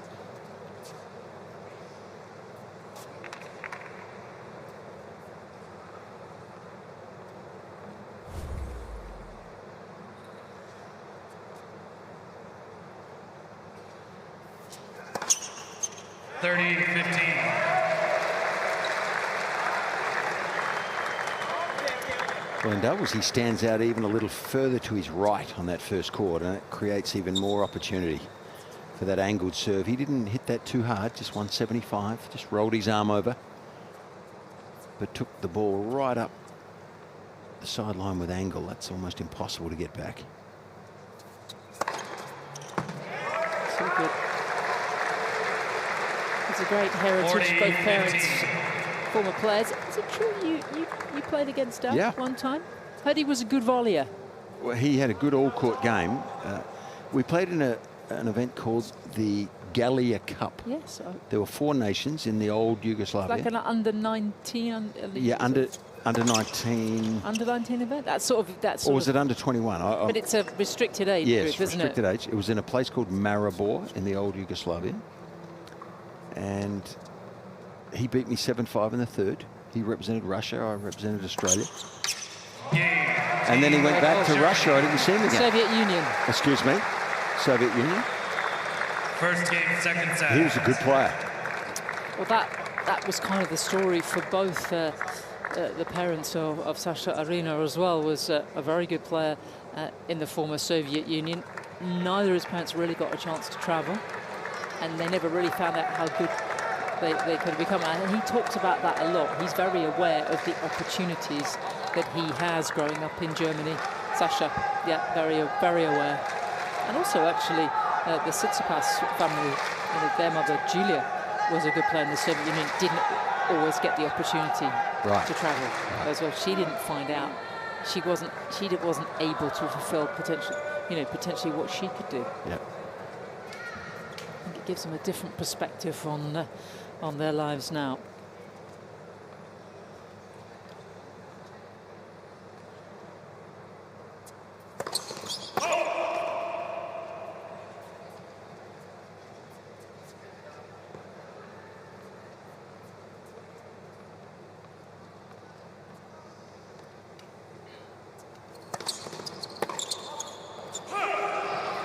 So this has been a tough one to hold, isn't it? It's broken twice in the opening set, and something that Laura alluded to, that Maria doesn't quite have the same presence as Laura. That's right. At the net. And you can tell that Sasha's intending to go up that alley virtually all the time.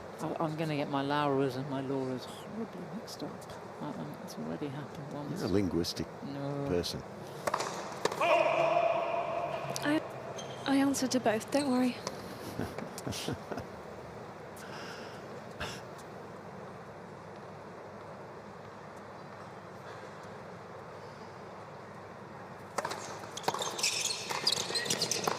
Oh, yes. Take that.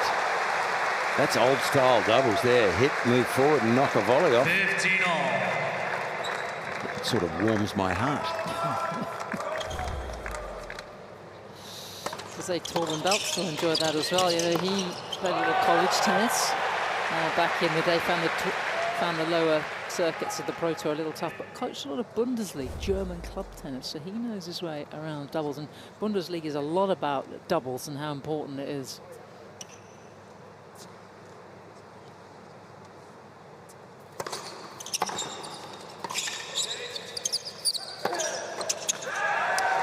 all day. It's going to go there. So what would you do if you're Sakkari here? Because she can't go back in this situation. Yeah, I think she's in trouble, Laura. Gee, I nearly said Laura. But yeah, fair question, because I'm not quite sure. I think she's got to give herself a little bit more space, possibly. Maybe half a metre, but she's certainly not picking it up early enough. She's simply got to make it, or they're in trouble.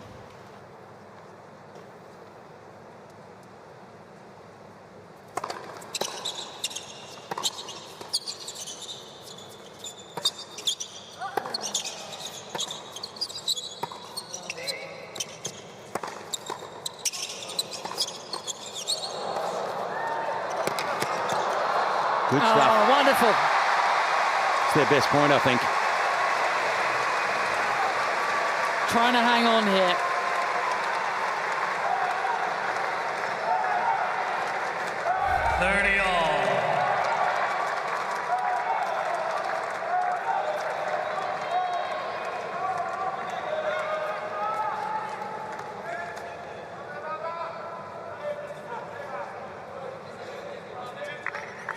Looks a bit like Mr. T there, doesn't he, with all that gold? I don't know what to say to that. I don't think Laura can remember Mr. T. No. Either.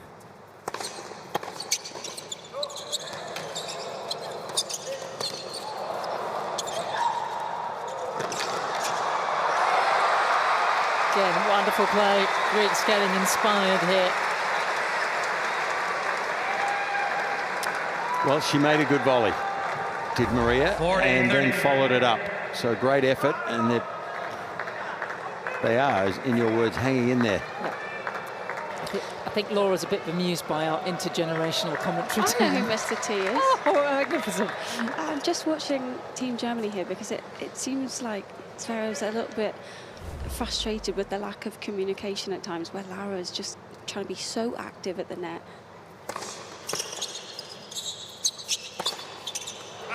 And then there's been 2 points in this game where he's looked a little lost at the baseline because he's not sure if he should be covering the middle or covering the wide court in the tram lines. Fourth deciding point of the contest. Gee, he needs a first serve here, I think, because you know where the second one's most likely going. So to not get behind in this point, he needs a good first serve, you'd think.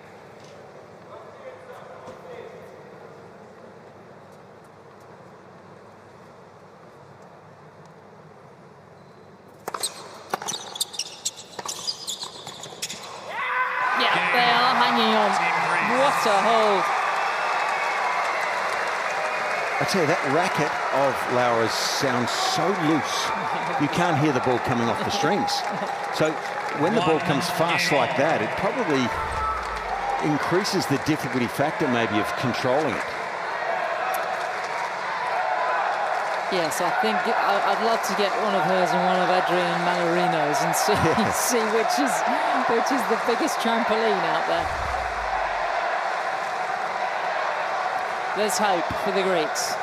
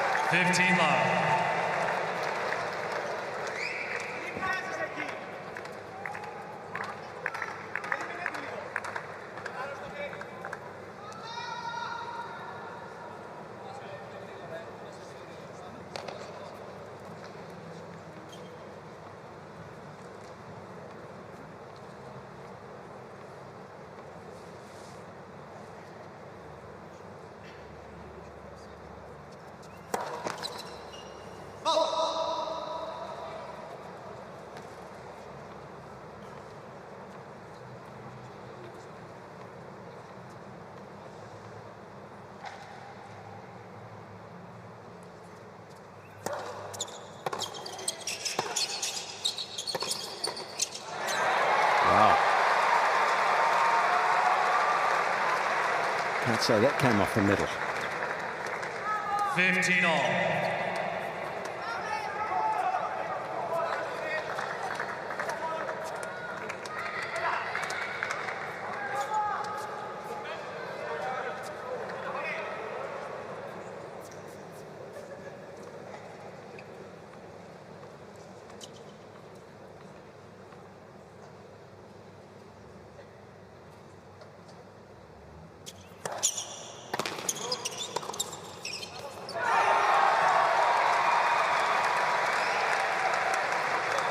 There's a little door opening here.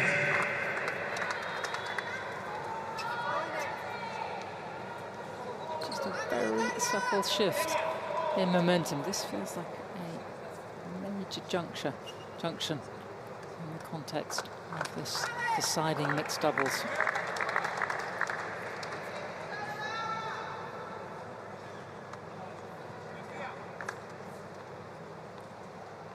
Time violation, warning Team Germany.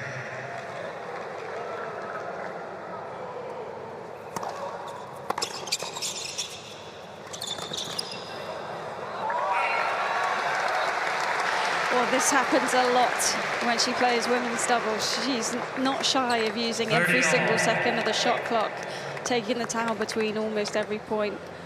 And Zverev was waiting for quite a while at the net before she started the motion, so something for her to keep an eye on.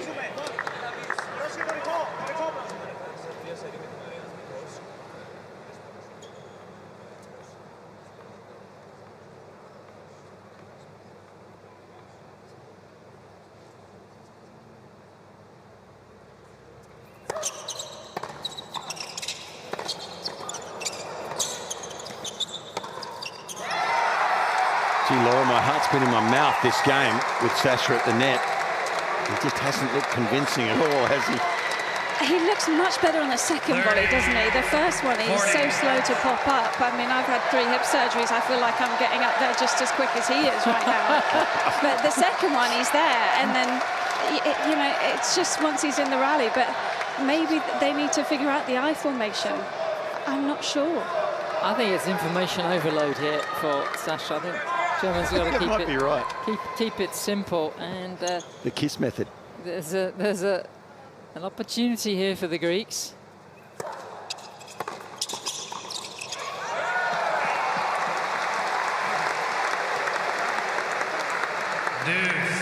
Laura, is Laura telling Sasha every point where to move? Yeah, it looks like it, and it's more that there's been a lack of communication once the rally started, because he's not sure whether to then stay on that side or commit to the cross. I mean, it's tough when you're playing with someone for the first time and it's a match with this much pressure. Oh no, he's down below the net again. That's not a good sign. I don't like that.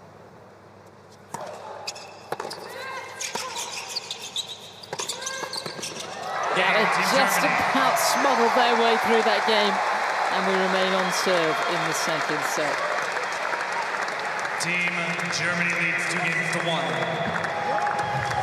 But he got away with that one. See, I think it makes more sense to do it on Sakkari's return, because she struggles if you kick it out wide to her to go flat line. So as a volleyer, you've got a bit more freedom, but Petros playing it fast just doesn't seem to be working.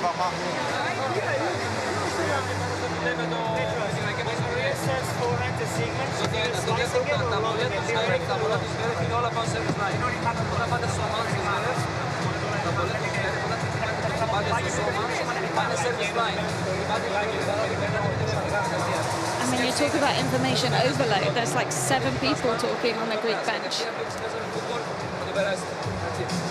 But only one that was talking from start to finish.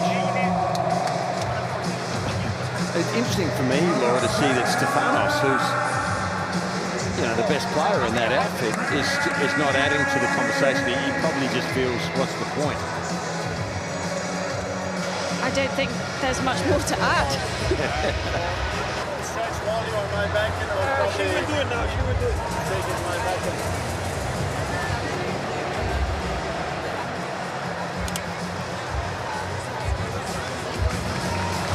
Time.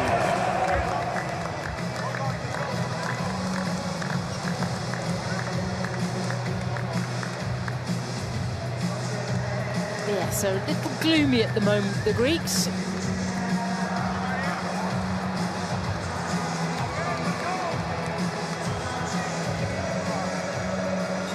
Can they hang on here? We're on serve in the second set.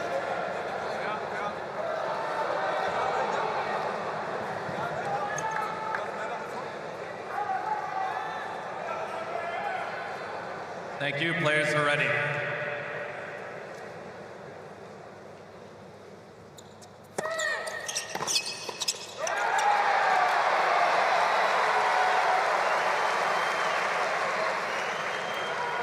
15 love.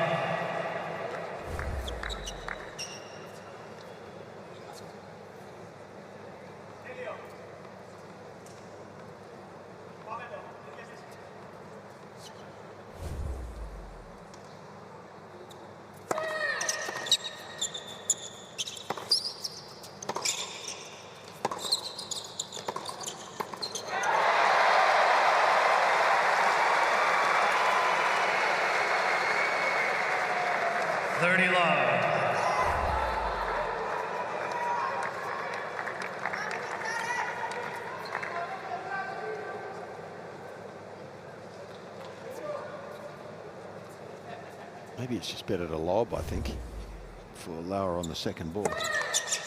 You know he's going to be close.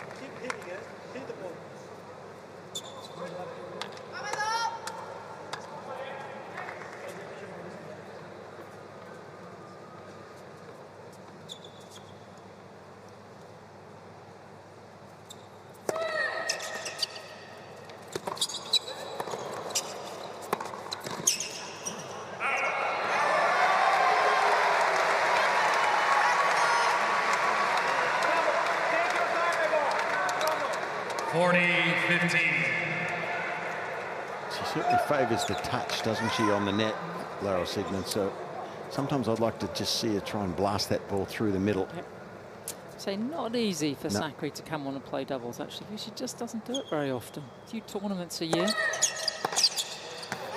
well there. Trying to play under a high-pressure situation, but she levels up. 2 games all.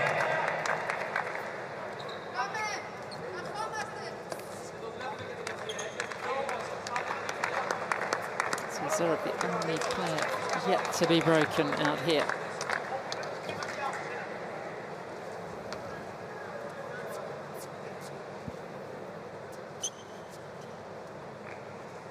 New restring.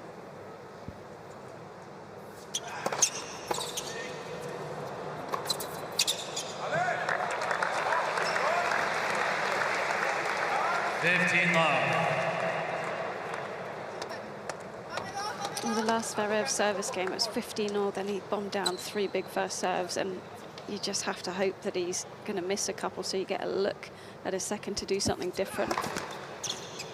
Sakkari's so far back covering the kick. This one's going to probably kick up high too, Laura, this one. She's in close now.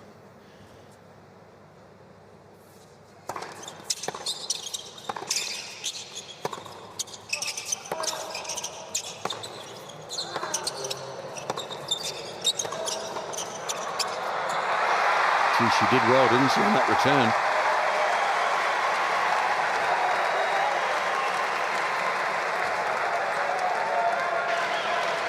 And Zverev's gone line on Petros so successfully so far that he's going to keep doing it. But at one point, Petros is going to start making these volleys. He did the other night. And once he makes a few, he gets so much confidence to keep going for it.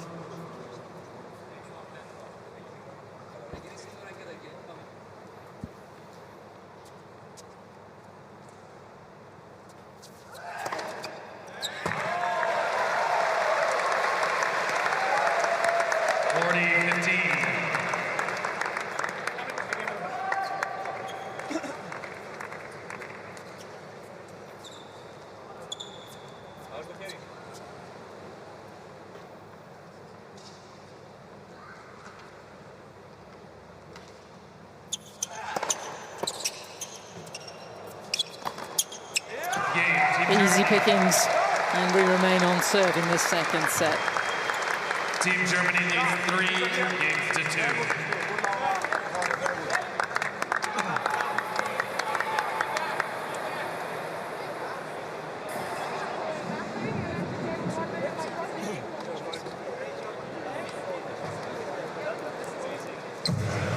Petros has left the court. He's gone for a bathroom break. He's got to be back by the end of the changeover. Did your generation all know how to string rackets? John, we had this conversation the other day that I think it's felt that most of the modern players wouldn't know how to string a racket. Yeah, I didn't do much stringing. My son bought a stringing machine, a portable one, when he started to travel a tiny bit, and I did a few on that, but I can't say I was an expert at it. When you were playing, though, could you have strung your racket if you had to? I didn't, no, and never had the opportunity really.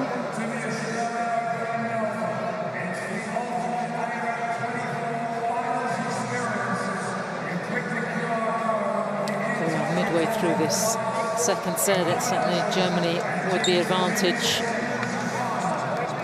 What can happen in this doubles format? It can change gears very quickly, and it's still very much up in the air who will take on Australia tomorrow under the lights here on the Ken Rosewell Arena. Time.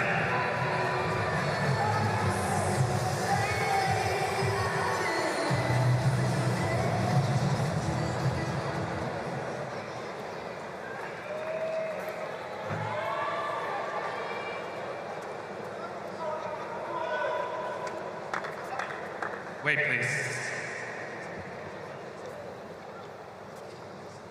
Ball boy.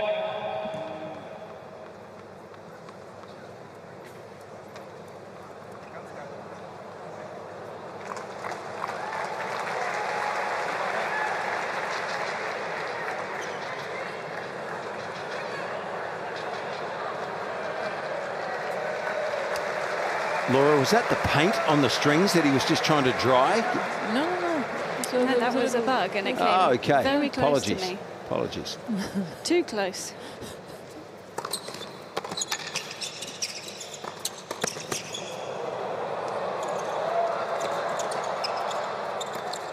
Beautiful reaction.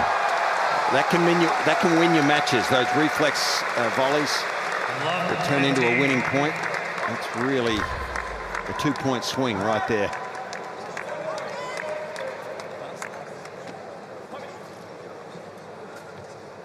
There's no shot that Sasha was going to get a look at that smash, was it? I mean, she just pushes him out the way. It's brilliant. It's half his size.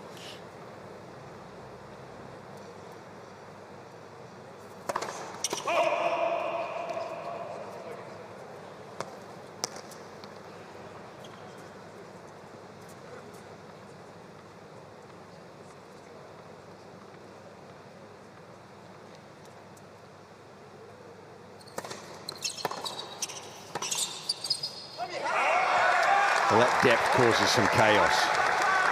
He's never had a straightforward service game, has he, since the start of the match? I just think of the hazards of the media world. You've got the bug there with you, Laura. We had the pigeon in the commentary box the other day. Snake? Yes. In Brisbane? In the snake in Brisbane, yeah. And the other night, Laura had the Greek fans practically toppling over the front row of the stadium on top of her. What could possibly happen by the time we get to the end of this United Cup? Violation warning team. Oh dear, 25 seconds, it should be enough.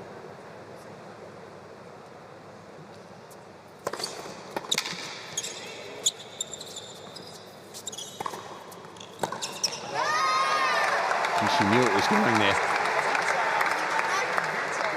15-30. Yeah, I think if you can't play within 25 seconds in mixed doubles, maybe you should forfeit a point immediately. Let's toughen up those rules. We can stiffen them up. Average rally length can't be more than 3 or 4 shots. Exactly.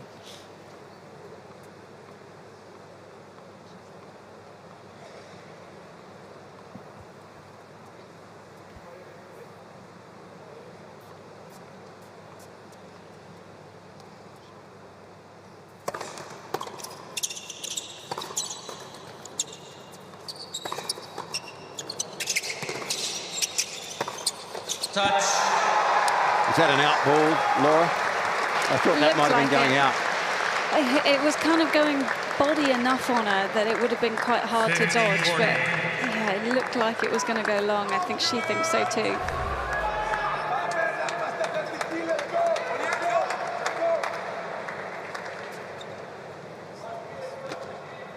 It's hard to judge the flight, isn't it? You have a microsecond to decide. Yeah. Oh, this big moment here for the Greeks.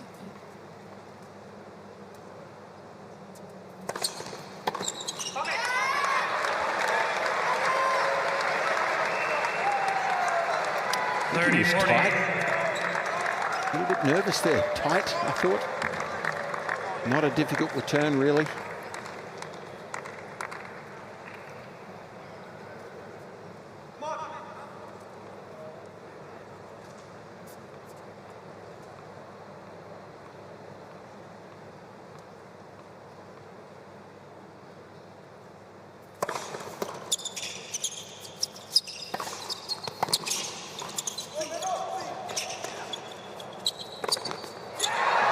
There's the break.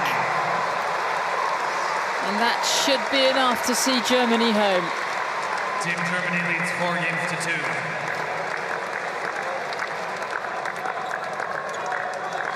Greeks have probably got one more look at the Siegemund serve.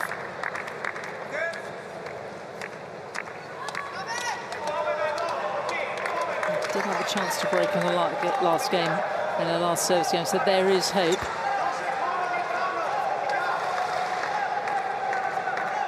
Let's hope not too much confusing information for Sasha coming his way. That is real dedication, isn't it? See that sign? 6 hours on his birthday to watch Sasha play.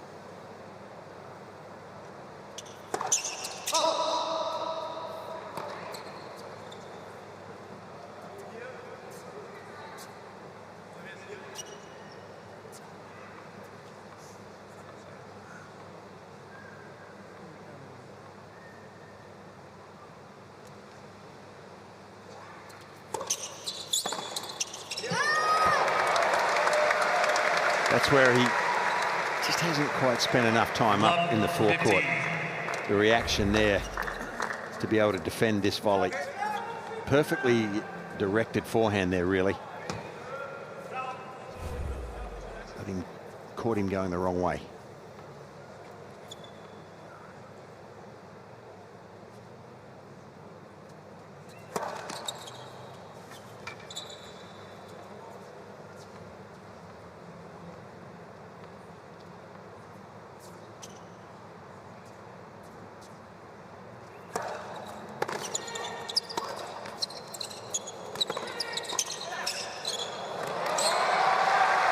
Excellent play.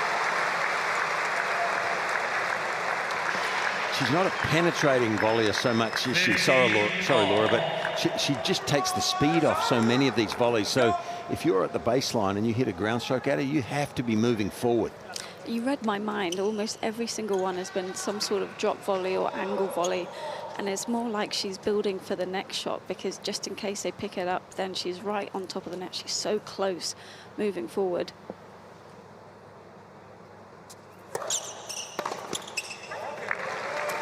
She plays a lot of doubles on the women's tour with Vera Zvonareva, former Wimbledon and US Open singles finalist, and they won the US Open together, and they are 2 cagey customers. They tie the youngsters in knots with a brand of tennis that I think the younger generation are really not quite sure how to cope with.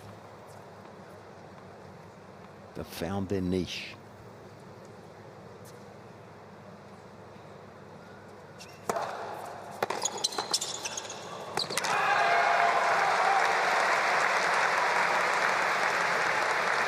And at 35, she's going to really appreciate being out here, because she had a very nasty knee injury, blew her ACL when she was at a career high ranking. That was about, I think that's about 7 years ago, 6.5 years ago. She just won the Stuttgart, the Porsche Singles Grand Prix. ranking. Yeah. Yeah, she was just at her career high and had to start all over again.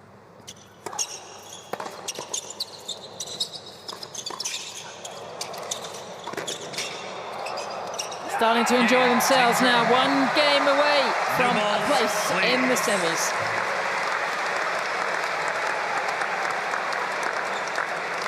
Team Germany leads 5 games to 2. So gut, dann nochmal reinzugehen von dir. Sehr gut.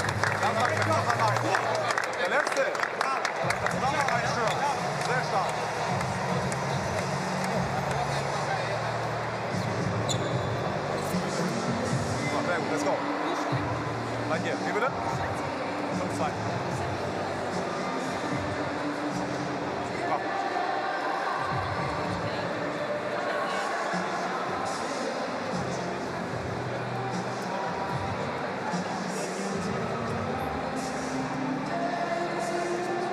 Ref, can you ask about the racket?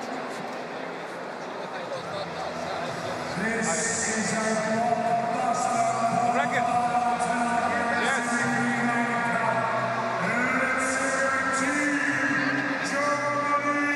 Germany on the brink here.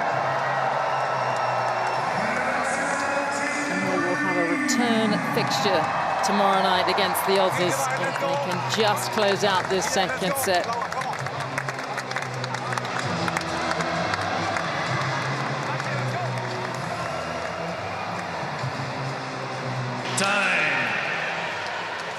Also, an interesting development because Laura Siegerman is meant to be playing Adelaide qualies, which I think starts tomorrow.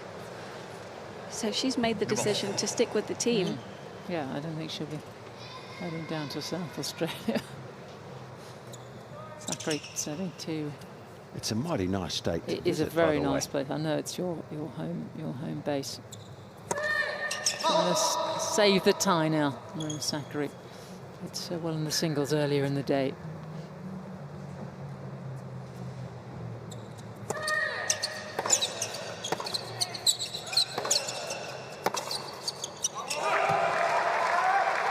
Love 15.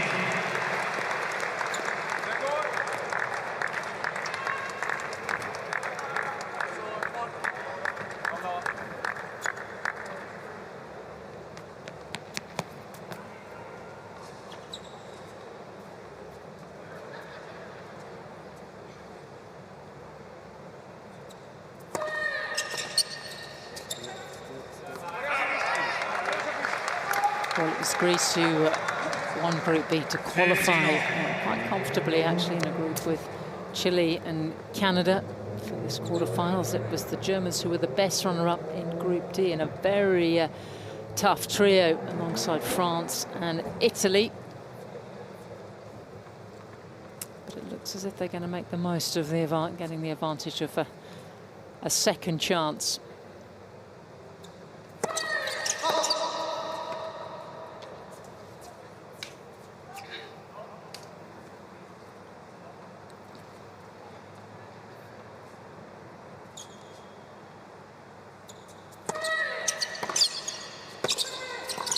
Touch.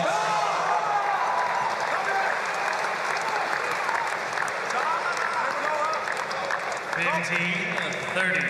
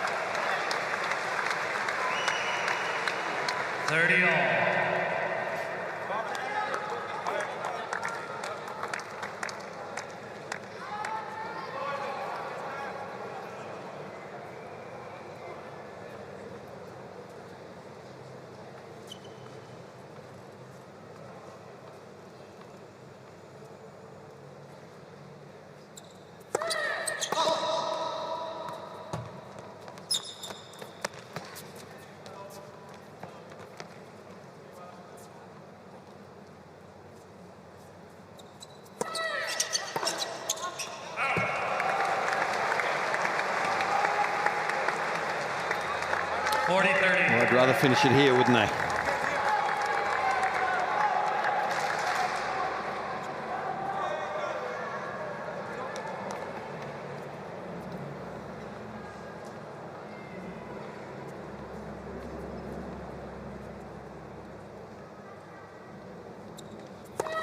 Let's for serve.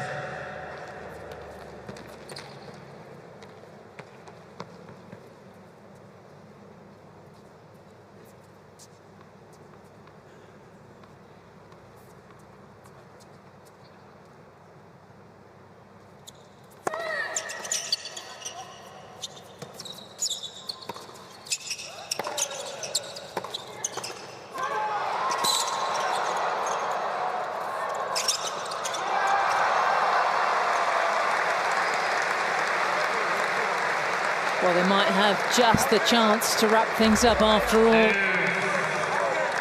Deciding point. And the Greeks hang on a little longer. 20 minutes or so on the clock. The deciding mixed doubles. And it's match point Germany. Thank you. Players are ready. Please.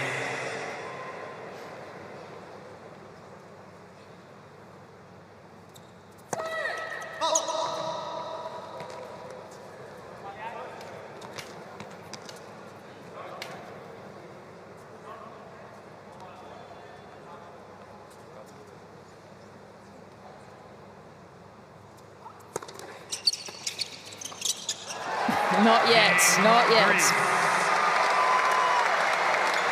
So it'll be Zverev to do the honours. Leads 5 games to 3. And take his team through. Try to be too clever there with the return. That could have been a lob. She had enough time to play it. Petros was inches away from touching the net. Yeah, he's never shown any sign at all that he can cover a lob all day. So it's a risk to go across like that, because he can cover that one if he goes early enough. So here we go.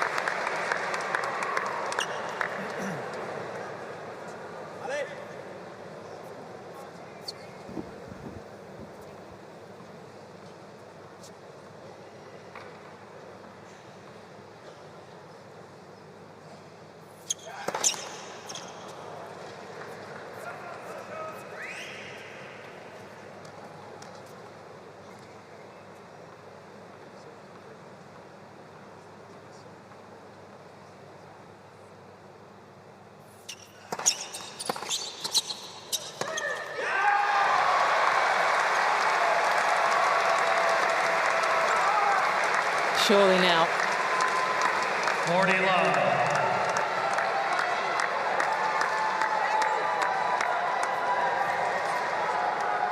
Thank you.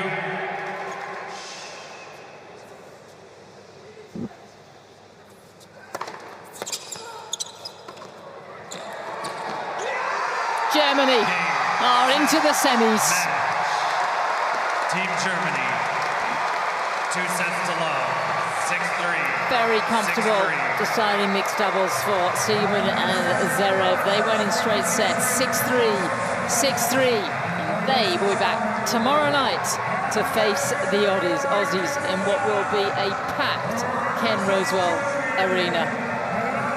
And Fitzy tonight just too strong, weren't they? Well, they were. I think they had more fire. They had more firepower in Sasha, and they had more nous around the net and on a doubles court with Laura. I think overall on a doubles court, they just had a bit more of a skill set. And I think the better team tonight won in the end in this mixed doubles. It's always a fine line, really is. Things can go wrong in best of 2 sets and a tiebreaker. But I think in the end they were a little too good. So tomorrow night we suspect it will be Sasha Zverev against Alex de Minaur. Angie Kerber potentially against Ayla Tomljanovic. And let's see who steps in for the mixed doubles. It could go to a decider. Yeah, Kerber will get some more tennis, you would imagine. Yeah, well, on Angie's performance tonight, though, it makes tomorrow's match in the women very interesting. And of course, Zverev on paper may start favourite against Alex, but in current form, I'm not so sure. Yeah, I'd certainly say advantage Aussies, or maybe Tatiana Ria, who is a top 50 player. Maybe she comes in for the singles. I think there is going to be a lot of thinking to do over supper. Probably not much time left for supper tonight, but over over the ice baths tonight. But this was the result. Sasha Zverev bringing it home for Germany. The Olympic champion from Tokyo will defend his title in Paris later on this year. Loving this team format. And they are just about ready, and they're with Laura. Team Germany, a couple of days ago you were trying to figure out if you were in the quarterfinal because you're waiting on other group results. Now you're through to the semis. How does this feel? I mean, it's amazing. We're having a really great team vibe. I think we had really great singles matches in general, and I think we deserve to be in the semis. And of course, it's always tough with mixed doubles, but I think we did great. So yeah, I'm really happy. And your first match together, what is this, your third mixed doubles decider of the week? What's the vibe like on court? Because it's a lot of pressure for you to hold your serve, definitely. Yeah, I mean, at the end of the day, this is a team competition, and if it's 1-1, of course, I'll be on the court. And today with Laura, obviously, I was kind of taking the back seat and just enjoying the show at times. So that was quite fun. But I think the whole team is just extremely happy to be in the semifinals. As you said a few days ago, we didn't know whether we're going to be in the quarterfinals or not, but I told the team, listen, we deserve to be. I feel like we played 2 great group matches and a great quarterfinal, so I'm definitely happy to be in the semis. And Lara, this was your first match of the year. What a way to kick off 2024 with all of this support and to win it like that. You must feel so happy with today. Yeah, I really just try to focus on my job. It's a pretty big match with some weight on your shoulders, trying to carry the team forward to the semis. And I just try to focus on my job here. And and I think... It seemed like you were running the show a bit. Was I? I don't know. I had someone who served pretty decent, I would say. So it makes things a lot easier at the net. I wouldn't say that. But I think we make a good team, and I think we're a dangerous mixed when it comes to 1-1. And more to think about tomorrow, no rest. You're coming back tomorrow night to play Australia. Thoughts on that? You're probably not going to have the crowd with you. I think that's fair to say. Yeah, I mean, I hope some of you guys will support us. If not, that's okay as well. But yeah, the 4 best teams are in the semis, and yeah, there's obviously no easy draws anymore. Obviously, Australia beating Serbia. I think Alex beating Novak was an outstanding performance by him. So I'll definitely have a very tough one tomorrow, but I think the whole team will have. And but yeah, hopefully we can get a win and go to the finals. Go get some rest. Through to the semis, Team Germany. They will be back tomorrow night to face the green and gold of the Aussies. My thanks to Laura, who survived the bug coming too close to her, and all our references to things that happened a long time ago that she had no idea about. Fitzy, we're just going to wrap things up. Just have a little look over the numbers.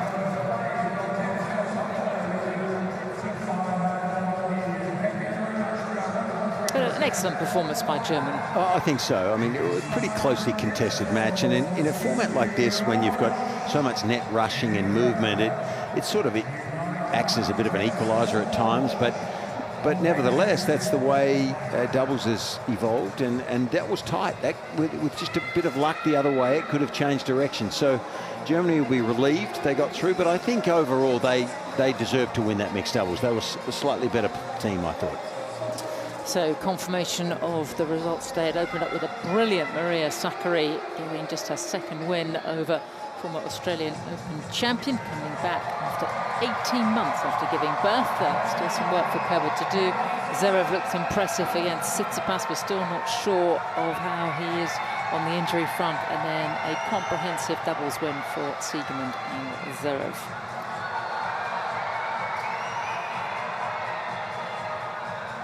So this is what we have for you. The 4 teams have been decided for the weekend semi-finals. Tomorrow in the day session, it will be France taking on Poland. And then tomorrow night, as we've mentioned a couple of times already, the Germans will certainly be underdogs against a very strong Australian team. Fitzy, thanks for all your stories, the fun, and everything you bring to the Thank you, Kerber. Sam. Thank you so Thanks for much. having me. I hope you've enjoyed everything that you've seen so far today. We look forward to your company tomorrow.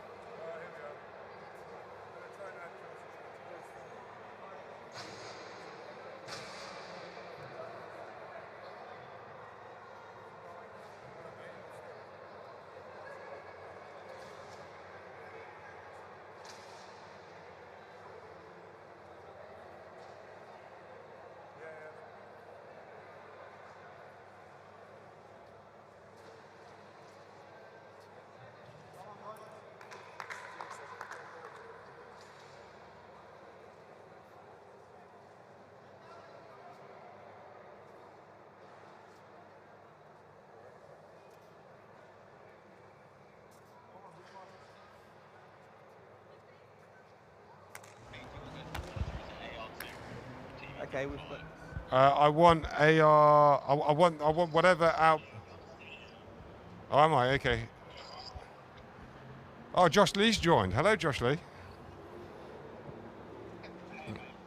Can you give me our studio AR output on this monitor?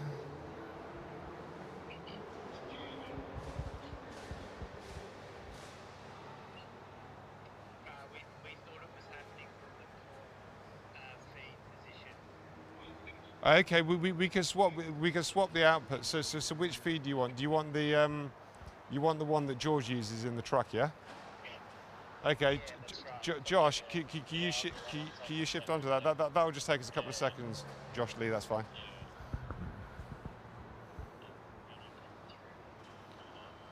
Oh, it looks like something's coming through. Yeah, there we are. Beautiful. Nice. So which camera is this one then, guys? Is this our camera? Yeah, camera 15. Okay, is that the best one to start with? Defender Sasha finished calibrating one of them. Sasha, you... Can we do 6 then, guys? Josh, can you get across 6? Yeah. Yeah. 5. 5. It's camera 5. You want camera 5? Yeah. Camera 5, Steve.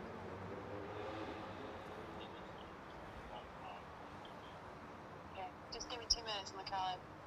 Okay, Sasha, take time. No dramas.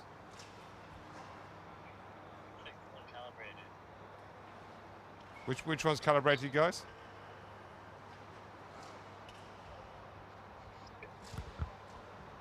Didn't Coach want to do a car level 6, right? Can you cut it 5 and then give it 5? Yeah, I'm doing 5 right now. Kerjon, you're muted, Kerjon. Yeah, have you done camera 6? Oh, there we go. No. No, it's not calibrated. Okay, all right, fine. Take time. No dramas.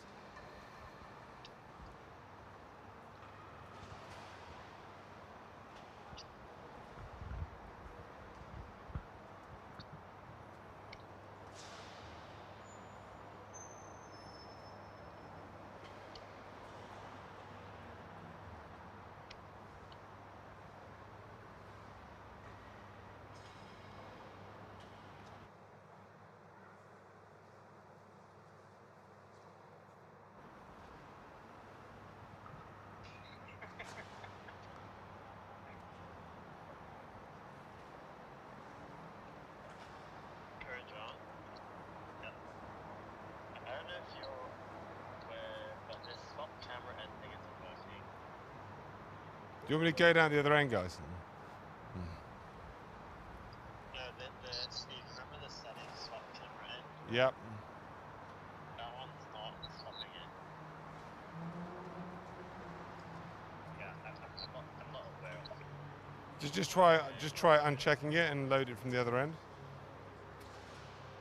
Yeah, I'm trying for it.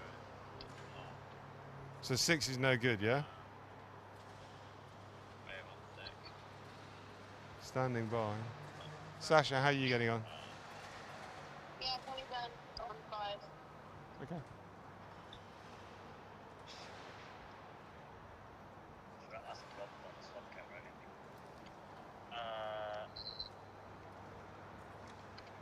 Yeah, one working feed. It might be because it's not calibrated to I don't know, that shouldn't matter. Steve, could you add Rob to this call as well, I don't understand why you've got to, because this was all working when I left. Like the why I don't know why you got to change the ends and mess around with it, guys. No, I didn't change it. I tried to replay it because the camera angle moved. But yeah, okay. Is that going through route 3 or 6? It's going through 3.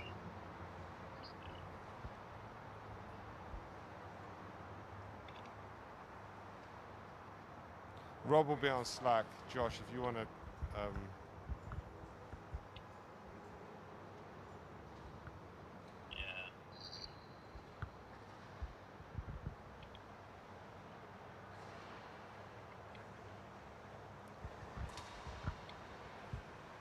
Can you ask the camera to zoom out, please?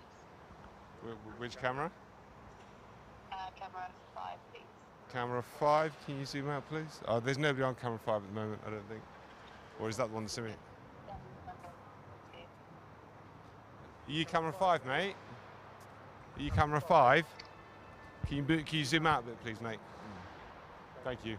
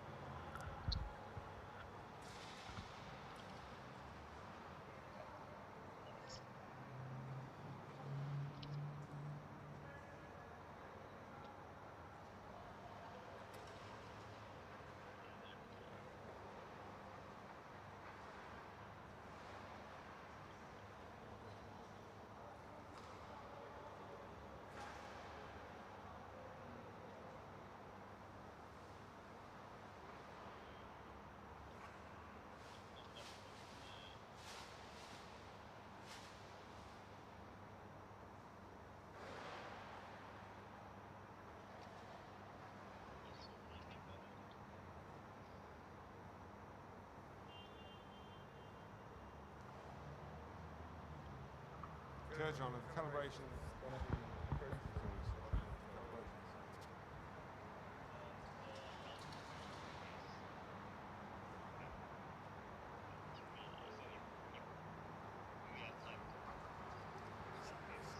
Sasha, you calibrated your camera? Yeah, 15 times done. I'm just doing 6 now. Okay. Can we look at 15 then, please, guys? Can you read that one on the output? That looks like 1. That looks like 5.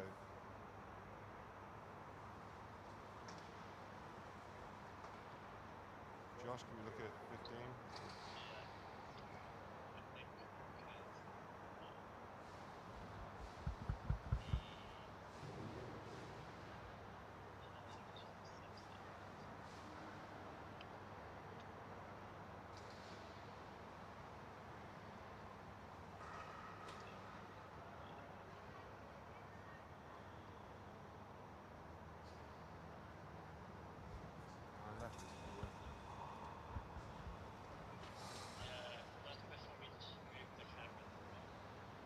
The camera doesn't change anything. All you need to do is click on the points.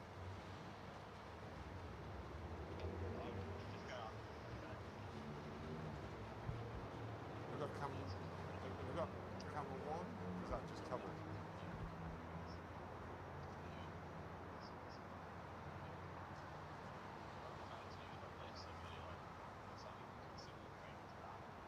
Do you want me to nip over and give you a hand, Josh? Are we getting nowhere with this?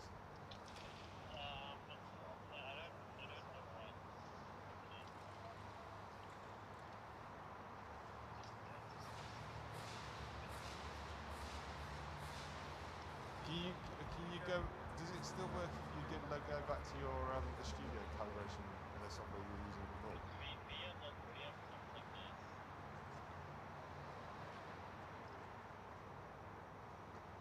Are you selecting AR? Yeah, you are, because you can see video. Does it still work in the studio app or not?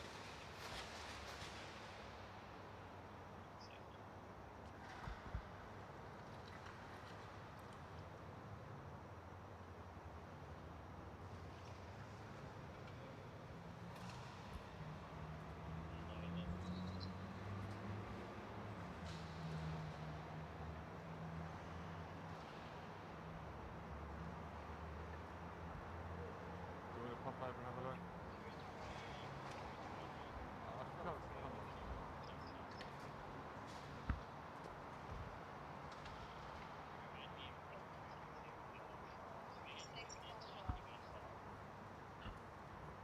You should just be able to get 15 to work. Like, Sasha, did you calibrate 15 at the other end or something like that? Or did you just click it in at the same end?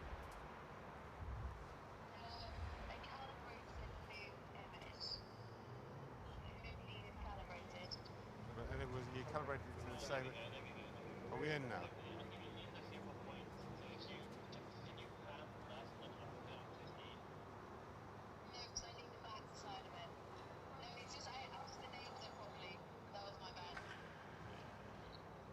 Okay, so we good on 15 then, yeah?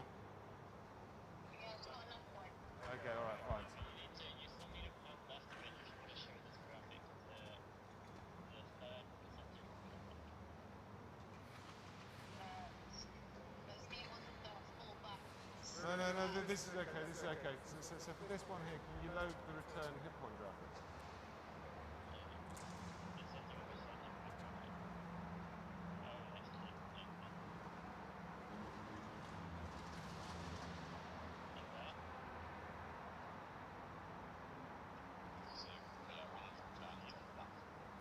Yeah, we want to look at the, yeah, that's right. Whoever said that. So load the return hit point graphic, because I'm just looking at shot placement.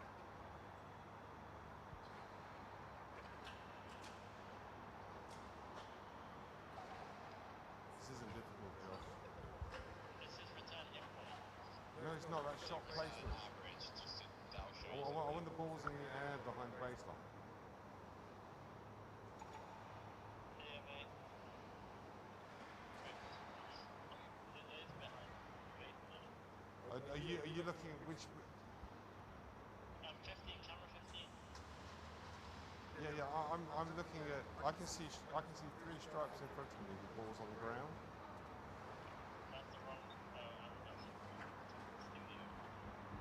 Exactly. So lock yourself to. There you go. That's what we want. Beautiful. Okay, fine. Josh Lee, can you see this? Okay, mate. So what we've got here is if I stand on this movie, this is why we practice. So if I shift this back,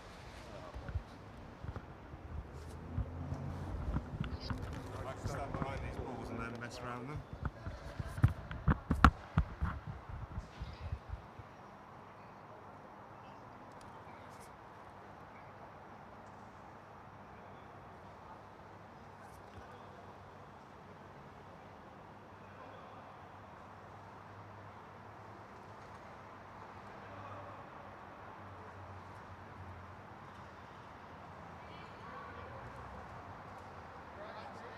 Yeah, where's the Kerber? Here's the net.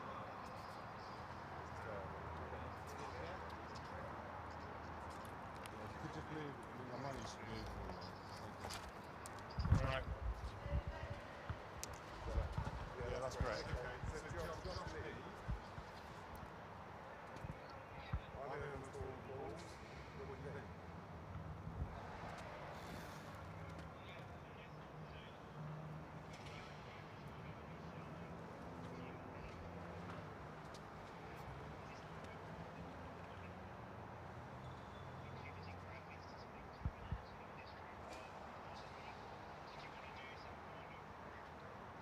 Yeah, I can do.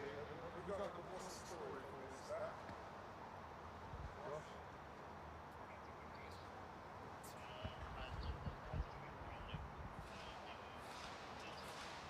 You have one that's been reduced actually. What about the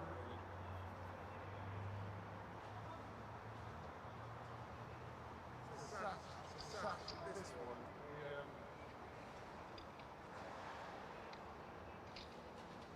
Maybe the green one is stuck here.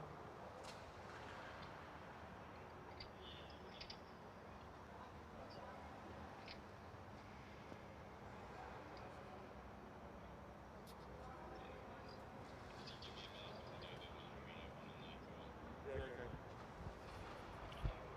Josh, is it just the studio? So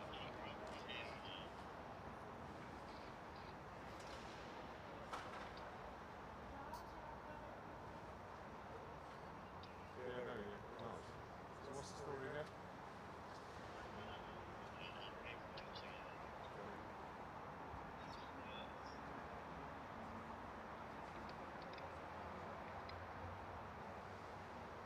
that the average height they return? What we're saying is that like the balls are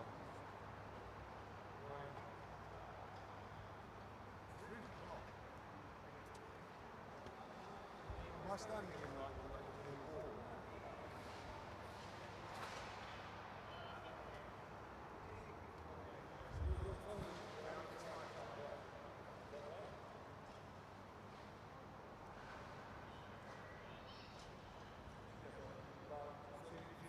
microphone, is it about there?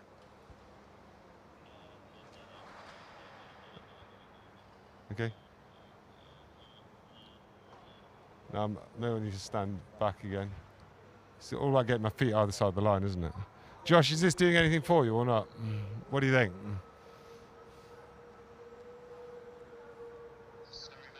Is this doing anything for you, Josh Lee? Yeah, so I guess at the moment we're looking at camera.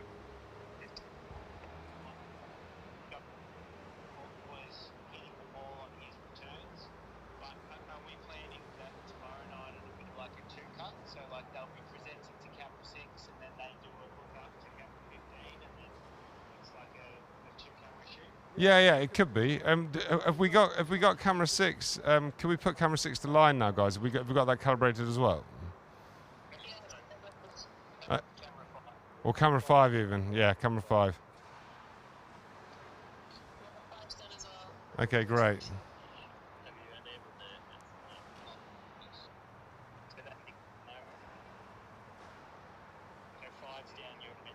Yeah, sure. Thanks, mate. Yeah, there we go. And are you guys struggling to get this one to calibrate, yeah? What did you do last time to get it working? It's already done in 25. Kerjan, is this one locked on or not, Kerjan? Which camera is it's Read to 3, Kerjan.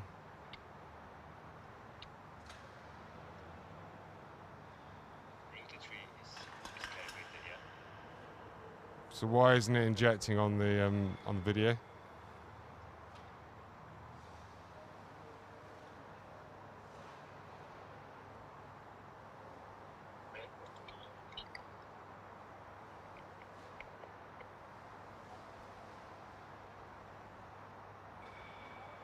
Sasha, what did you do to get the other one working?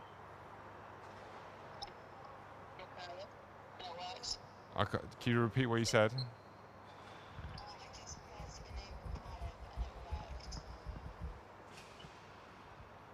And we've done that on this camera as well, yeah?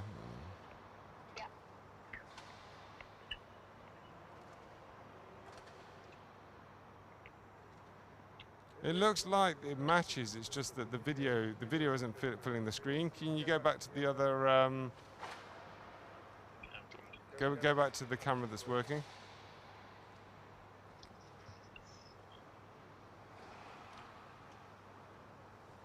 Yeah, there you go. So the video fills the screen. Then I think the calibration is right. It's just that we're not outputting full frame video.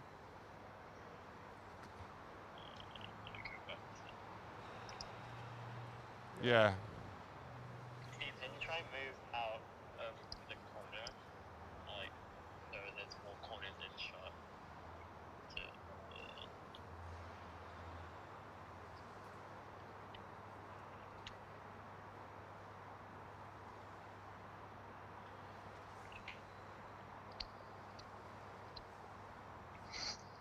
The video is not full frame, guys. Give me 2 seconds, I'm just going to try and troubleshoot that. That might be why.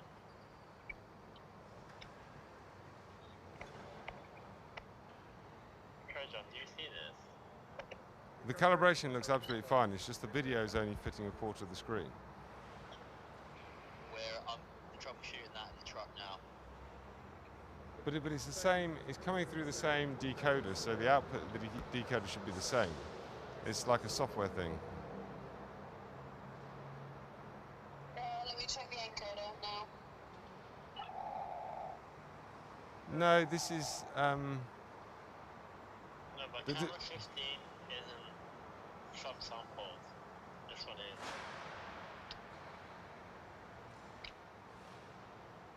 might not be it. No, it's the other way around. 15 is subsample because it's 4K. What are you, Kerjan? Sorry, Josh. What are you looking at? Do you see like in the video just filling the top corner of the image on your system, or do you see it? Do you see its full frame?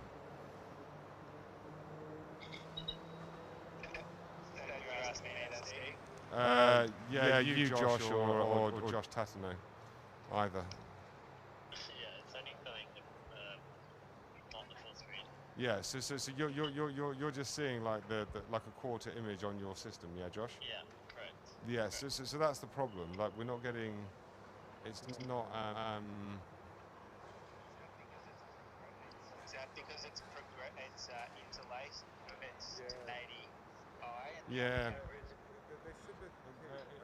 They should have. On the encoder section. On the encoder section. What is it capturing at?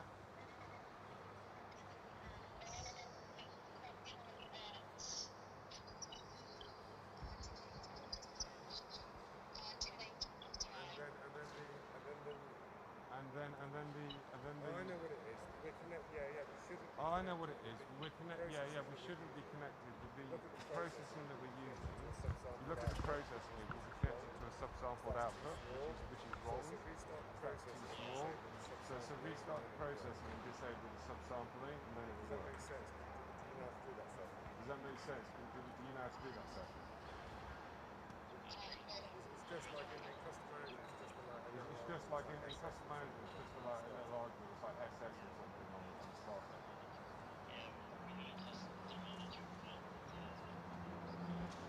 Everything else we relaunched, we're going to try them around. Okay. I think we know what this is. I think we know what this is. Can we cut to another? It is the calibration. Can we cut to another camera, like camera 5? I know what this is. Yeah, same issue with that one. The calibration's all fine. Yeah, same issue with that one. The calibration's all fine. It's just then camera 1 can be fine. And then camera 1 can be fine, but that's coming up. But this is fine. No, we haven't finished anything. So this is fine.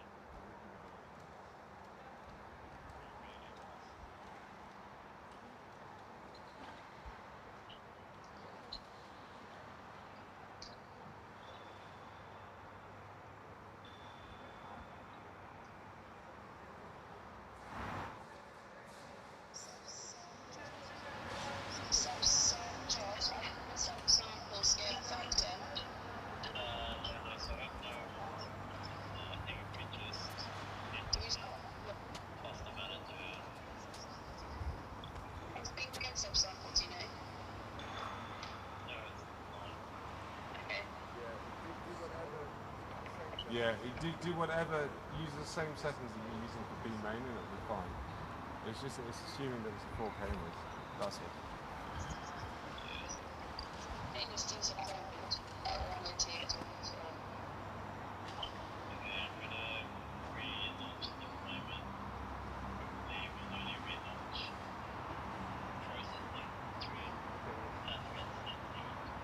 Okay, mate.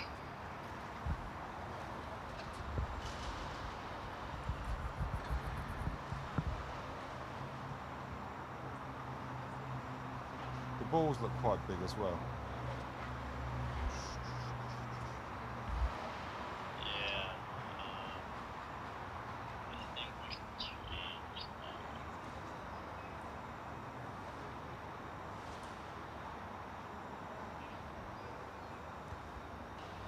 Quite difficult to see the screen all the way over here.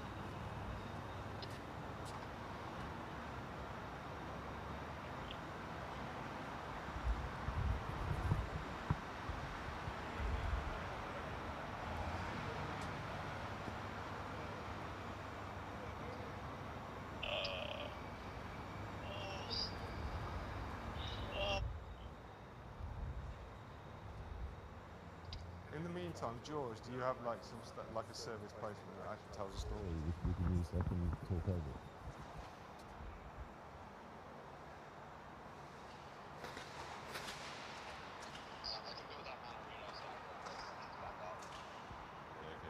it a full system? Is it a full system restarted? Yeah.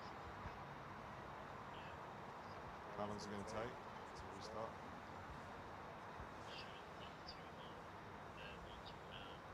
Okay, cool. Thank you.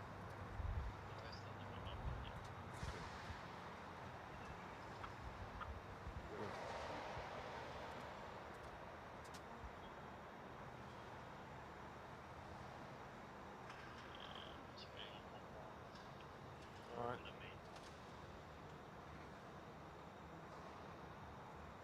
I'm very glad we didn't get Curry and Pep down here. I'm being tested.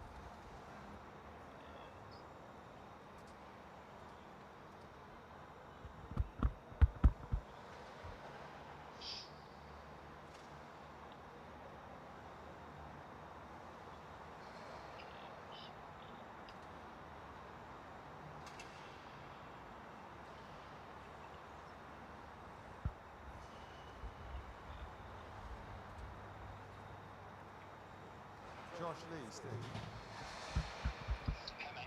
Does our camera look okay in terms of just like quality and focus? Oh, they were with full screen. So it's, yeah.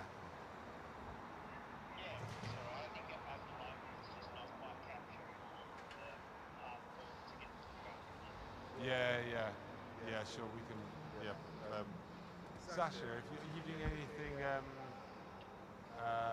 we can probably do with zooming out camera 15 just to get all the balls. Here we go. So that's looking good now. Right, fine. You're going to flip that, guys.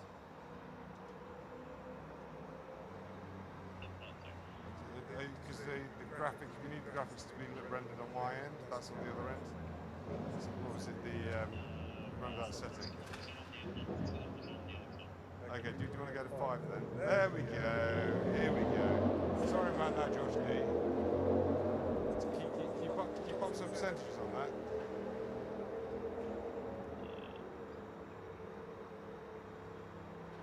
No, service placement's good start, mate. No dramas.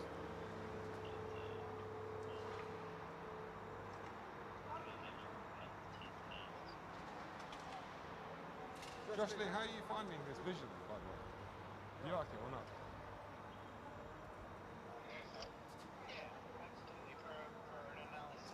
Here we go.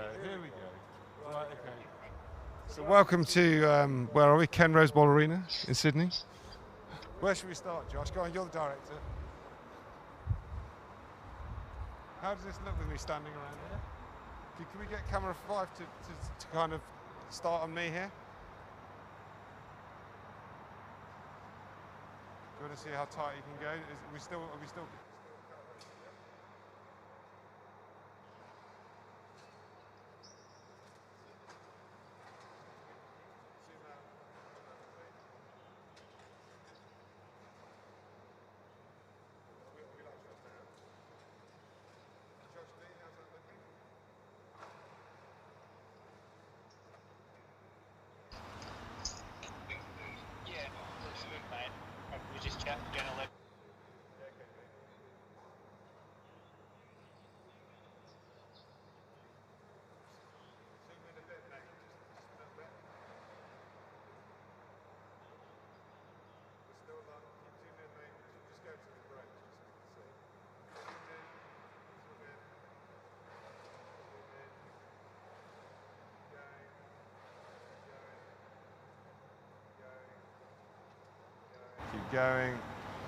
Keep going.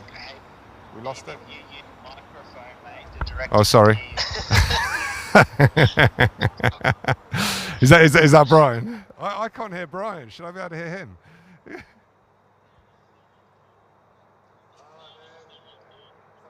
Ah, there we go. Is that Brian?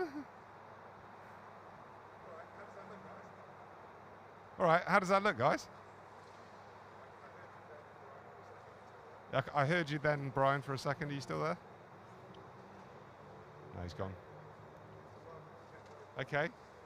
So welcome to Ken Rose Bowl. The story is service placement. Can we animate the balls in, please, Josh, so we can see how that looks? Josh Lee, what do you think?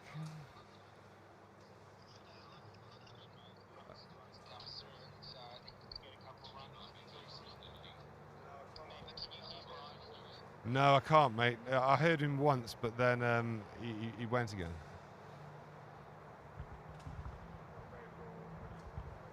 I think we've got a very bored camera 5 guy.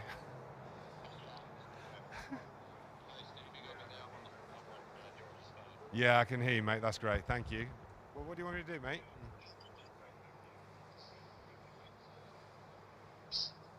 So I think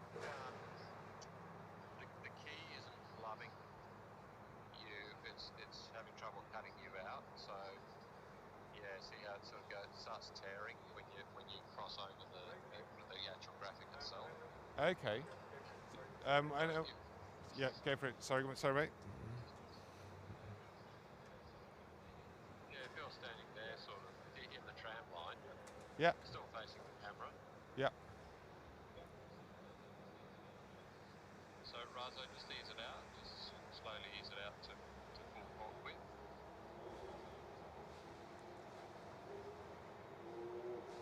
Nice.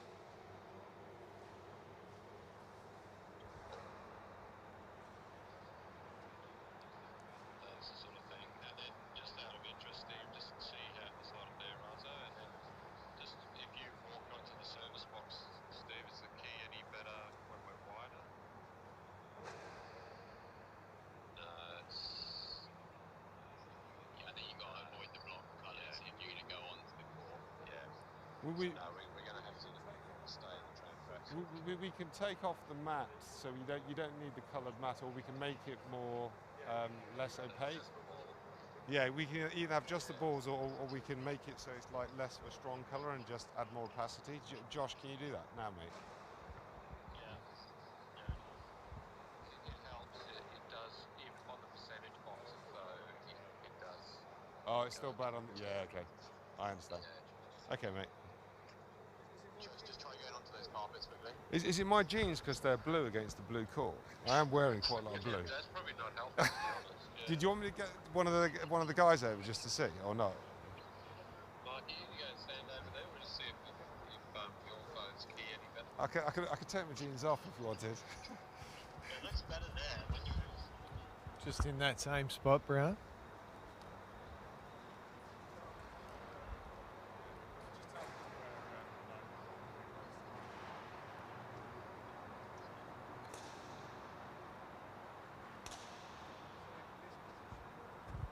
Same, this position, Brown. This position, mate.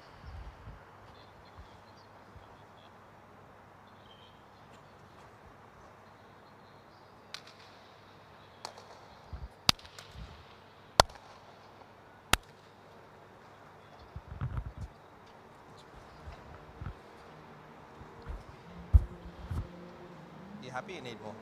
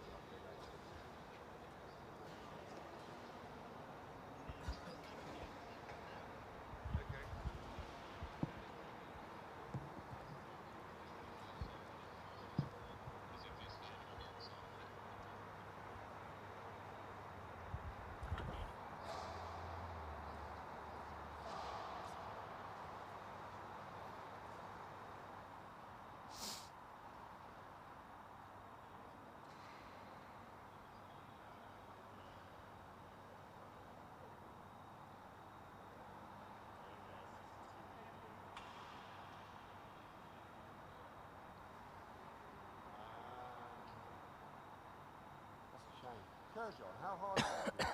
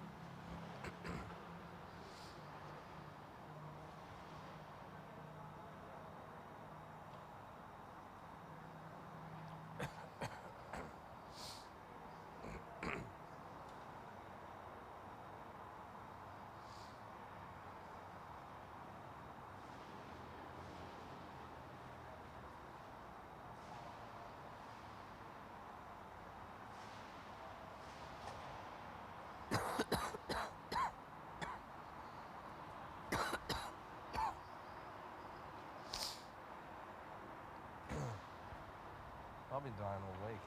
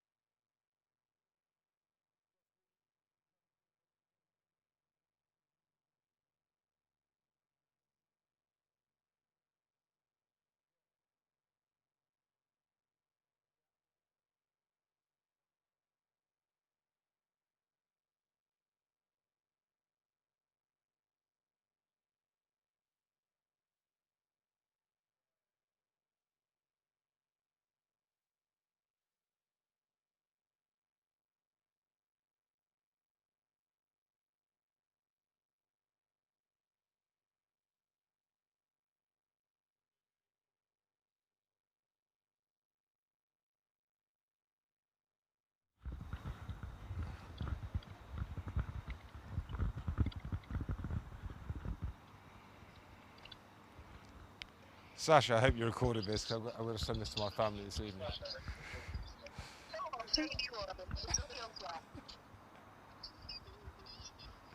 Sasha, so can we go back to 05 in the 8?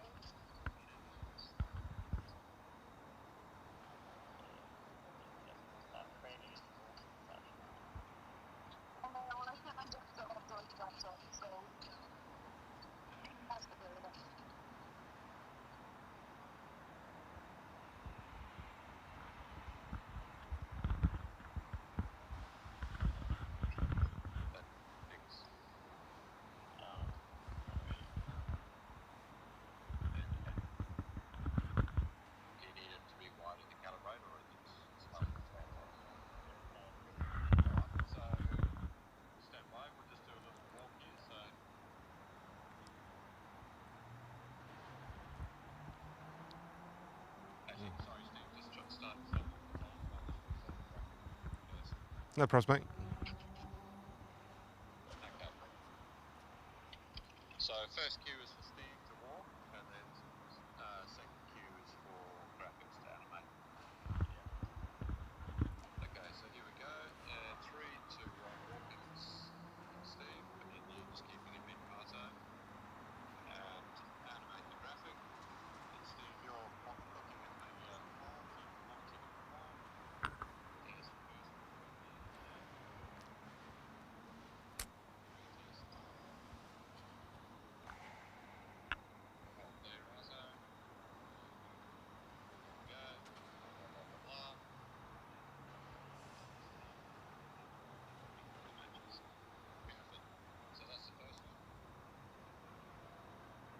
Something to show them, and then for this one, Steve, I reckon if you come out, if you go to sort of there sort of thing, and you walk to that side as well.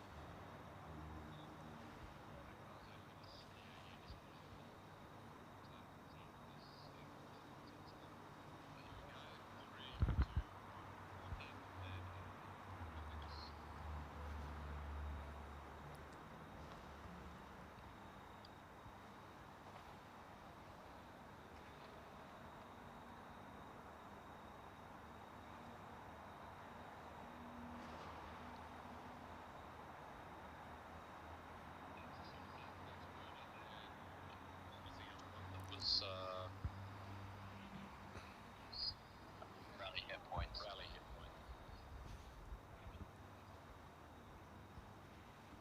That was from camera 15, yeah.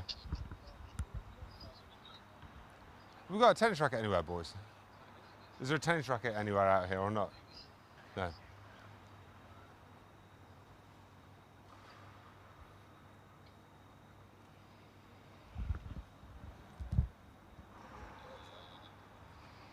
I think one. For this one, Steve, if you just come and stand in front of the Sydney side, just at the top of the Sydney. Thank you, mate. Thanks for looking.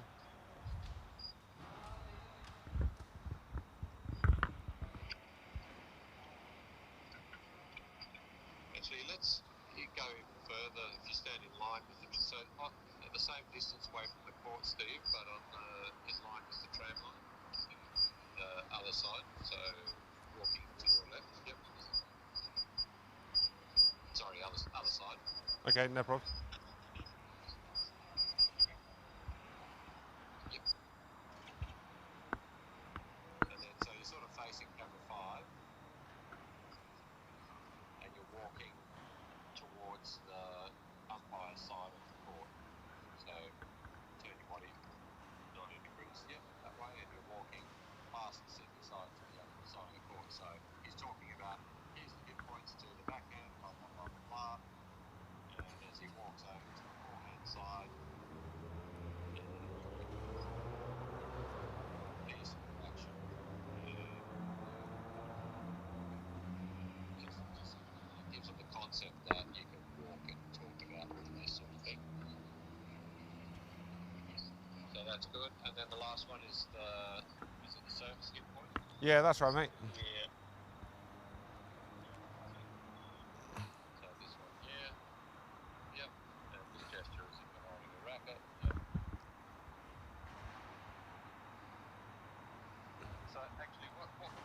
Steve, just for this one. Yes, mate. Just to give him a bit of movement, if you stand facing camera 5 on the city side, as if you're reversing. So what we're talking about here is how the serve happens, blah, blah, blah, blah, blah. So, and then you turn around and walk to the baseline and pretend to do a hit, and that's when we'll animate on the graphics. So you push it in, Razo. Do you want me to? Do you want to start from the beginning? Sorry. You can do that action. Yeah. Sorry, Razzo. All good? We good, yeah? Off you go. Yeah, we're here, da-da-da-da-da. And tightening in Razo. And animate the graphic. And pretend to hit the ball.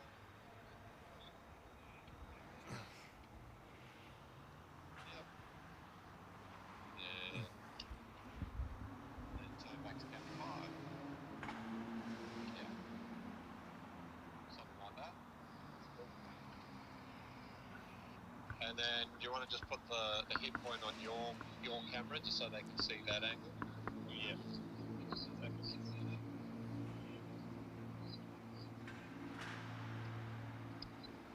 As in rally hit point, sorry.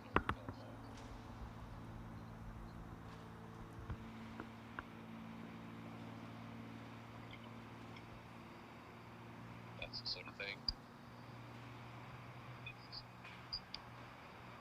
And Steve, if you just maybe do a walk from one side of the court to the other, as if it's just explaining. Here's where he hits. Here's where he's close to his backhand.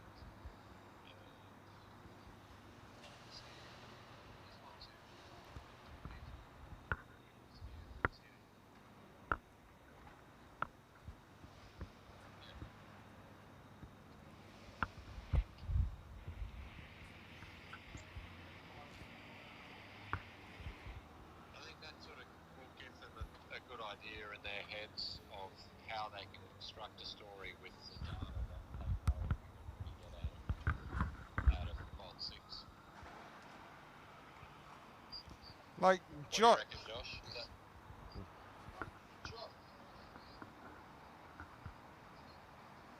Yeah.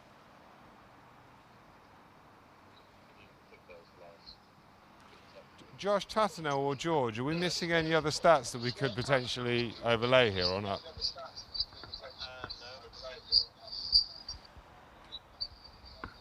All right. Okay.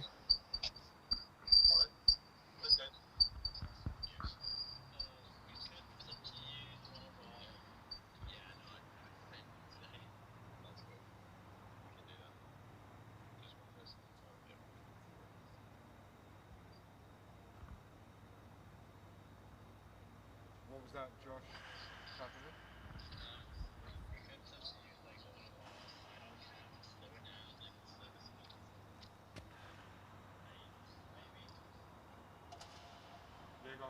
Are you going to try and...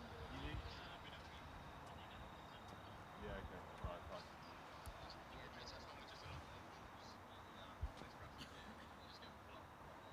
Yeah, I think that'd be helpful.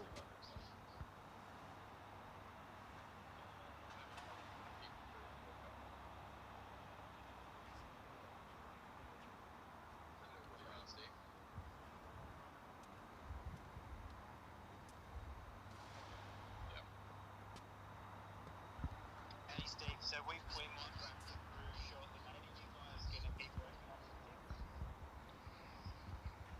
it? I'm good to shoot off if everybody else is. I think that's been quite helpful, Josh. Yep. All right. You guys are toiling away, but Okay, mate. I understood. Yeah. Thanks a lot, guys. I appreciate everybody spending the time with it.